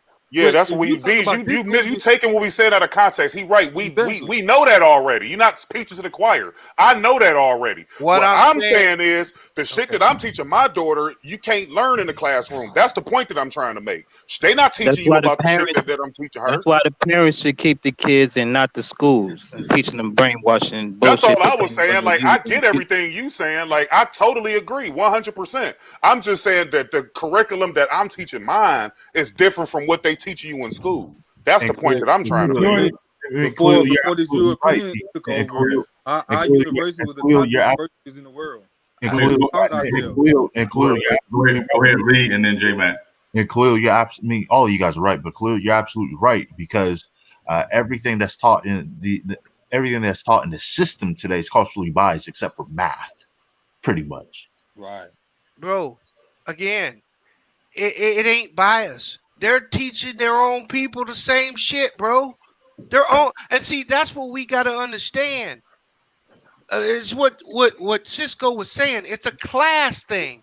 They're doing the same thing to their own people. Right. And until we understand that the system is set up against everybody, we just got it worse. Yeah. It's just 10 times worse for us. How many times you hear white people saying like, but it seems like you seem like you make it seem like we disagree. No, bro, I'm just saying. So I'm telling you, if you ever heard of economies of scale, oligopolies, all that kind of shit. See, the government sets up these huge mountains that people have to cross to get into something. That's why me, Cisco, and you, we can't put a school together tomorrow and actually start teaching real shit because you know But how that, much schools out there. money. Do you know how much money you gotta have to do that? Yeah. And then they got a certain curriculum that's mandatory to teach to pump into the kids. Put right in there. Yep. Look, listen to Aristotle. Aristotle said, if you give me a kid up until a 7, I got them for the rest of their life. What about check that out? Say this. You can create your school today or whatever, however you want to begin. I made this point before, Sean. Again, I'm someone in the Nation of Islam. We have our own university and school. We teach the curriculum we want to teach our kids. Anybody's welcome there. Problem is, maybe people don't agree with our ideology, so you will bypass somebody like the Nation of Islam and continue to take your kids to the white man. When we teaching our kids the thing that you asking for, we're giving them that. But because you don't agree with maybe our ideology, you would bypass. And we don't teach that part to them in our university, but we don't put our kids nowhere near the white man system. All right, We grow our own food. Yeah, It's welcome to the outside too, but again, for whatever reason, you don't want either you don't know or you don't want to make the effort to go. But we grow our own food and so on and so on. Hospitals, we do all that. Go ahead, J Mac. No, I feel what he's saying. My take on school has always been it's about that's how they class us. It doesn't matter what color you are when it comes to classism, right? So they use school to put you to weed out the ones that they really want to really need to succeed and create. They limit the amount of people that can create because they don't want everybody reaching a certain level. They want it the way they are. They want the 1% to stay 1%. It's more power in less of the numbers. Now, as far as I agree with Renegade. We do need to be teaching our own kids at home. But here's the problem. Distractions, the same distractions I was mentioning in the beginning. There's always going to be something to take us away from doing what we really need to do. I mean, now, even if you got both parents in the house, usually both of them are gone because they both got to work. So what is the child doing? The child has a place to go. You got to go to school. And so be following you with your business, learning from you what you're doing with your business and shit. I understand, but they have laws. They got laws in place that say you got to do something with your children. You have to. So break the law. Yeah, but in that instance, it's like we have to be able to be in a position to be able to change that. We need to be on a one accord to where we can change those things, or else we're still gonna be talking about it. So you need to break a lot of those old habits and traditions that Black seem to carry on for decades, like voting for Democrats and all of these people that never did shit for us because our ancestors voted and they fought for our rights to vote. We feel obligated to vote, even though we don't get nothing from it. To this day, we haven't gotten anything from it. Like, name me the last president that ever helped our plight. They help all these other groups. They help out the LGBT. They give them specific things for them, just like they give specific things to Hispanics with the DACA program and all that shit. Black people built this bitch and don't get nothing specifically for us. Forever. I've been trying to tell my uncle this for years. Hey, man, it's hey, you're preaching to choir, bro. I've been saying this for years. Wait, hold up, because we don't know what they did to get what we don't know what them other races did to get whatever the fuck they got, but what we do know is we did the least to get anything besides, you know what I'm saying, bitching and complaining about this shit. If we want to be real about this shit, you know what I'm saying? Hey, Khalil. What up? Hey, I'll just say this real quick. Like my uncle, he was jumping up and down when salute Lamont when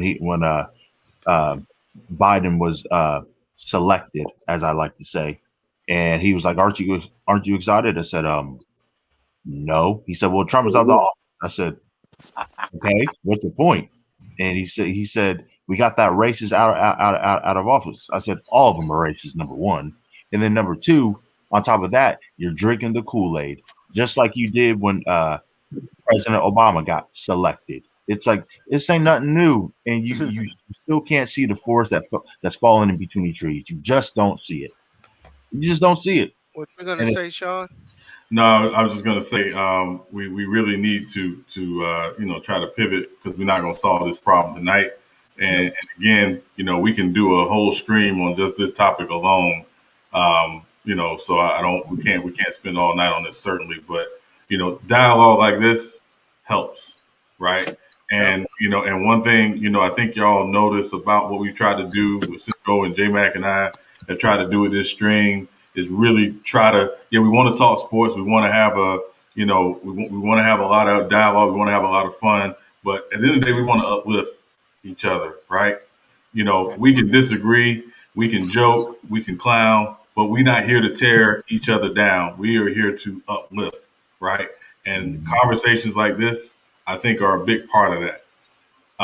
And again, we all have our own ideals. We all have our own thoughts about things. Again, and we share those things and we add those things to this pool that is, this stream.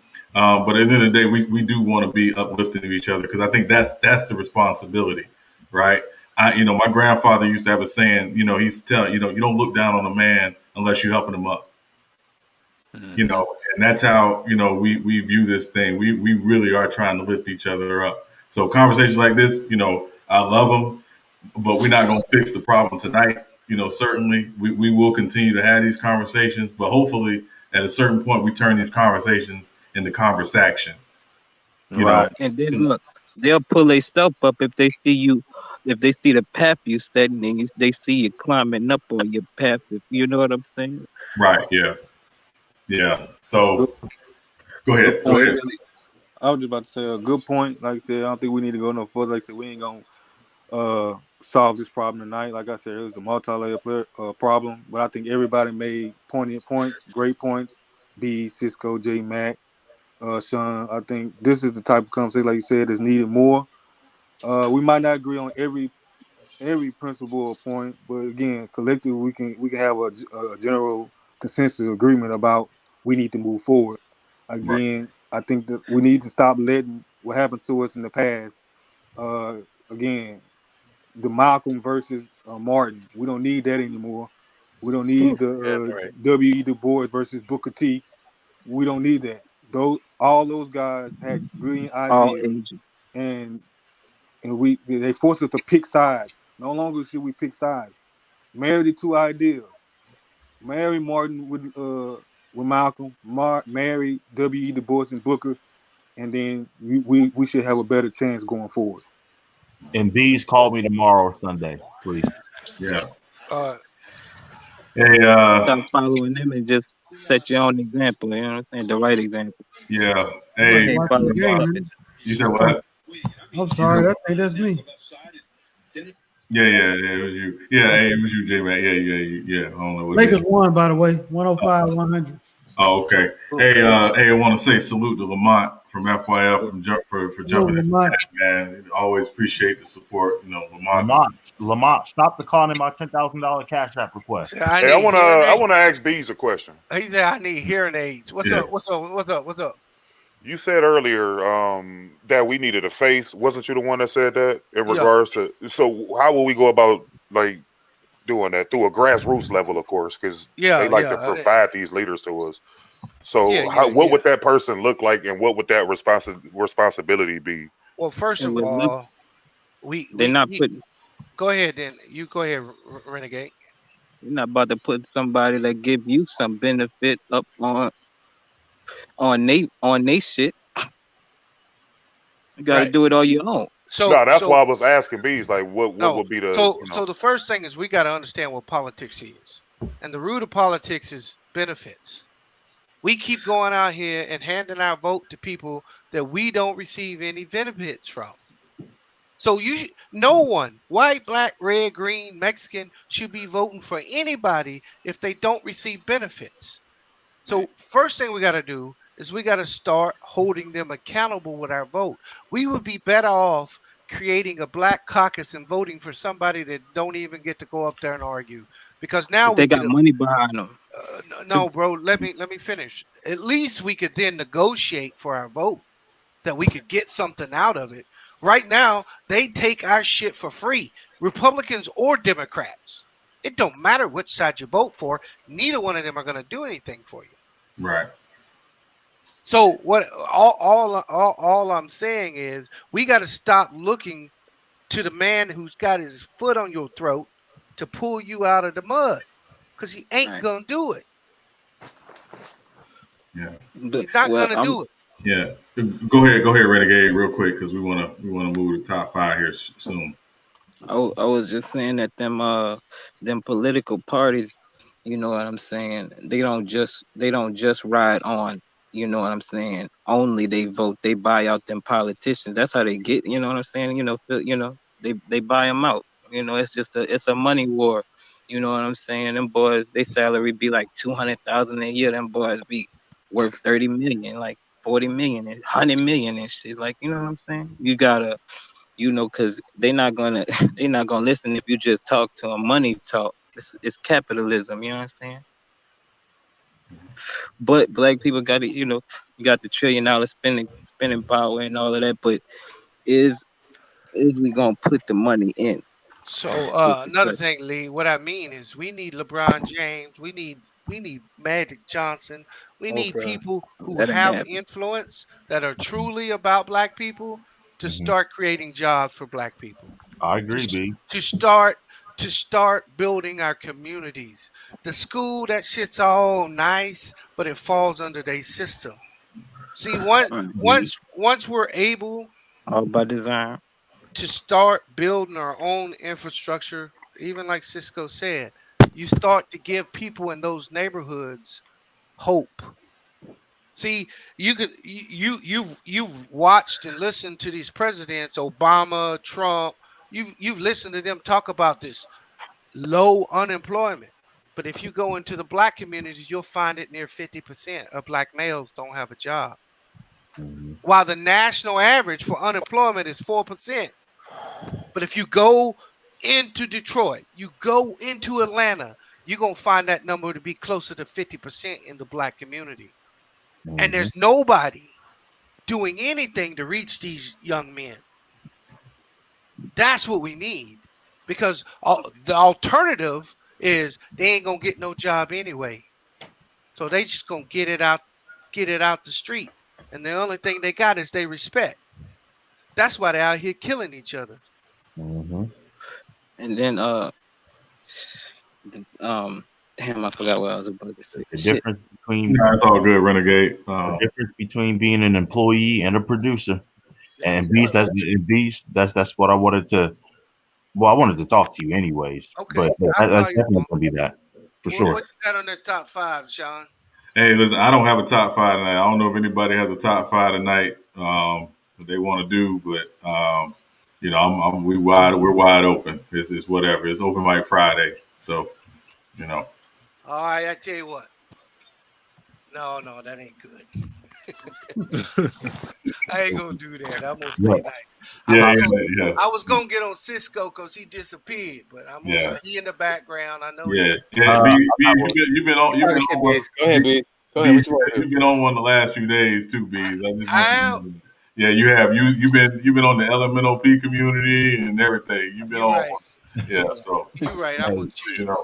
I got my daughter right here with me now, so I got to be good. Okay, all right, very good. Hey, son, how y'all did the top 5 hip hop albums? Your top 5 hip hop albums? Top 5 hip hop albums. Wow, that's. Hold on, she wants to tell you her name. Tell them your name. My name's Lana Pickett. Hey, you can't give me your whole name. You give me your whole name. that homeschooling right there, buddy. Yeah, y'all want to do that? Your top 5 hip hop albums? Hey, she said don't forget to subscribe to her channel. We got it. It's taken care of. Yeah. Top 5 what? Hip hop albums? Top 5 hip hop albums. They waiting on the MRI for Joel Embiid with a hyperextended left knee. Yeah. They heard top 5 hip hop albums. D4L, them franchise boys. He's booted. Yeah, put him on mute. Yeah, get him out of here, man. Ray, you gotta ask that question as top 5 who didn't. Top 5 rap albums all time. Whew. I mean, we know it's subjective, but you know, yeah, I mean, it's your top 5, so I mean, you know. Jody Breeze from Young Jeezy. Everybody die in their prime. Nigga. Okay, Lee can't give a top 5. He said Jody Breeze. Them boys. Oh shit. Well, I mean, I can't Get think. rich or die trying. I never go first. I can do mine. I can give you mine. Well, go ahead for it. Yeah. So in no particular order. De La Soul. Ready to Die. Mm-hmm. Illmatic. Mm-hmm. You got 2 of mine. Aquemini. Oh, First yeah. Outcast, yeah. First Outcast, yeah. To Pimp a Butterfly. That's a good one. I'm gonna kind of throw a little sleeper out there. I'm gonna say The Tipping Point. Yeah, that's a real good one.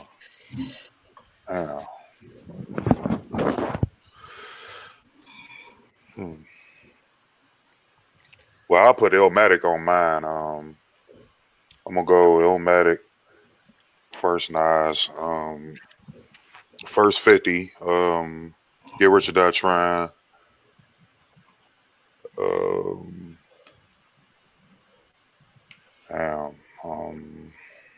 What is that? 2.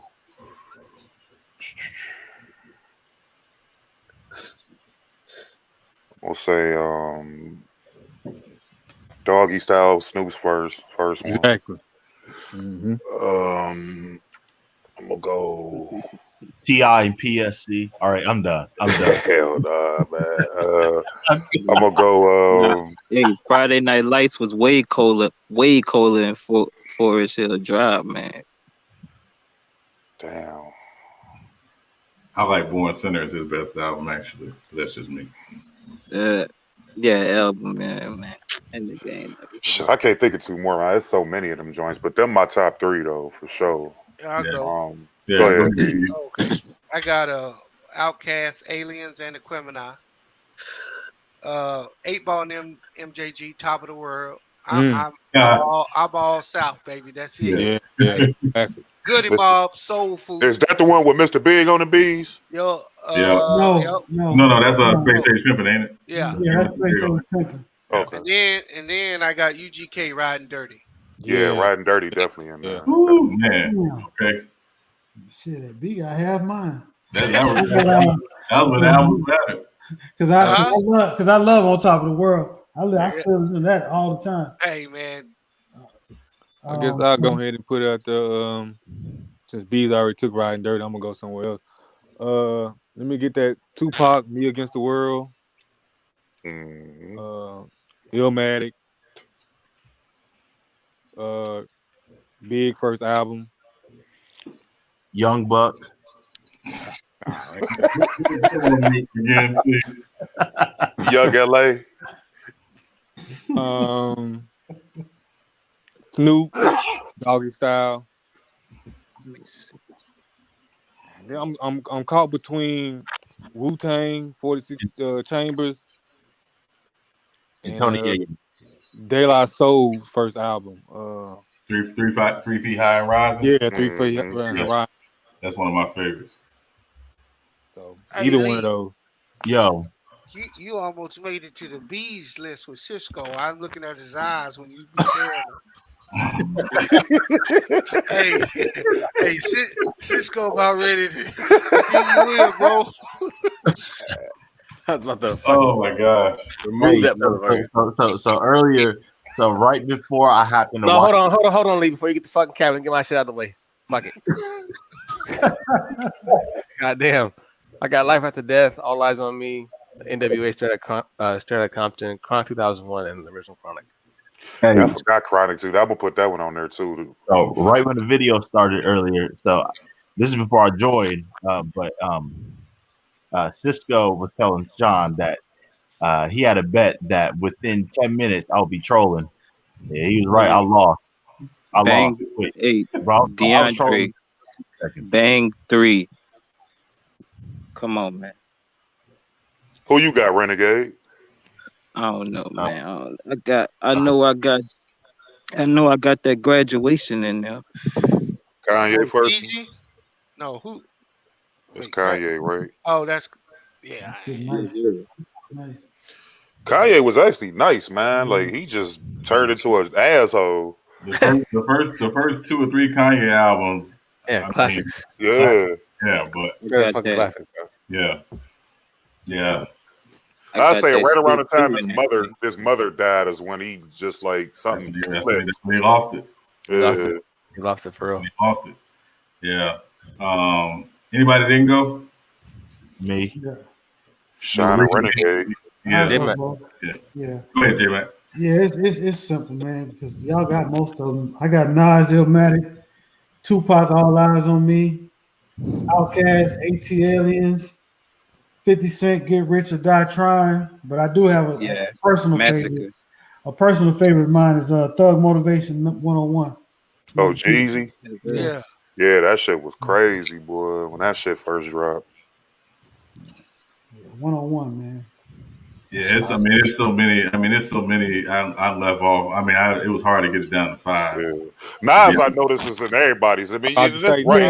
You got to put him in there, man, because of the production on that fucking album, man. This nigga had all of the top producers on that shit. But even the lyrics and the storytelling, the vividness of the album. It's just.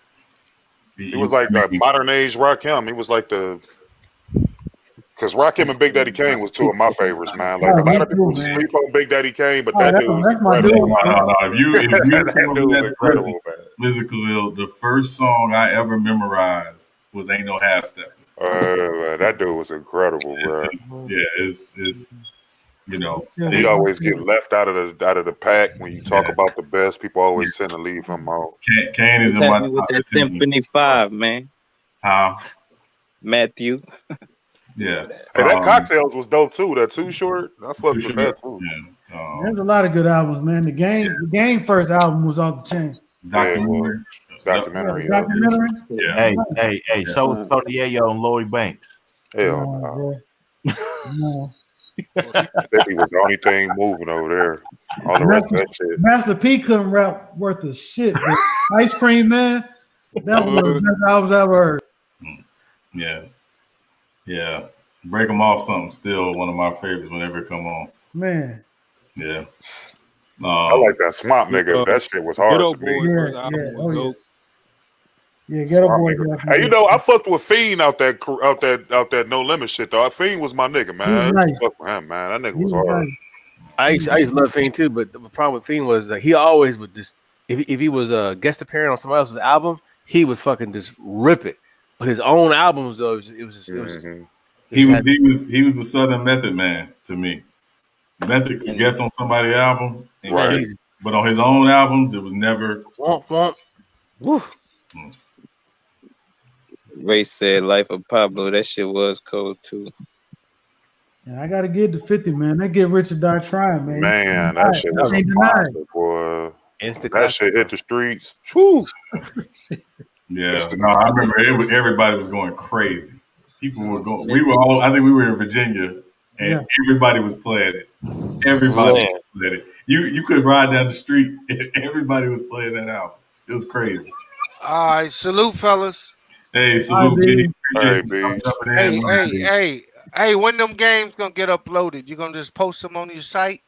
Yeah, we'll post them on the channel, but we got to get a couple independent people to put them together because I don't want to, get accused of cheating. So we're gonna get. No, I don't think you like that. I don't think none of y'all like that except Cisco. But hey, y'all brothers have a good night. Yeah. Oh man. No. Yeah, no, we left some. I mean, we left some real good ones out there. What was the last classic one though? Like major, like general consensus, like this a classic right here. Lil Zane. We're not doing that. I'll probably have to say, Hey man, hey, just say the word. I will remove. Probably Kendrick Lamar first album. Kendrick Lamar first. I would say To Pimp a Butterfly. I would say Get Rich and Die Trying. That motherfucker blasted the airways. That shit took over everything. Everywhere, See, bro. He went to the right team too, because M was popping at the time. Dre was making his resurgence, so that was like the right formula. He knocked it out of the ballpark. And then Game came in and dropped a classic too. Like, you know what I'm saying? Yeah, I mean it's been some classics since then. I just think because of how the music industry has changed, we don't always think about it in that light. But if you still mess with albums, it's been some classic hip hop albums since then. On some modern hip hop shit, like what they listen to now, I thought that 36 Nights from Future was actually dope as fuck to me. I don't know. That shit was pretty dope. And I don't really like none of these new niggas, but he all right to me. I fuck with him, man. I think an album that get overlooked is Royce the 5'9". He had an album about 2 years ago.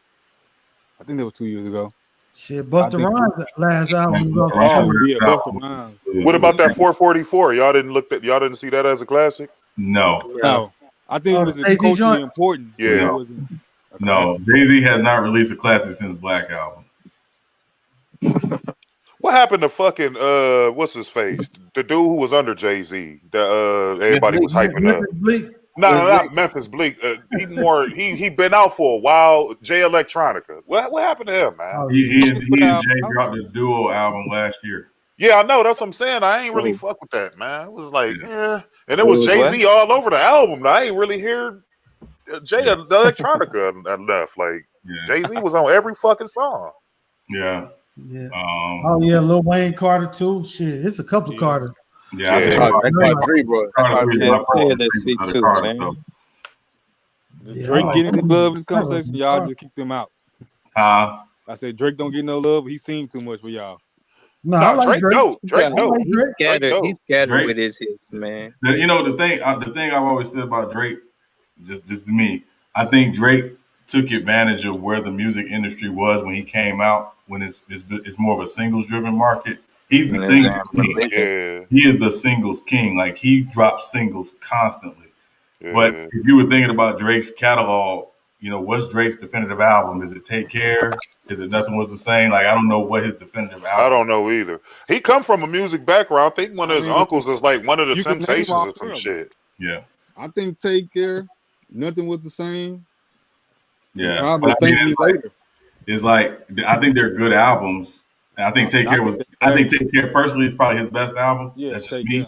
But man, I can't never remember. I can't never forget one of the first time I seen that boy. I'm like, man, is that fucking Jimmy? I'm like, Degrassi. I'm like, this nigga look just like. I'm like, I thought he was Kid's son from Kid and Play. I just thought he cut his hair off. That's what he looked like to me. Yeah. John Wick, Rare Band, Muddy Waters. Muddy Waters is classic. A lot of people sleep on Muddy Waters. A lot of people sleep on Method Man. I mean Red Man. Period. Red Man. Period. Hey, I got one real quick. Top 5 comedians. I'm gonna go. I'd say stand up or stand up. No particular, no order. You got Bernie Mac, of course. I'm gonna put Dave Chappelle in there. I'm gonna put Bill Burr in there. I'm gonna put Corey Holcomb in there.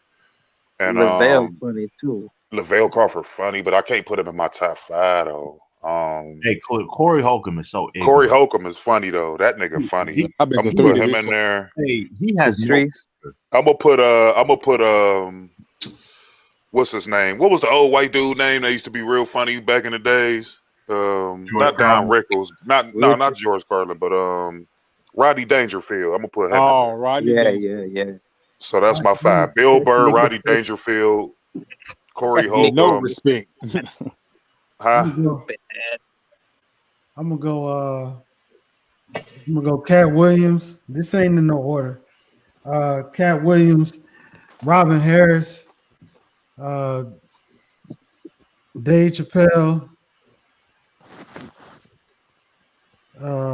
I just had on to my You better say the king. Richard well, Pryor. Richard was my fifth, but I think I'm gonna go Eddie Murphy, man. No, Martin. I'm gonna go Martin. For me, I got Red Fox, Richard Pryor, Dave Chappelle, Eddie Griffin, and you got Eddie Sinbad. Murphy. And he's been rude. See ya. Bye, Lee. Everybody get booted. Hey, Yeah, that man got 86. That man. Sinbad wasn't bad. That man got 86 out the lobby. Nah, he right here. He's still here. Yeah. Oh man. He got to sit in timeout for a little bit. Yeah. Give him 5 minutes. Yeah. I like that Red Fox pick.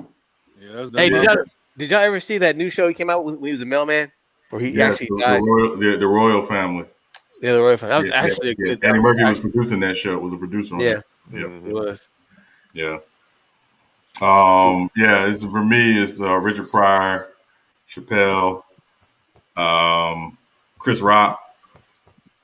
I can't. I'd say George Carlin.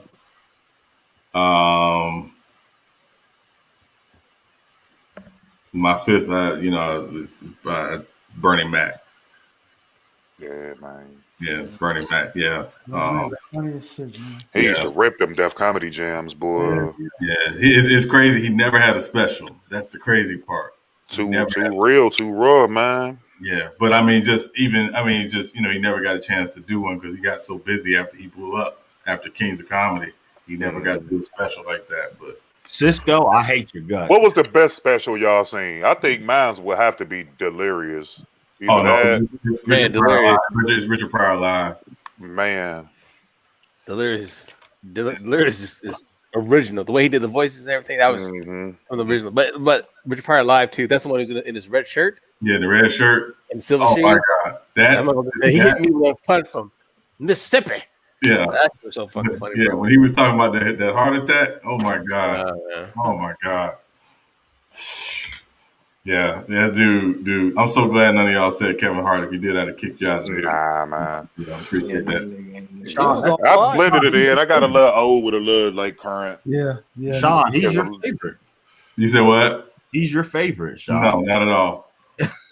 Not at all. Kevin Hart only had one funny. I think he has one funny special. That's one. That the one he did when he was when they was on the All-Star shit. I think that one was funny. That's the only funny one I seen him. Jamie Foxx got some too now. The only one I thought he did was funny was Seriously Funny. The one he did in Cleveland.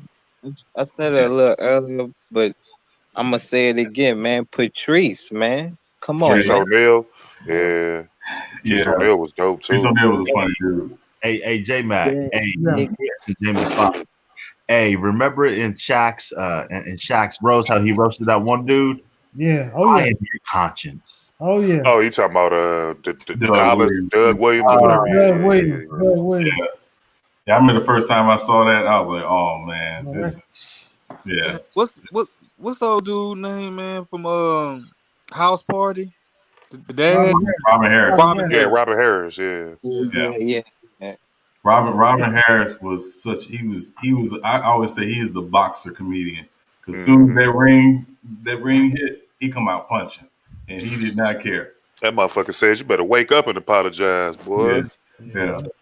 That man was funny too. He died early too, man. How old was he? Like 37, 38. Yeah, he died really young. Yeah. Anyway, I'm about to get out of here, brothers, man. Y'all take it easy. Hey, bro. Brother Omari. We're coming up on 5.5 hours.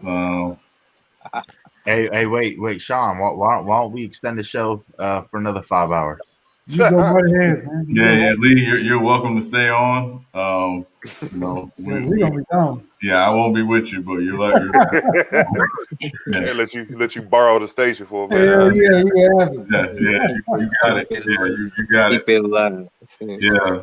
No, Cisco may wake up 3 in the morning and kick me out. Yeah, I was trying to wait for some level of news on Embiid. I ain't seeing nothing that, Well, no, it's nothing. I don't think anything's gonna come out. I hope he all right. What happened? Wait. Huh? You'll know tomorrow. Yeah, you'll know tomorrow. Yeah, they waiting on the MRI right now, Yeah, Renegade. I follow Woj on Twitter. He gonna find out for anybody. So yeah. So You might get a text about 2:00 in the morning. Yeah. Well, it's about 2 now for you.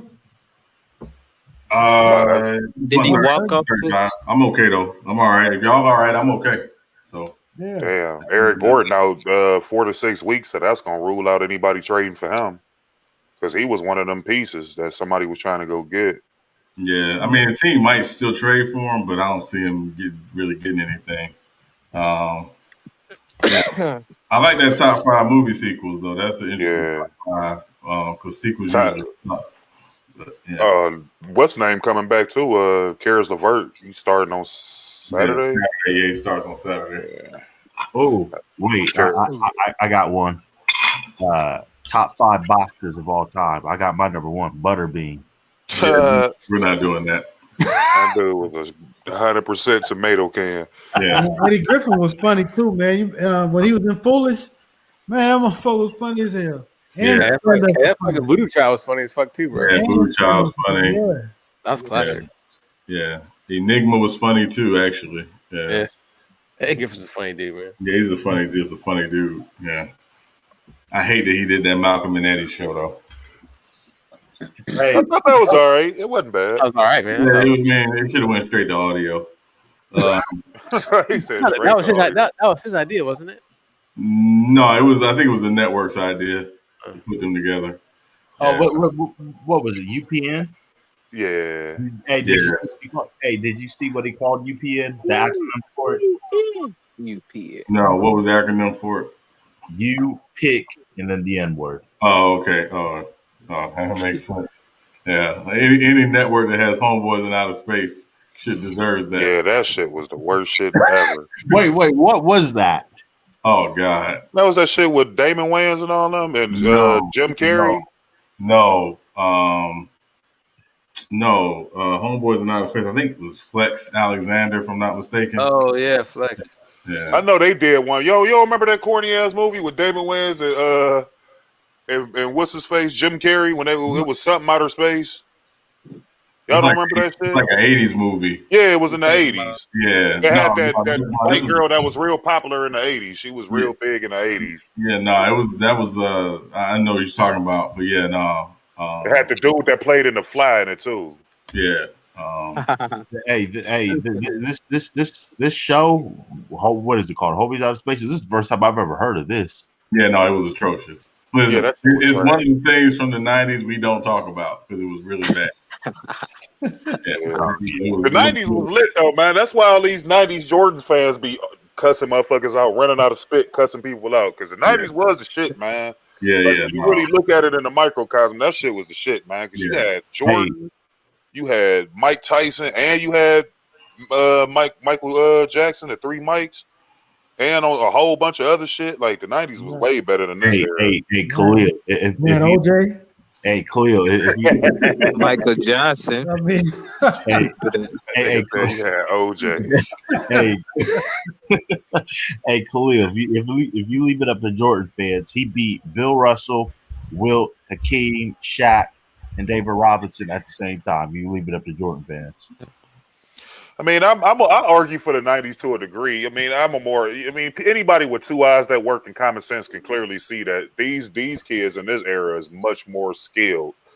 I say you had better team construction in the 90s. Like teams was built specifically for team-oriented games. Like now you just got a lot of, one-on-one games and shooting a lot of threes and all that shit, high pick and rolls. They search out a lot of mismatches.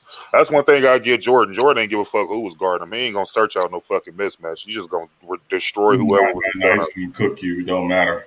No, I think the 90s too, and J-Man, you please feel free. But I think you had a lot of teams that was very position specific. Right. That's what I meant. You just built your team for a certain position. I always tell people, like, if you look at the first 5 years of the Orlando Magic and you look at their first round picks in those drafts, they drafted a shooting guard, a small forward, a power forward, a center, and then they traded for a point guard, when they traded for Penny, in the draft. So it's like you built your team very position specific. Oh yeah, that's right. Sean's favorite player. He got his jersey too. Anthony Avent. Yeah, well, they didn't draft Anthony Avent, and 00 Anthony Avent was the worst, by the way. That's why they had to go get Horace Grant. The only pick, truth be told, the only pick they missed on in those 5 drafts was Brian Williams. Yeah. But, yeah. So, but yeah, I think that was the big difference. But, yeah. So, Ray DeRazzo, I don't think anybody will admit to watching the weigh-in shows unless it's Living Color. I fuck with the Living Color, but I ain't like them dudes, man. They used to do a lot of gay shit to me. Well, not in Living Color too much, but I watched the weigh-ins. Hey, Khalil.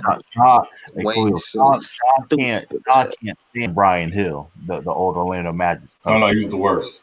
He can't stand him. No, he was terrible. Who was terrible? Brian Hill, the head coach of the Magic.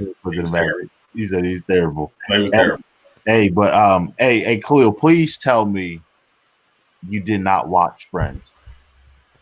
Nah, I ain't fuck with that shit, man. Thank you. I was telling the panel a couple of days ago, like if I watched the show like maybe once, and it was like maybe like a minute. I had to do something black, so I went to Popeyes, and I'm not lying either. That shit was White Central, like Dawson's Creek or some shit. Oh my God! Please, hey, Khalil, never ever mention Dawson's Creek. Hey, y'all ever seen the movie Undercover Brother with Eddie Griffin?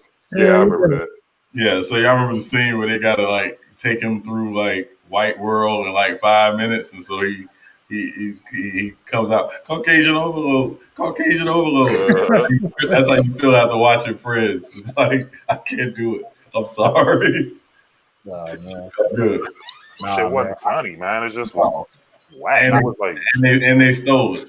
So they stole that concept from Living Single. Yeah. Yep.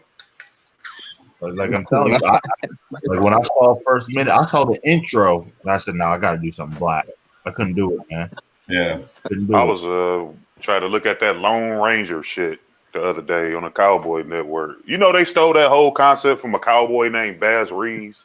Did y'all know that? No, I never knew that.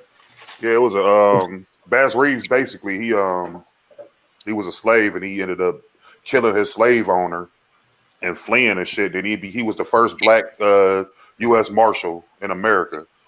But this dude was so cold with them pistols, man. Like they stole it. The whole Lone Ranger concept is based off Baz Reeves. They even tell you, white people would tell you, yeah, we stole it. What y'all gonna do about it? Yeah. But yeah, that dude was cold. Look him up, man. He was a cold brother, man. Yeah, and I got to give a quick shout out. I want to give a shout out to the one person who gave us a thumbs down on YouTube, Hater. Thanks for watching, Hater. And if you come back, please stay for at least 20 minutes to keep our analytics up, Hater. Anyway. Yeah. Man, haters welcome, man. Haters welcome. Yeah. And bring 3 haters with you, Hater.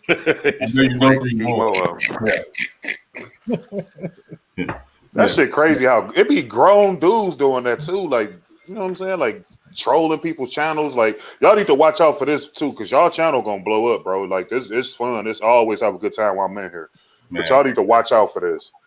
You have a lot of white dudes creating like fake black accounts, and then they're, you know what I'm saying, to try to like talk black and agree. But you can always tell like that it's a white dude because like the lingo, they still use that old 80s lingo and shit to try to talk black. So y'all gotta watch out for that. It's a lot of that shit on YouTube. Oh, absolutely. Absolutely. Yeah, no. Listen, we will look up IP addresses and come find you if you try that mess on U3. Okay. I keep the gas. Got the clues, no. Yeah. Hey, I'm about to go to bed, but salute panel. Sean, I'm gonna need you to lock that Michael Doliak jersey and Andrew McClure. Yeah, hey, listen, I appreciate the Michael Doliak. He is a champion. He did win a championship, so thank you. Well, in that case, I take it back. So wear Andrew D. Clark jersey. How about that? But he never played for the Heat. He played for the Magic. Well, you know what? You know what, Todd? You live in Florida, so close enough. That's right. Yeah, no. Andrew DeClerc. Shout out to one of the worst Florida Gators ever, and Andrew DeClerc. Yeah, and that's a well-earned title. Go ahead. Was he really that bad in Florida State? I mean, no, he was at University of Florida. He didn't go to Florida State. We wouldn't claim him if he went to Florida State. Was he really that bad in Florida? Oh, he was atrocious. He was just big. He was atrocious. Hey, you know who else was ass too? That don't nobody talk about? John Amici. Rob Pelinka. Remember, he went to Michigan with the 5'5". Yeah, I remember him with the 5'5". That nigga was trash. Hey, Jalen Rose said the only reason why Rob Pelinka was on the team was to keep the team GPA up. Damn, he was trash, boy. Yeah. No, I'm telling you, Andrew DeClerc was so bad he couldn't score 20 points if you put him in the gym by himself. Hey, Khalil. Hey. So one day I guess one day Cisco was naming like top players or whatnot. So I conveniently threw in John Amici and I threw him off, and he almost kicked me out the panel. John Amici. Yeah, no, man. Oh, man. It was some bombs in the 90s, boy. That's what I'm saying. Hey. Cherokee Parks. Oh, my God. Oh, Hey, Khalil. Hey, Khalil. Remember Yinka Dare? Yeah. Remember what's that dude's face? David Wingate, Alton Lister, Sean Respert. There's another one that literally just remember the Allen Ray dude. Oh my God! I figured it out. Khalil. Remember Mateen Cleaves? Mateen Cleaves, Michigan State. Hey, he was a dog at Michigan State though. Mateen Cleaves. That day by itself sucks. Mateen was a dog at Michigan State, man. You know Mateen. Didn't Marcus Smart go to Michigan State? No, he went to Oklahoma State. Okay, Oak State. Yeah. Remember, he was the one that jumped in the crowd after the fan and all that shit. Yeah. Oh yeah. Yeah, you remember Mateen Cleaves was the reason why the whole Michigan investigation happened. Yup. Yep. So Izzo is a shady ass dude. I met that dude. He shady as fuck, man. He got shady ways, bro. No, Tom Izzo.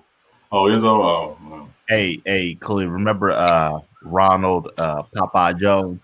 Ronald Popeye Jones. Hey, listen, on the real, Popeye Jones, if you ever go back, he used to give Charles Barkley the business. Oh, yeah. Charles Barkley talked about that. He said he always gave him the business. He used to always get the business from Popeye Jones. Yeah. Putting up 30 and 10 every time we get Charles Barkley. Yeah, no, listen, I don't cap for the 90s. As y'all know, we talk about the 90s, and again, Lee and I have talked about this. It's only about 14 or 15 elite players from the 90s. Only. 90s was filled with role players. That was a role player era. Right. Sean Bradley. Y'all remember Sean Bradley? Oh, God, man. Everybody dunked on him. If you ain't get a dunk on Sean Bradley, you wasn't doing shit. Everybody dunked on that motherfucker. But think about it. Look at the NBA now. That's who is he now? He's Kristaps Porzingis. Nah, because Kristaps actually got a skill set. No, I know Bradley he was has just skills. tall and that's guy all. that tall and lanky. Yeah. Yeah, that's the difference in evolution because these motherfuckers that height, boy, they crossing niggas over. Hey, I got another one for you, Khalil. Felton Spencer. Oh my. You bringing up the bummiest of the bums. Them motherfuckers is below the miscellaneous bums that was in the 90s. That's the ones that had to work. Had to work after work. Had to have a shift at the restaurant after work after they play the game and shit because they ain't making no money. Hey, Clear. Remember Ed Pinckney? Oh my God, Ed Pinckney. Golly. Brian Scalabrine would be a star in the 90s, boy. All them bums. That's some bums. Yeah. It's to me, it's the first decade where it was way more. down on Steve Kerr, small lad. Yeah, no. To me, the 90s was the first decade where it was more guys who underachieved than overachieved. It was so many underachievers in the 90s. Yeah, it was. Yeah. Hey, man, it was golly, it was terrible. I still remember oh yeah, Chloe, your favorite, Dickie Simpkins. Dickie Simpkins. Fucking bomb. Yeah. How was he a first round pick? Oh Shit, Joe Smith was the #1 overall pick. He ain't really do a whole lot. Yeah, but at least Joe Smith was okay. Dickie Simpkins was a first round pick. How was that even possible? Yeah. I really want to know, Sean. How was that possible? Hey, listen, Watered down draft. Hey, terrible GMs, man. They exist.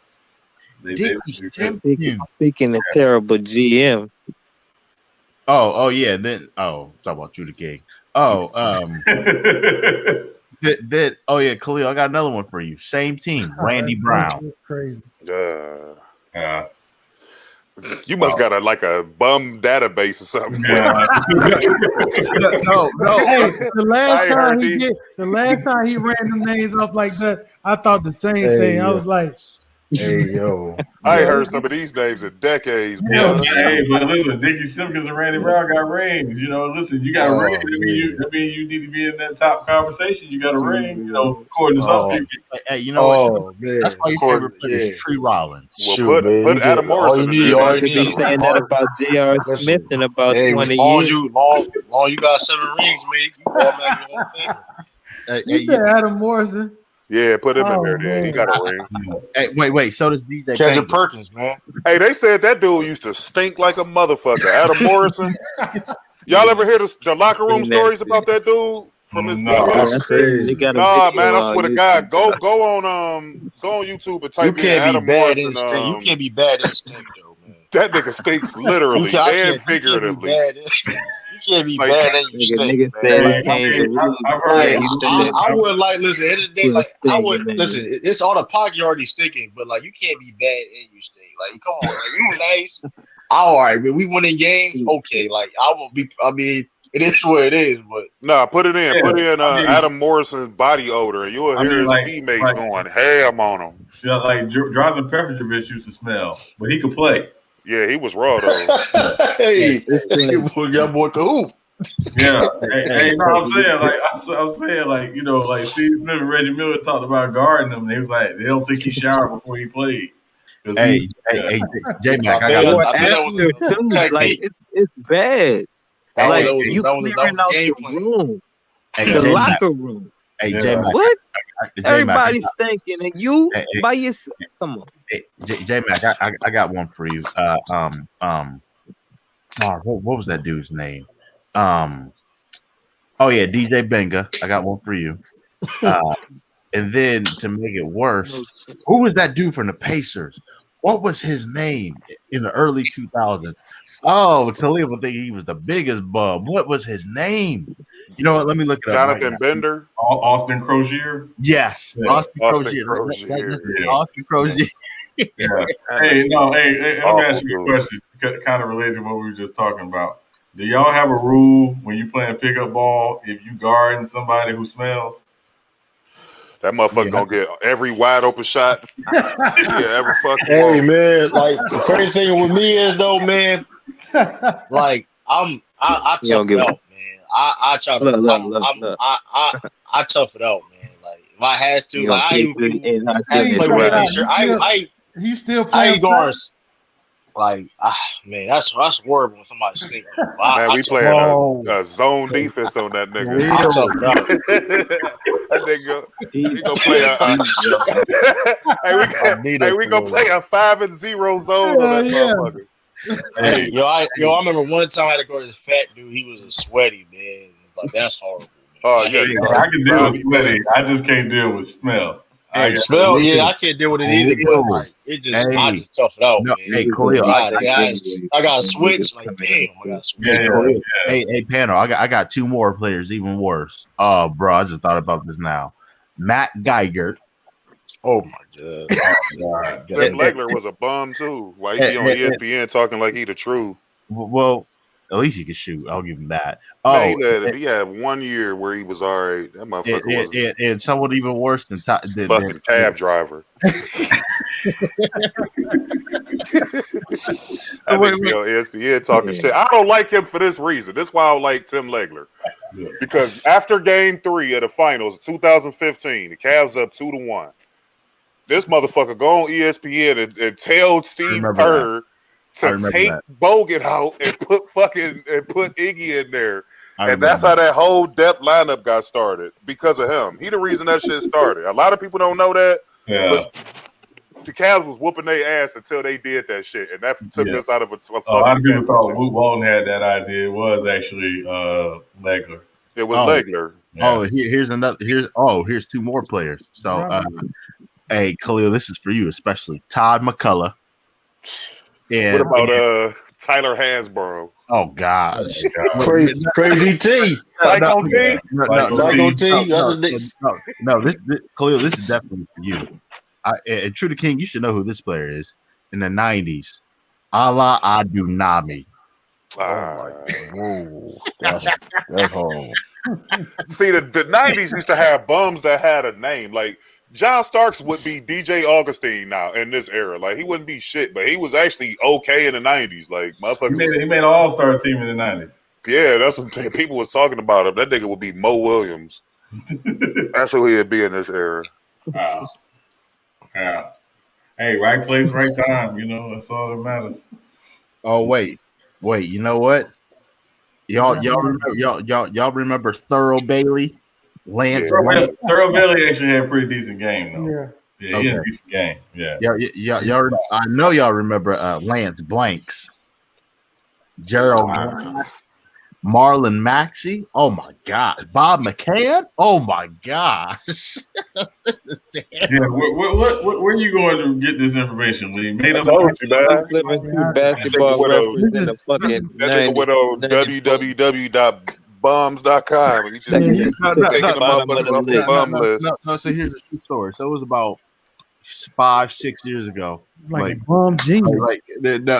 So it was probably the coolest supervisor I ever had. He's a huge 80s and 90s fan, especially the 90s. And we were I forgot what we were talking about, and then somehow we start talking about the NBA. We were naming off like Hall of Fame type players, and then we started talking about, as Khalil would say, bum players, and then we just kept naming them. And then I guess the game, hey, whoever can't name a bum loses. We kept going for like 3 hours straight. Oh, so yeah, y'all was on a bum quest, bro. We were, bro. That's how I remember some of the names. Then I got him by saying Sean Resper, and bro, he was like, "Yeah, bro, you beat me, bro." And I was working late shift. It was till midnight, so we actually stayed an extra 30 minutes when the building was about to shut down at 12:30 a.m. He was like, "Yeah, bro, you got me, bro. You got me. I can't believe you said Sean Resper. I forgot all about him." And the worst part was he had his basketball card too. Man, so y'all was having fun naming them motherfucking bums. Bro, every time we did, we kept falling on the floor laughing. All of our coworkers, well, he was a supervisor, but yeah, all of our coworkers were looking at us as if we needed help. Like, bro, it was so fun, man. It was hilarious. That's how it is. Looking at these. Who do y'all think is? I keep hearing all these different players being linked to the Lakers, but me personally, I think out of all of them, I don't think they end up getting Drummond. I think they're gonna end up getting Whiteside from Sacramento somehow. They're gonna get JJ Redick. JJ Redick. I would like for them to get LaMarcus Aldridge. I like for them. He'll go to Boston before he go to LA. I'd like for the Lakers to get Thon Maker. No, I'm kidding. They need a specific need. Like, they need a rim protector who can get rebounds and shit. Like, so that to me is what they should be after. And Hassan Whiteside will fit that. The problem Whiteside is soft. Whiteside is soft though. The problem with Whiteside is the other thing too is he's a liability. On that 1-5 pick and roll. Yeah, that's true. And so, I just don't think he has the foot speed. I think actually Damian Jones is actually doing okay for them. You're not asking them to play big minutes. You just want them to give you some decent quality. My thing is they don't really need a rim protector rebounder because at the end of the day they're not going to play Marcus Gasol like that much in the playoffs anyway. Yeah, but AD don't really like matter. to play the 5, and coming off this Achilles, you don't want for they him to gonna be in play there him. banging. They gonna play him. In the day, they ain't got no choice. I mean, every team not perfect. I don't know. Damon Jones, 16 minutes, 1 rebound. Yeah. I mean, the reason why I said that is because, like, to me, if they was to get somebody of that ilk that can afford Anthony Davis more, because I mean, I'm reading a report he's gonna be out for another couple of weeks. So if you can get a player like even like a Nerlens Noel, or just somebody with high energy around the rim, if you can get that, you can buy him some more time. Because if I'm winning games and I'm buying him time, his ass gonna sit out until like 1 week left in the season. Like I'm not even gonna chance it. Like Kuzma had a good game tonight. He had like 27 or something. Like they getting production. We had 24. They getting some level of production out of some of these players, but ultimately that's they glaring weakness because they pretty good on defense. They played like shit this whole year, and they still got the second best record in the NBA. You know what I'm saying? And they like the best defensive team in the NBA and they the too. number one defensive team, man. So like they playing That's the what I'm saying. necessary defense. But you still got that glaring need because I'm looking at Brooklyn.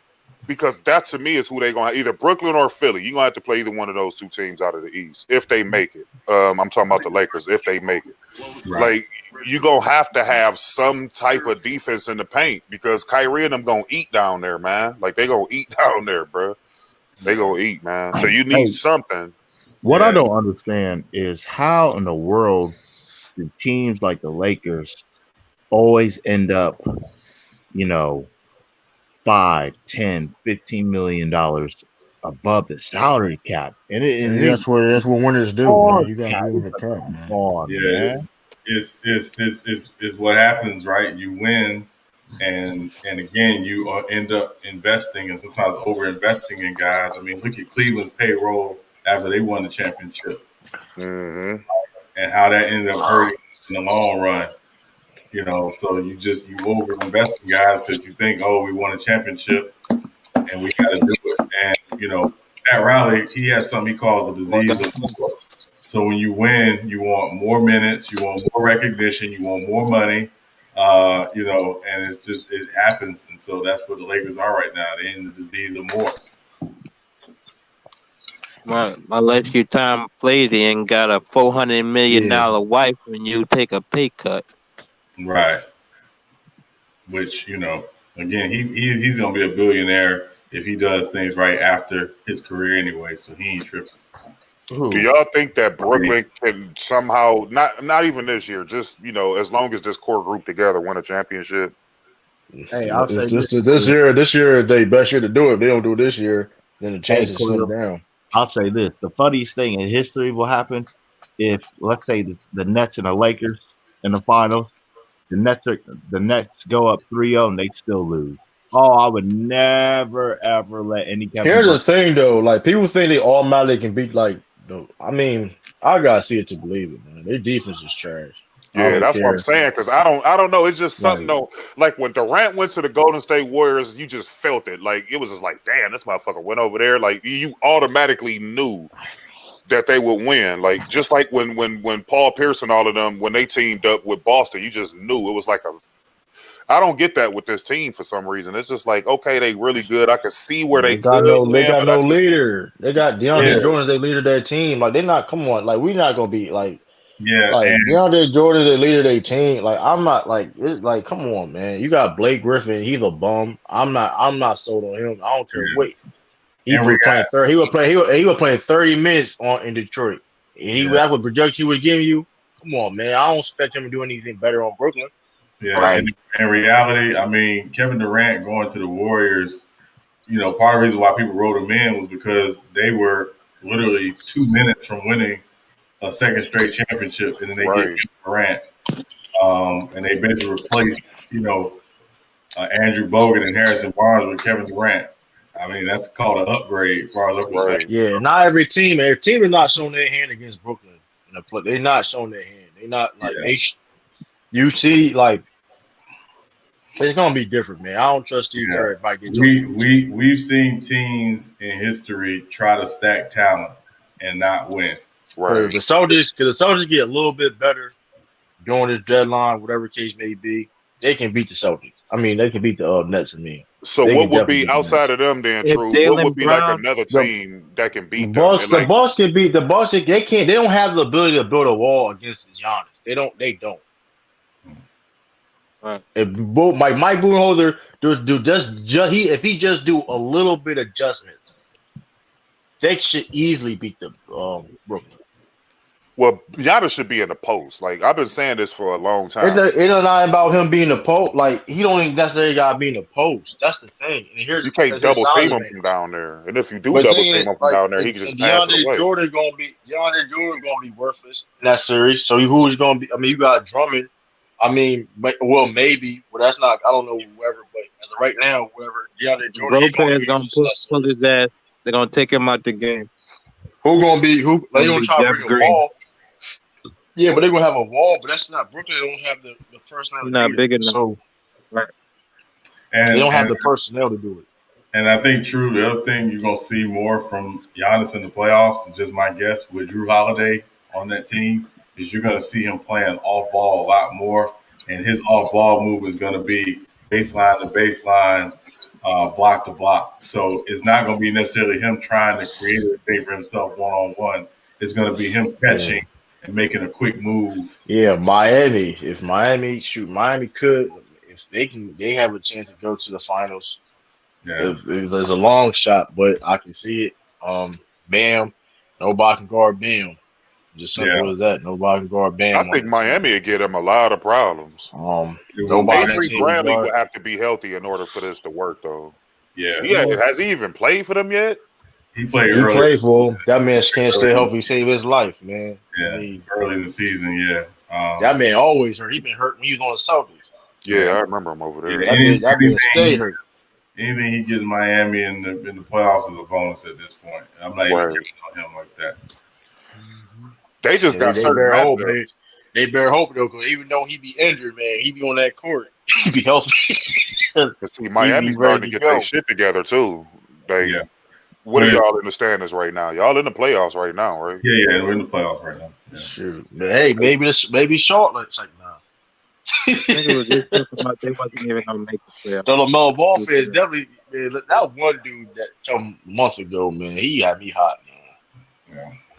He said Charlotte can make it to the second round. I'm like, yo, you got to chill out. Yeah, no, we're not doing that. We got to chill out. We're not doing that. Who said that? They have no. Now, I because only they don't have a big man. They had a big man. Now we can okay. We can maybe a little bit entertain that, but nah. Who? Charlotte. They have no big man. No. What happened to the Hawks? I thought they were supposed to be good this year. Man, they overrated, man. Like you got Trae Young. That's what happens when you trade Luka for Trae Young. Because I'm gonna keep on Luka. I don't give a damn. Like I know Luka didn't want to be there, but still, like I don't give a damn. In the preseason, everybody was talking, they're gonna make the playoffs. I said, man, that's not a playoff team, man. They don't guard. Hey, Trae Young, Defensive Player of the Year. Oh shit. Yeah, who would y'all get that award to realistically right now? If it was the end right now. Ben Simmons. Yeah, it'd either be Miles Turner or Gobert. Ben Simmons, though. Hey, salute panel. Good night. Yeah, hey, salute Lee. We're about to wrap up here. So Salute, Lee. Salute. Yeah, Ben Simmons for me though. I ain't gonna hold you. Yeah, I like Ben Simmons' defense this year too. Yeah, I mean he'd be third for me. But I just think when you lead the league in blocks, and Utah's still one of the top ranked defenses in the league. Yeah, that's true. Yeah, he'd be like you tell you, we does like 20 shots a game. Some crazy. Yeah. So where's Drummond going realistically? I don't know, man. He a sucker. He a sucker. He go to Brooklyn, man. He gonna cost something. I don't think he gonna go over there. I think somebody gonna end up like I was we hearing down here in Cleveland that it's Kristaps Porzingis for him and a head up. Yeah, but Mark Cuban was on First Take the other day. He said they're not trying to move Porzingis. Okay. So rule that. I think he may be lying though. Well, not even that. It's just because the problem with are you gonna give up a guy you got under contract for the next 4 years for a just guy for a rental. Yeah, that's true. 4 months. So yeah, no, that's what I'm saying, because I mean, like in hindsight, you could say, yeah, he'll go over here, but like 28 million is hard to move for a rental, because any contending team wouldn't want to give up like value. Like let's just say the Lakers, for example. I don't think that they would want to give up Kuzma for Drummond, or not. Let's take the Lakers out. Like put somebody else in there, like Brooklyn. Like they don't want to give up. Like don't nobody want to give up nothing. Like you know what I'm saying? For him to just be there for like a half a year and then not even sign with the team afterwards. So it's real touchy. That's what I'm saying. I think he gonna end up getting bought out. I think the only team I saw really with a realistic chance to get him was Portland. And who was they giving up? Like Gary Trent or somebody? They would have to give up Nurkic. And probably like Anthony Simons. Now give us Gary Trent. We'll take him. He pretty good. I don't think they want to trade Trent. I know they don't, but Trent, Anthony Simmons ain't enough. Yeah, no, I'm saying like, but also you get a pick out the deal. So well, then that'll work, man. That'll work. So, or it was either that one, or I was hearing the Otto Porter for Drummond. Straight up, I just don't see how that helps Cleveland. Right, that's what I'm saying. I don't think none of that. I like the pick that you mentioned with Portland, and Anthony Simons might be all right. I would just. Yeah, you're just getting a young piece, and again, the Nurkic is about trying to make the salary match, right? As close as possible. So, but I don't really see. It's not a lot of deals out there for him. So I don't think Celtics can't get him. Yeah, and again, it's really does Danny Ainge want to use that trade exception to get him? I think his contract is more than the trade exception. He makes it's not, no, he's only making 28. The trade exception is 30. Oh, yeah, he ain't doing that. Nah, he ain't about to do that. They'd be done to do that. So, like I said, he might just get bought out there, because all of these scenarios, when you break them down, a team really won't benefit from it unless it's like one of these champion teams. And like I said, it's gonna have to be through a buyout, and he can walk over there, because the Lakers can't do nothing but give him like what, $800,000. I think Brooklyn can give him the most. That's why people kind of put them up there, because they can give him like a couple million or something like that. They have the injury exception, right? Dinwiddie, but again, there's other teams that can offer him more in terms of a role. And again, he has to think about his value, because he's going back on the market for a contract. Where he goes is going to determine what his next contract will be. So, is Brooklyn going to help you get that next max deal you're looking for? No. Nah. You got to go somewhere where you can, be you and put up buckets. What about Golden State? Because they can offer him the most, and he'll have a significant role over there. Yeah, I mean, if I'm Golden State, I wouldn't want to do that, because I don't want to cut into Wiseman's development. That's true. For rental. Yeah, that's true. I just think they need to consider, Wiseman's development, and so the Lakers is like the only realistic team that he can actually gain because Anthony Davis is out, so he'll be able to play more.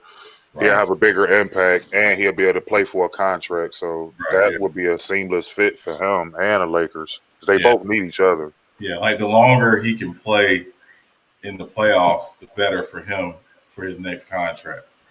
Yeah. You don't want to go to a team where it's like, we're going to be a one round and out. No, you want to try to play for a team and go deep, so you can show. But can him and AD exist together on the floor? Because I was thinking maybe if you have him coming off the bench with that second unit and have AD start at center, and Marc Gasol just don't even get no minutes. He resorted to a. No, you need Marcus. You need Marc Gasol though. Yeah, here's the thing. The reason why, because let's say the Sixers do go, he's a great poster for it. It may not be the same.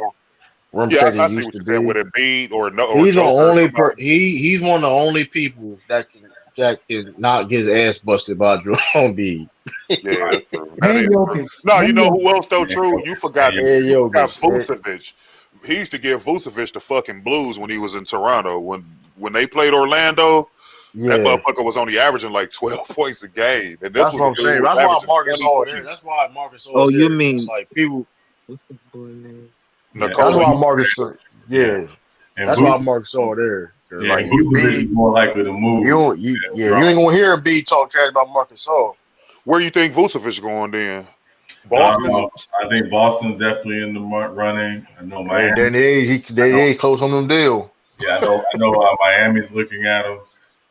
It's probably like 2 or 3 teams is really looking So strong. Eastern Conference. So let's say it hypothetically. Magic. Huh? Yeah, or he been balling, dude. He quietly been balling these last couple of years. So let's say he go to the Boston. Would you get him a legitimate shot to get past Brooklyn? Yes. They legit will take DeAndre Jordan out of the game. If he went to Boston, yeah, absolutely, yeah, absolutely, yeah. No, especially with slow the game down. Marcus Smart being healthy, passer. because they lost that game the other day because of Kimball. Yeah, man, Jaylen Brown and Tatum shit the bed in that game, man. Yeah, Marcus Smart Tatum was balling too. He was. And you know what though? My question for Boston, and True, you probably know better than me. The concern with me when I watch Boston is their inability to execute late in games. Yeah, and I don't know what that is and where that came from. That's a lack of play. It's a lack of playmaking. Wait. Man. It's really what it is. A lack of playmaking. Man, Taylor, he had the ball. He was dribbling. When we had Al Horford, we had Al Horford on the team. When we had Al Horford on the team, if you noticed, the ball movement was way much better. We had Al Horford. Yeah, Man, we lack playmaking right now. And to me, with like a second or two left on the clock, man, what is you? To be true, that's the guy. If you can't get nobody else, I would want him back in Boston. I'm sorry, he knows those guys. He knows that system. Mm-hmm. Not coming in there trying to dominate. So we gonna use all our trade exceptions on him though. That's the thing. Yeah, but think about it. Why wouldn't you? You got him this year and 2 more years after this year. I would know what to be honest with you though. You think he washed up?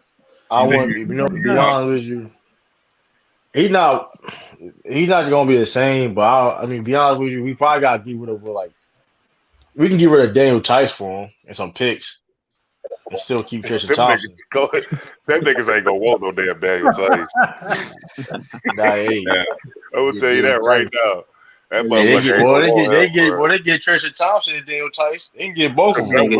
Hey, True. Who was the white dude y'all had that went to Toronto this year?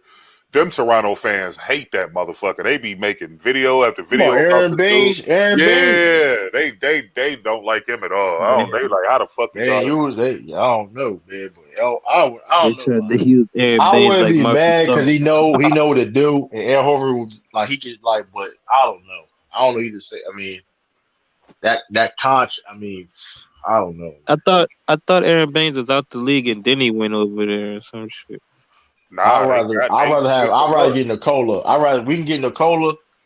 That's of course. We really get Jake to make the move right. They ain't to make that move right now. What would Miami have to give up to get Vucevic? It'd have to be more than likely a combination of Myers saying stuff stupid Leonard and Olenek and probably they released him, huh? No, they didn't release him. He's suspended. Yeah, but I got a feeling on Marcus. They probably want Marcus. Orlando probably want Marcus Smart in that trade though. That nigga said it no better than to talk about them people, boy. I don't give a fuck. But I think to get Nicole, I think Marcus Smart probably be in that deal. But my thing, we trade Marcus Smart, we better try to win a championship. Y'all ain't trying to win. Y'all trade him. Yeah, and True. I know you think Horford washed up, but he getting 14 and 7, 3.5 assists, and Phil played in that contract. I was like, giving up on George Hill. You know too. what? Hey man, you know what? If we not listening, Miles, I wouldn't be like, hey, F it. Like, you know what I mean? You could put him and Robert Williams at the same time. You could do a lot. He can shoot better than Daniel Tice. Daniel Tice, he a fake ass Al Horford. That's what he doing right now. Mm-hmm. Being a fake ass Al Horford, man, trying to be a stretch big. Like, dog, he's shooting 39% from three. That's defense is not like Big L. Let me ask y'all this. Let's say if Brooklyn did win, what would that do for Kevin Durant's career specifically? No, it don't do a damn thing. It's like, nigga, they really wouldn't though. Like, chips. That's what they give him a chip, but he would get no credit for it. They all on that team is going to be regarded as suckers for the rest of their career, regardless. Hey, I'm just being real. All them dudes is suckers. Like I'm a KD fan, but we just got to keep. They all suckers. James Harden, you did a hissy fit to get out of Houston. Kyrie, he did some sucker. You talking about you want to be a leader? You did all that. You was mad at LeBron James on your team, and you got your own team by yourself, and you left that team to be an alpha. Yeah, and I want to say this too, Khalil. I'm not comparing them to the Heat with the big three in Miami because it's a totally different animal. But sometimes the best thing for your team when you first get together is to lose, right? As much as I hate, and I'm a Heat fan, it's hard for me to watch the 2011 finals because of LeBron. But that being said, it was actually the best thing for that team to lose because they had to get back to they had to all get back to the basics. Right. Like LeBron tried to be the villain. You ain't no villain. You ain't never been no villain. It's like Kobe trying to be hard. Like we know you're not hard. You speak Italian. Cut it out. But it's like you got to get back to those basics. You know what I mean? Like y'all beat us. Yeah, exactly. We couldn't get past y'all to save our lives. But the point is like I think the best thing for them is to lose because they're not. But how the landscape do y'all think they're gonna make it at least get there? I mean, they should. That's the thing. It's up to them. They should win the championship. Yeah, but the thing is, they should three-peat. Anything besides that is a failure. We're gonna treat them like the old soldiers. I think, I think they should get. There should be no excuses. They got so much where somebody can get hurt, and it'd be no excuse for an injury for them to win. Yeah. Especially they get Drummond, because they get Drummond. Now it's like, all right, now. But of course, that's overkill. But according to J Matt, the thing is, if somebody does get hurt, then they're gonna use the excuse, well, so and so got hurt. But you can't use that. I'm telling you, they will use it. I'm not saying it's right. I'm saying they'll use it. Right. Well, it can't be Kevin Durant because if Durant get hurt, that changed everything. He the reason why people picked him to win because of him. I still won't get him that excuse. Supposed to miss 2 games. Without Kevin Durant, you still got Kyrie. My boy, rest. You got James Harden. You got Blake Griffin. So J Mac, that's you said if Durant don't play, he can come back. He should still get to the finals at least with what they got right now. Yeah, I think so too. That's what I keep alluding to because they just so loaded. It's just like, but now in order for them to win, if Durant in there and let's say Kyrie go out, then do anything change or is it still the same? It's the same. Either it doesn't matter. It's like they should win though. As long as they got 2 out of their 3, they better. If they got 3 on the court, they worse. I think Kyrie is the odd man out. Like, I want y'all to pay attention to this. I watched this video and it made a lot of sense to me. Did y'all see how Kyrie is collecting these jerseys like he on this type of retirement like tour or whatever? Like, have y'all noticed that? I think he's just been doing it just to do it though. You know what I'm saying? You don't do that just to do it. Like some people would trade with like a player here and there. This dude literally, like when they played Phoenix the last time they played him, he traded with Booker. Then he traded with he tried to get Kawhi's jersey. He got a few more jerseys, like, you know what I'm saying? I think he go try to get LeBron's when they play the that's some NFL. I think that's NFL, but he try to copy with the NFL. Try to get LeBron jersey. Or somebody, Anthony Davis, like that's what D Wade was doing. That nigga gonna get Caruso. I don't even think he can get KCP. That nigga said he gonna get Caruso. He gonna get Caruso. They gonna do a whole pose. They gonna do a pose. They gonna do the pose and everything. Or they do the whole figure. They'll do a whole figure. They did the whole figure point. Hey, like I don't even think he can get Giannis. I don't think he can get Giannis brothers jersey. Well, I don't know. It's just something that I just know. I'm like, why the fuck is he doing this? Like, he's doing this for like every game, though. He ain't retiring. He ain't retiring. He know better. Like, he said he wanted to retire when he was 29. That's next year. He'll be 29 next year. Right. I might literally try to work out for like a year just to see if I can get on the NBA roster for one season. And I want to get the worst player on every team jersey we play.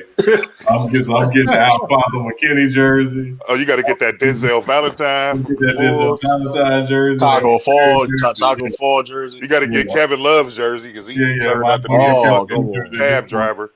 Well, you can't get Taco Fall jersey, man. Yeah, no. Like You can get Bobo shit. They let you hold it down. No, I mean, you know, or Dennis Smith Jr. jersey. Yeah, exactly. Hey, who was in there arguing for Dennis Smith? Like somebody. I was hot about that. It was like 2-hour argument. I'm like, how the fuck is this happening? You argue about Dennis Smith Jr. though. Like, Dennis Smith, of all people to argue for, Dennis, we can argue about. Like, I'm not, like he's not. To be fair though, he is up this game. Like he's been. He had a back, couple good games. Back. He's But played a couple good games. Yeah, but he's still a bust though. Let's be like, you can't like this. Like even if he is good, that's my whole thing. Even if you say he is good, he's a bust. That's my whole thing was too. Like you can't argue that. But the thing is true. And go ahead, J Mac. Go ahead. No, I was gonna say, you know, who jersey gonna be worth more than everybody before it's all said and done. Markelle Fultz, and I ain't even capping. You think he's gonna be good? I just think he's such a mystery, whether he plays or not. Look, he's probably worth more if he never plays again. Yeah. Man, listen, he got his bag. He got that 3-year, $50 million bag. Yeah. So he's straight. But he'll be when he's one of those players that like you can always say, damn, he kind of got messed up as soon as he got into the league.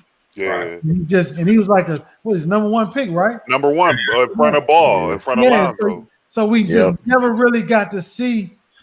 He just didn't get a fair shake, man. Yeah. Philly messed up on that one. They should have got Jason Tatum, man. And I'll be real true. I don't think Dennis Smith Jr. was a bust. I think the problem was again the moment they traded for Luka, they took the ball out of his hands. Yeah. You know, so I just think I don't know if he's so much a bust as he just hasn't been in the right situation. Like, but he was on the Knicks, but he was on the Knicks though. And he had a lot of the Knicks, but I mean, come on now. I mean, the Knicks they're dumb. But I've seen, but there's players on the Knicks that still play better than him. That's all I'm going on for. Hey, I'm just saying. I don't think the Knicks should be a proxy for whether or not anybody's a bust. Is my point. I mean, he was. I would look at it like quickly. Quickly was a rookie outplaying him. What about Kevin Knox? What happened to him? I thought he was. He's a bum. He's a bum too. He's a bum. He's a bum. He had like his first NBA game was good, and then he just fell off the cliff. That man's a bum. Yeah, but again, it's like, is it really him or is it the Knicks or what? I don't know. I don't know. I agree. I agree with you saying, but if I see other people playing good and you're not playing good, it's like I can't. You can't use that team. Like. I just think some guys are good enough to transcend their franchises, right? Like, you know, LeBron obviously is the best example of that. LeBron goes to Cleveland, they suck. He gets to Cleveland, and they all of a sudden become interested in a playoff contender. You know, because he's just good enough to transcend the franchise. The whole city, my nigga. He transcended this whole. Like, I remember the day when he left to Miami. Right. You can visibly see the economical impact that he had on this whole city. Right. But then I think about somebody like Chauncey Billups, who started with Boston and then went to all over the place. And it took a few stops for him to finally find a spot where he could do his thing. Like Kyle Lowry, too. Yeah, like Kyle Lowry. Like, he's a Hall of Fame candidate. So it's just, I'm hard pressed to say a guy's a bust. I don't know. Anthony Bennett is a bust. You know, even Montrezl Harrell, because remember, Montrezl started out in Houston. Right. So found his niche. It's like it's like when sometimes you got to get to the right situation to be able to do your thing. Lonzo Ball, he's in that situation where he would not been in necessarily a perfect situation. But he was always better than Dan Smith Jr. So it's like, I don't know, man. Yeah. Well, you get spotlighted when you go certain places. You get spotlighted. Right. You go to New York, you get spotlighted. Right. So you got to be in Detroit now. He's not even starting in Detroit, and he a point guard. They don't even have a point guard starting. He's on like I don't know, man. Well, hey, he can jump out the gym though, but you better get it together because this draft class coming in, somebody getting bumped out. Man, that boy Cade Cunningham a problem, man. Where these players are playing now, somebody's getting bumped out. They're not going to be wasting these roster spots because if you Monty Bates going to the G League, it's going to get crazy. It's going to get dark. Evolution is causing these teams deeper and deeper and deeper, and there's going to be more teams with more talent, and pretty soon everybody's going to look like an all-star team. Yep. Shoot, you're gonna see a lot of players. You're gonna see a lot of players in the CBA and NBL. EuroLeague. Yeah. And sorry, NCAA, it is a wrap. Desmond Jr. He may be a CBA or Oh yeah, MVP. it's a wrap. It's about to be a wrap for the NCAA. It's Yeah. over. I mean, is anybody excited for March Madness like that? Nah, not at all. Georgetown 1-2. Plus Florida State just beat North Carolina. Yeah, I ain't get it. The NCAA basketball is probably they shouldn't be. They probably get done some scholarships. They gonna be just, hey, you want to play? Hey, listen, you want to play? Hey, Yeah. It's like they're gonna be fighting to get. They guys. gotta have a commitment. If you really want to listen, like they have to have a plan. They gotta have college. They gotta have a development system. Listen, if you want to play here in college, you at least gotta be here for 2 years or wherever you want to go negotiate. You know what I mean? The scholarship, and you can they got of course you can use. Like you got, of course, they can use their likeness and whatever case may be. Not only the player can use their own likeness. That's how they can fix it. You know what I mean? Have them negotiate what type of deal you want, for college. You know what I mean? How many years you want to be there? They make money off their likeness, and they fix the problem. Yeah, but now now they development problem.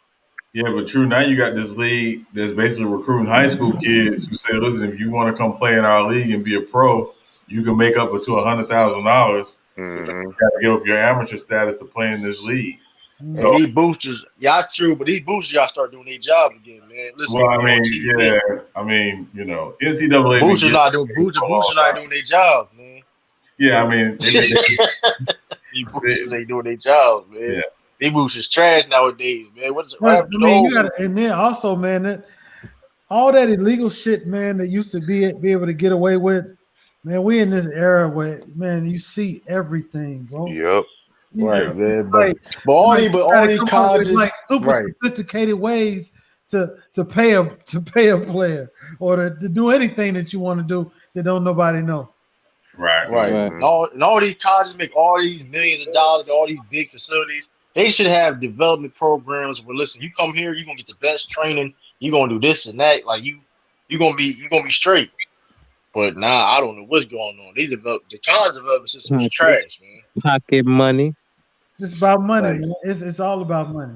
Yeah. At the end of the day, like I said, they've been getting over like fat cats for years. They take the guap and put that shit right in their pocket. I ain't gonna hold it. If I was son, man, you want to play ball, you don't gotta go to college, man. Hey, you can go Australia.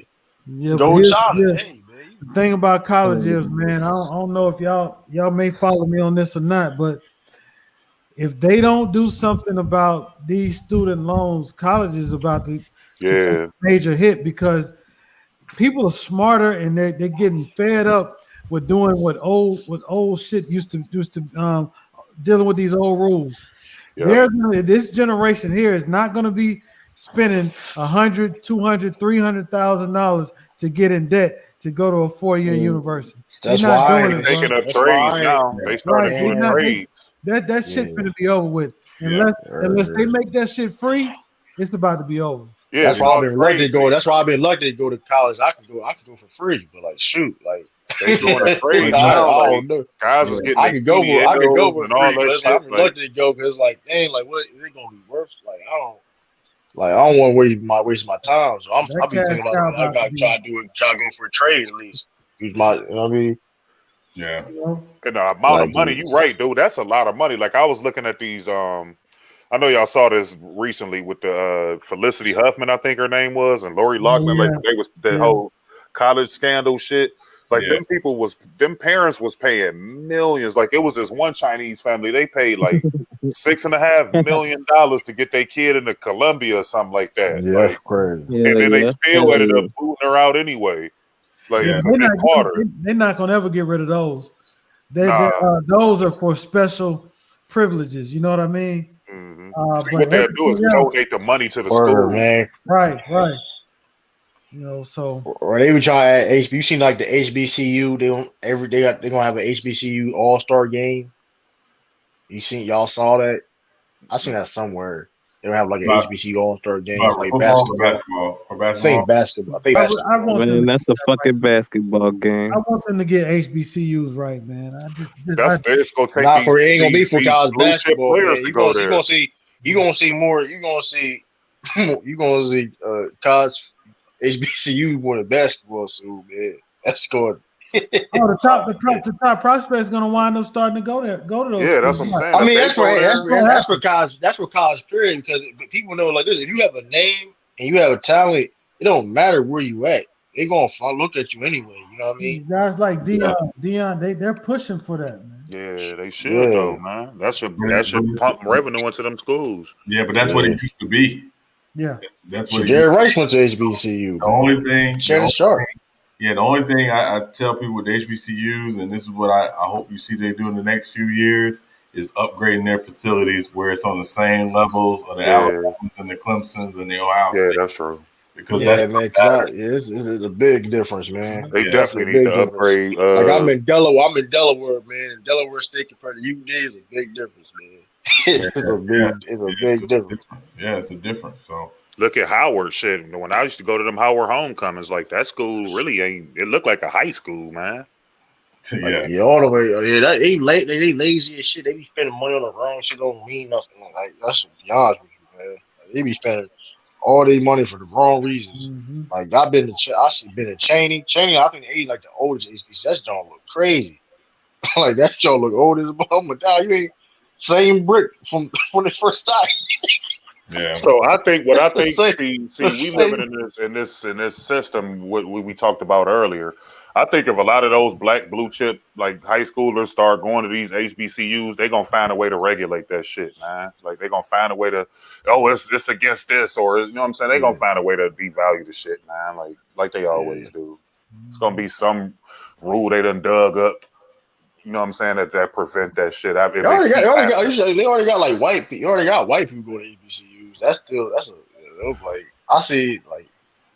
So I don't know, man. No, they gonna come up with a reason, man. Because like they said, if Kansas and all these schools start losing money and shit, they gonna have to shut them down. Like as far as the athletic basketball portion of it. Yeah. You know what I'm saying? So if you get all these schools these kids going to these Alcorn States and all that, what Steve McNair went to, like you start getting them going to these schools, then I'm telling you, they're gonna find a way to stop that shit, man, like they always do. They're gonna do that dude Mikey Will talk about go to HBCU, but I don't know he's gonna keep his word. He may go straight to the G League. We'll see, man. Plus there are still somebody that they can get back to. So it kind of still not a bad route though, because you got still exposure when it comes to you be on TV, you be a household name. Look at Magic Johnson, Larry Bird. That's what started they started. You know what I mean? Playing college basketball. You know what I mean? On the biggest stages. That was like at the time, if I'm not mistaken, the championship game was the most watched game. That was like the most watched game at the time, right? The basketball game on TV. Yeah, it still is the most watched college game ever. You know what I mean? That record still holds up to this day. That says a lot. You know what I mean? That's 1979. What 79? 79. Like that's how, you know what I mean? So I mean, it's still gonna be. They still have people. I don't know. You always gonna have boosters. Like I said, you always gonna have some of them boosters too, man. I'll be like, we have boosters. You see these black players going to Hawaii and all that, man. Like, come on, you really went to Hawaii because you want to like go to Hawaii? Come on, man. Like, or like see these word places like somewhere in like Idaho and like Dubai. Somebody paid you to get here, man. You got a bend. That was probably the only school that was recruiting them. That too, it'd be that too though, but shoot, like, I don't know. And some dudes just be wanting to go. Like my cousin went to Kansas State.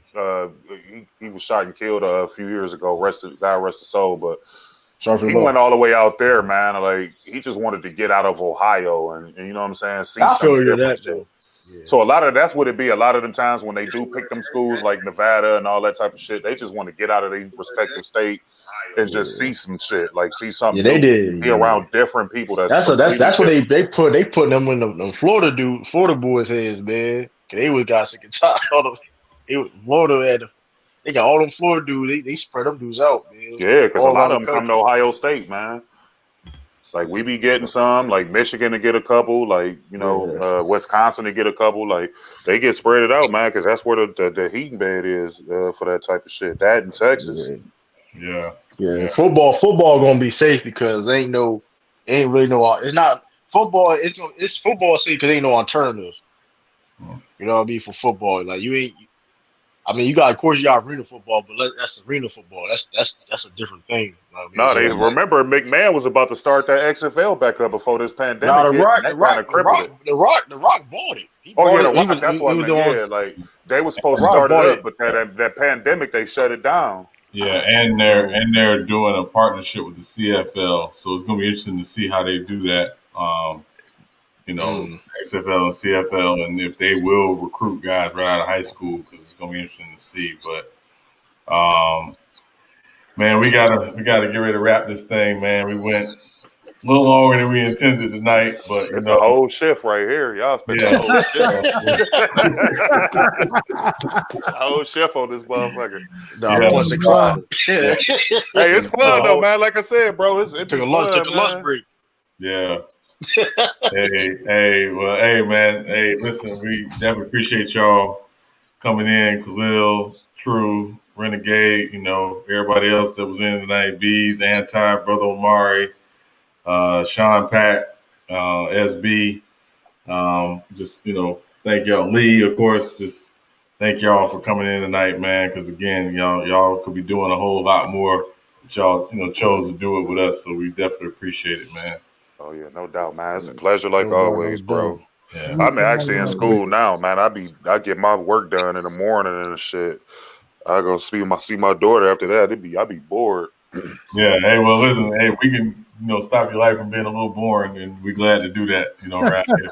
So yeah, man. I don't trust this corona shit. I don't fuck with nobody, man. I had too many people close to the real, vest. man. It's real. I had too many people close to the vest that have had it, man. So I don't do no parties, no bars, none of that shit. Yeah. No, I get it. No, it ain't worth it, bro. No, not at all, man. But when y'all next podcast, yo? We'll be back on Monday. Monday at 8 p.m. Eastern Standard. Yeah.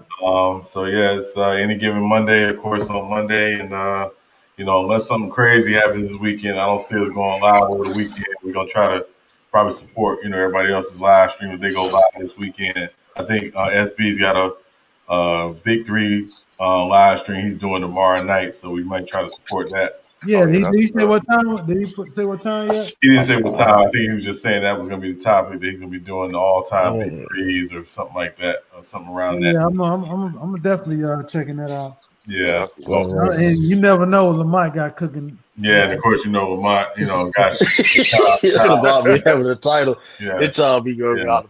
The Lamont Shot Jock series been really good. I don't know if y'all It's been really that got classic. That man do got classic series on his belt. Yeah. That one he did on Ticket was hilarious. That was. Yeah, with the news lady and yo, that was funny. He need to put one on that Anna chick, man. So I can get on that one. I'd love to get on that panel and roast her ass. Oh my god, yeah, we're not. She probably would allow me on there. Yeah, nigga. Yeah, she probably keep me on the stream yard. If I got popped. She still do her show.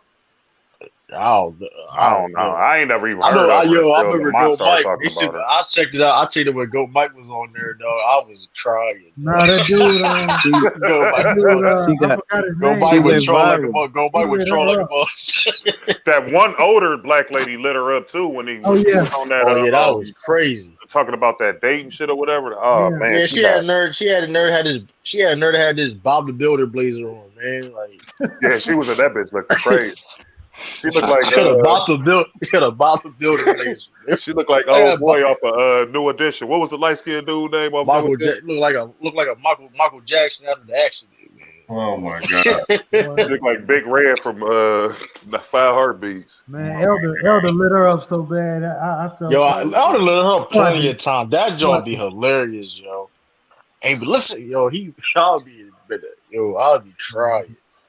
Yeah, man. Get on out of here, fellas. fellas. SB. Who's that SB trying to drop? Who's this coming in? SB. Come on in. Hey, real quick, he about to rap, SB. Oh, he got a laundry headphones. The Gatorade this Michael Jordan. His duck ass just woke up. No, I'm playing Madden, bro. Oh, you playing, man? Oh, okay, Oh, okay. man. That nigga get trash, but man. it's off my chest. Yeah, man. I was trying to ask SB, what time you getting down tomorrow? What time you down for what? You doing your big three? You doing your big three stream tomorrow night? I forgot. I'll try to. No, I don't know. I might not do it. Or I might do it later tonight because I gotta go get fitted for my OG wedding. Be out in the wedding. So Oh, okay, okay. Oh, okay. So if I do it, might be like after 5 my time. It's like 7, 8 o'clock. Man, if I still do it, I don't know. I have to get Oh. Yeah, All right, no doubt. Yeah, all right. Well, yeah, either way, man, we're going to try to support it, of course, man. We appreciate the support. You know, yeah, and again, apologies about the Heat smashing the Bulls tonight, but you kind of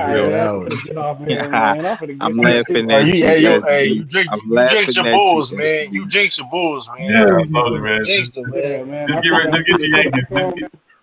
Listen, just put we gonna do all this and stuff like that, man. You know, I'm like, God. Hey, listen, SB, just put your Bull stuff in the shiffer robe, all right, till next season. Get your Yankee stuff ready to go. All right, that's all you got to do. Niggas better than the Hawk. Yeah. They is better than the Hawk. Hey, you have too, shit. Yeah. Hey, but yeah. Hey, we definitely appreciate y'all, man, for joining. Again, if you haven't, don't subscribe. I mean, if you're still watching, don't forget to subscribe to SB Talk Sports, of course. True to King TV, of course.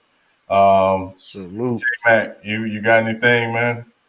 Man, y'all be safe out there, bro. Yeah. Appreciate y'all again, man. And like I said, man, we'll be back on Monday at 8 p.m. Hope to see y'all then. Until then, man. U3 Sports Talk, man. We are out. Salute. All right.